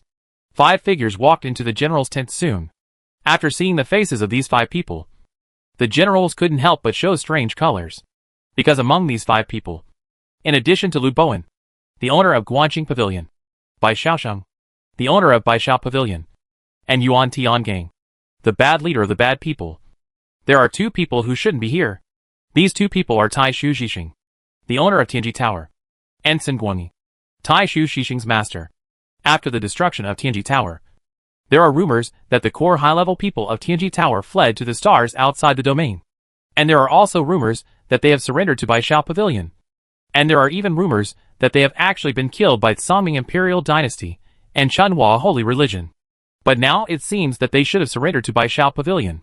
General Bai, Lu Bowen and the other 5 people bowed to Bai Qi to show their respect.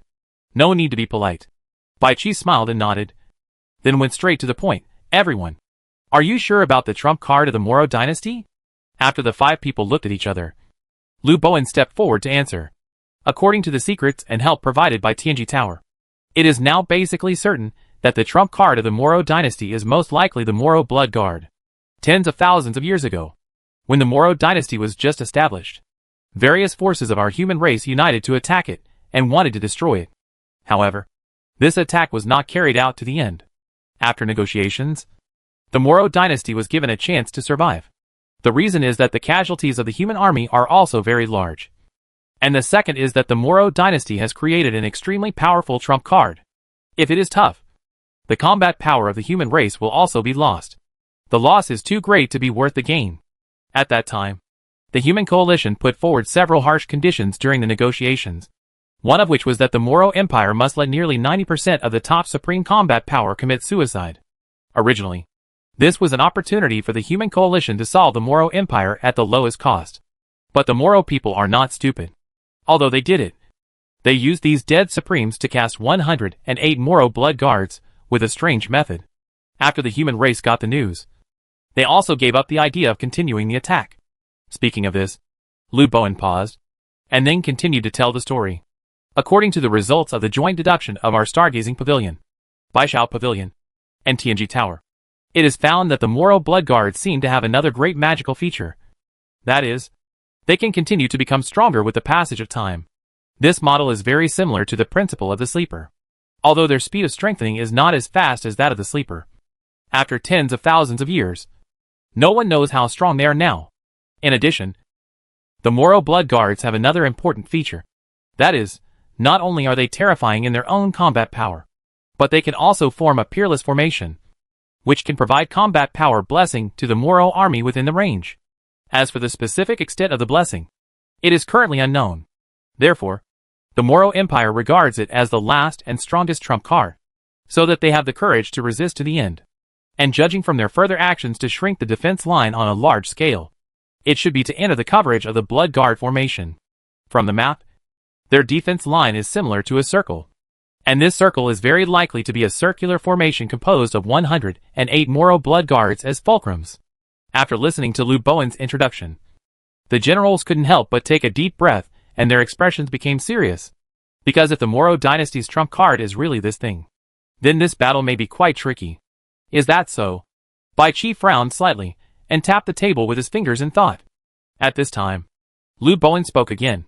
However, judging from the results of the deduction, the mechanism of the Moro blood guard is somewhat obscure, messy, and intermittent. So, we suspect that after tens of thousands of years of baptism, these Moro blood guards should have some problems. At least, they cannot exert their full strength.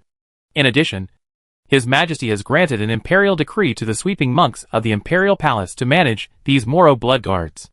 At that time, they will be solved by His Majesty's imperial decree. So, you don't have to worry. Of course, if His Majesty's decree fails to solve them, then our army does not need to rush to attack, and continue to wait for His Majesty's decree. Anyway, as long as our army does not enter the coverage of the Blood Guard formation, the Moro army will not dare to take the initiative to attack. Hearing this, the generals immediately relaxed, and Bai Qi also smiled. In this way, this commander has a clear idea in his mind. Speaking, Bai Qi turned his head and looked at Yuan Tiangang. Excuse me, Marshal Yuan, have you cleaned up the inside? Yuan Tiangang smiled slightly and nodded. Don't worry, Marshal Bai. Everything has been resolved. When the Moro dynasty secretly cooperated with Daxia, it began to place chess pieces in Daxia's generals at all levels.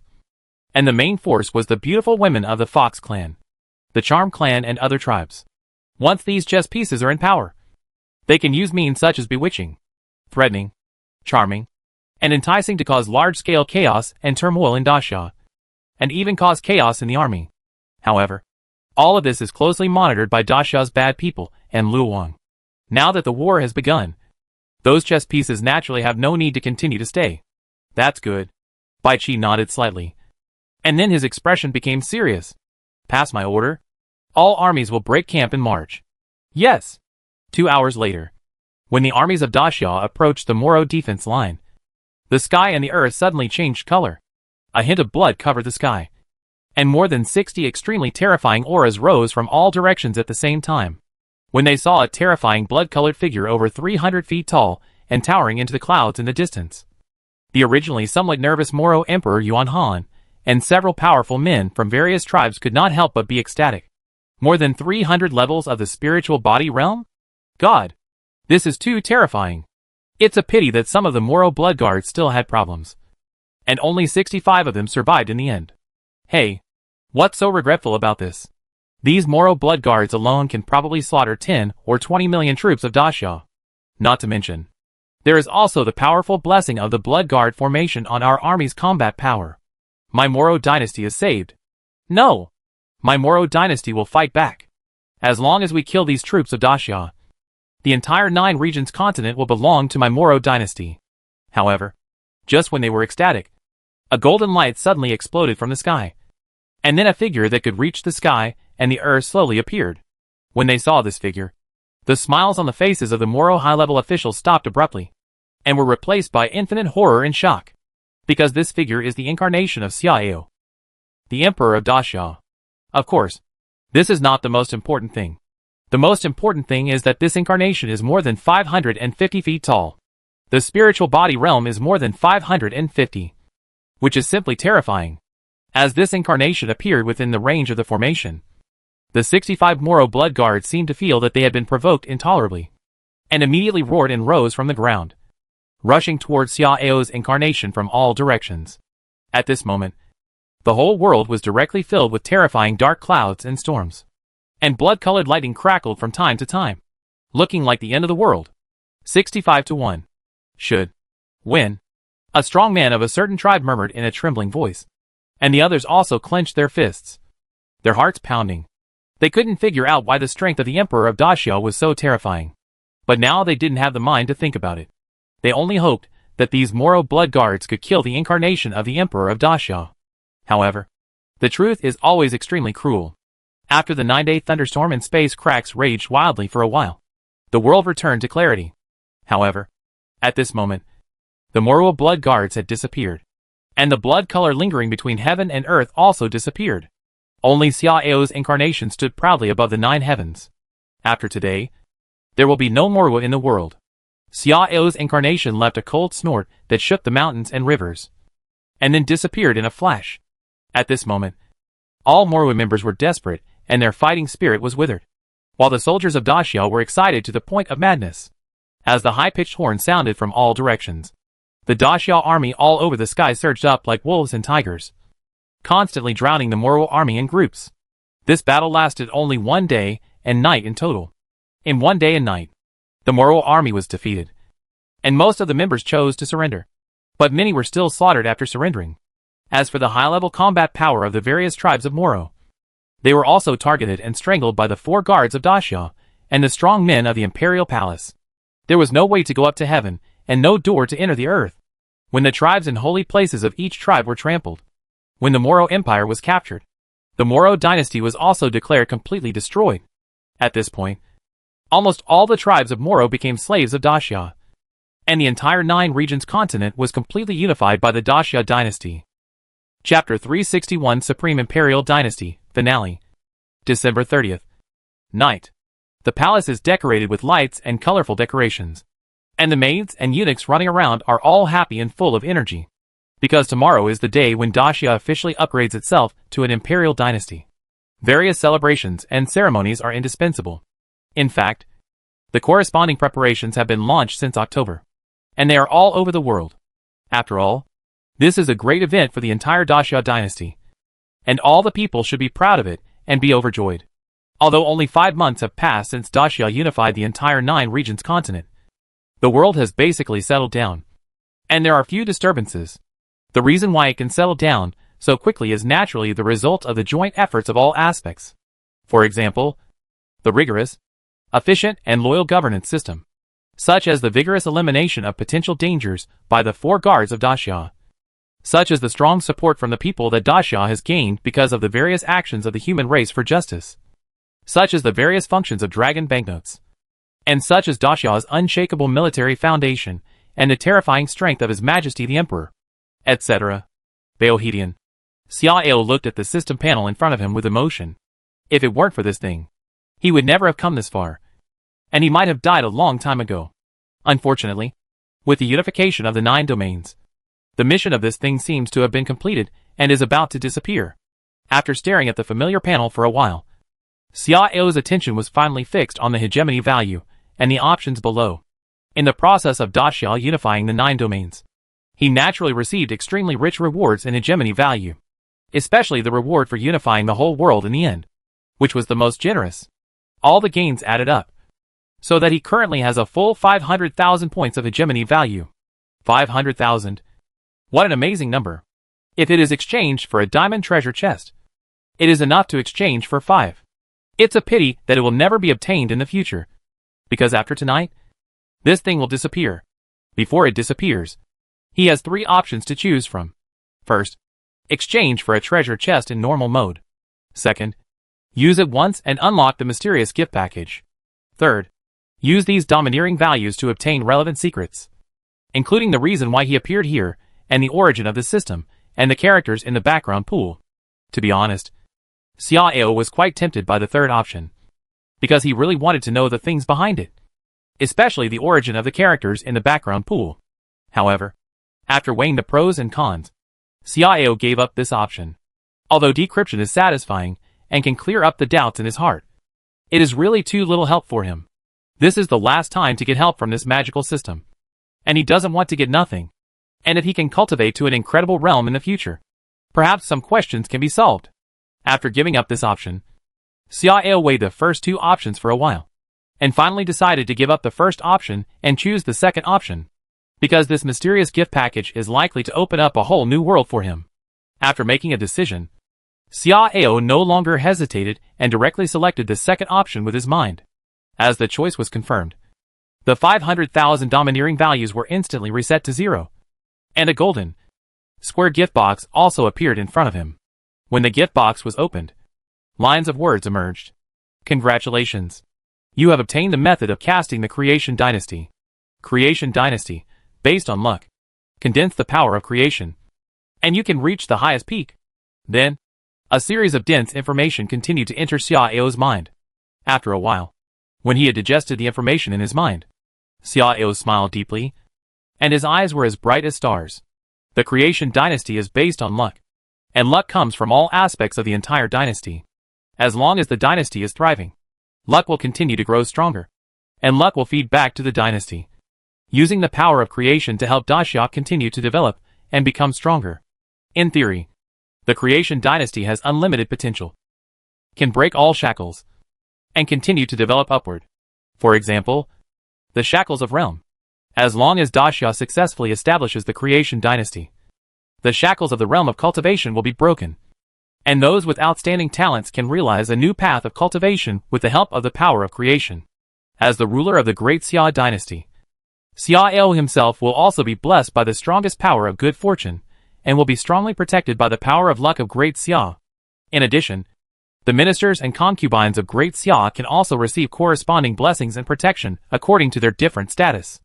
At the same time, Xiao can also use the imperial edict to reward or grant special people, so that they can enjoy the help of the power of luck.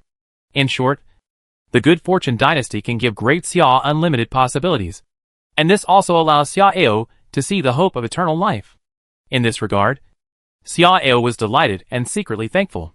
Fortunately, he chose this mysterious gift package. If he chose the first option, even if the temporary harvest was extremely rich, there would be no broad future, especially no hope of eternal life. Now he owns the entire 9 domains continent, and can enjoy the most beautiful things in the world at will. But if the future is cut off, and he can see the end of his life at a glance, then his joy will naturally be greatly reduced. When Xiao was excited, the system panel in front of him suddenly darkened and cracked inch by inch, and then turned into starlight and disappeared. Seeing this, Xiao's smile faded a lot, and he felt a little lost. After sitting on the dragon chair for a long time, Xiao sighed with a complicated mood, then took a deep breath and regained his calm. What is coming will come. Come here, Your Majesty.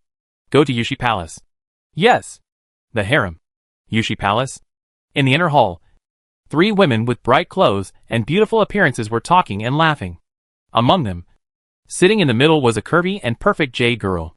She was wearing a crimson long dress, and her face was like a fairy, which made the women on both sides feel ashamed, and envy flashed in their eyes from time to time. There is no doubt that this woman is the former young leader of Chunhua Holy Church. Luoshi. Sitting on the right side of Luoshi was a petite woman wearing a silver-white long dress. The woman's eyes were full of spring, and her skin was whiter than snow. When she raised her hand and twisted her waist, she gave people an infinitely charming feeling, which could make the viewer feel numb to the bone. She is the Fox Clan Saint, the 7th most beautiful woman on the beauty list. Hu Qiaoshu. Sitting on Luoshi's left is a voluptuous but curvy woman without any excess fat. She is wearing a black long skirt. Unlike Hu Qiaoshu's youthfulness, she is mature and charming. She is full of charm and infinitely seductive. She is the leader of the Mei clan, the 8th most beautiful beauty on the list. Mei Jiuxian. When Xiao issued the ultimatum and related threats, Mei Jiuxian was furious and felt deeply ashamed. When the Moro blood guards were suppressed and the Moro army was defeated and fled, Mei Jiuxian had planned to commit suicide to save face. But unfortunately, she was stopped by other Mei clan strongmen. After being sent to the Great Xia Palace, Mei Jiuxian not only begged for mercy, but also found it difficult to control herself. Today, her mentality has completely changed, and she thinks about how to win the opportunity to be favored every day. Of course, this is also related to the situation of the Mei clan.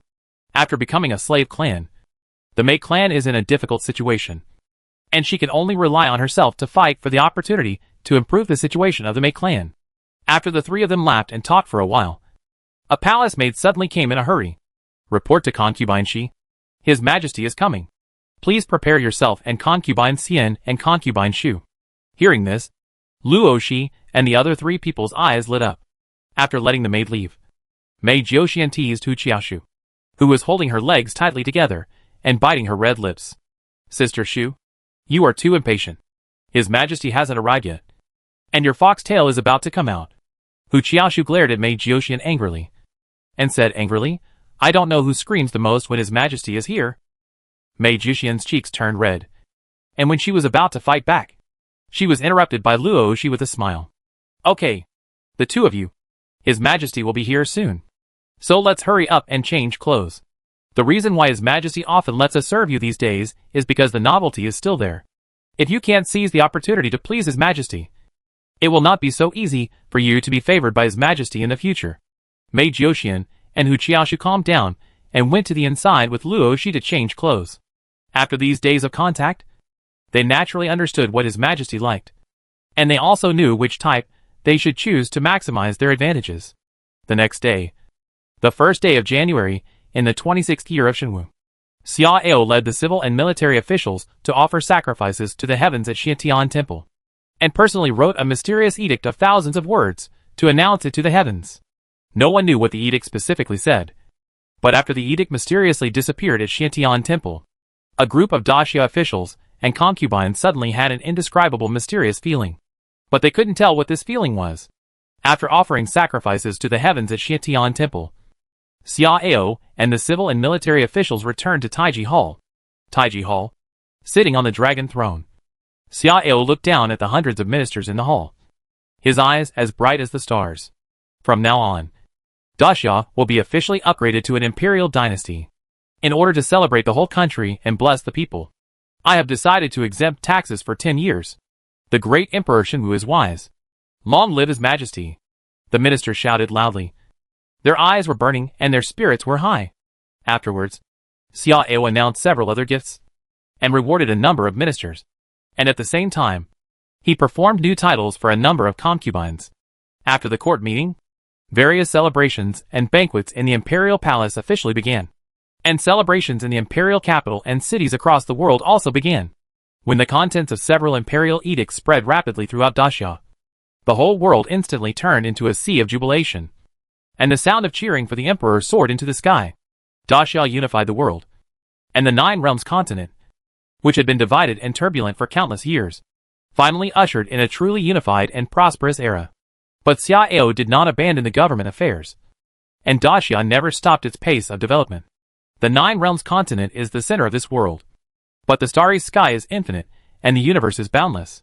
No one knows whether there are other threats hidden in the mysterious starry sky, and Xiao did not lock his eyes on the 9 realms continent. The next step is that daxia's dragon flag must be planted in the vast and boundless starry sky.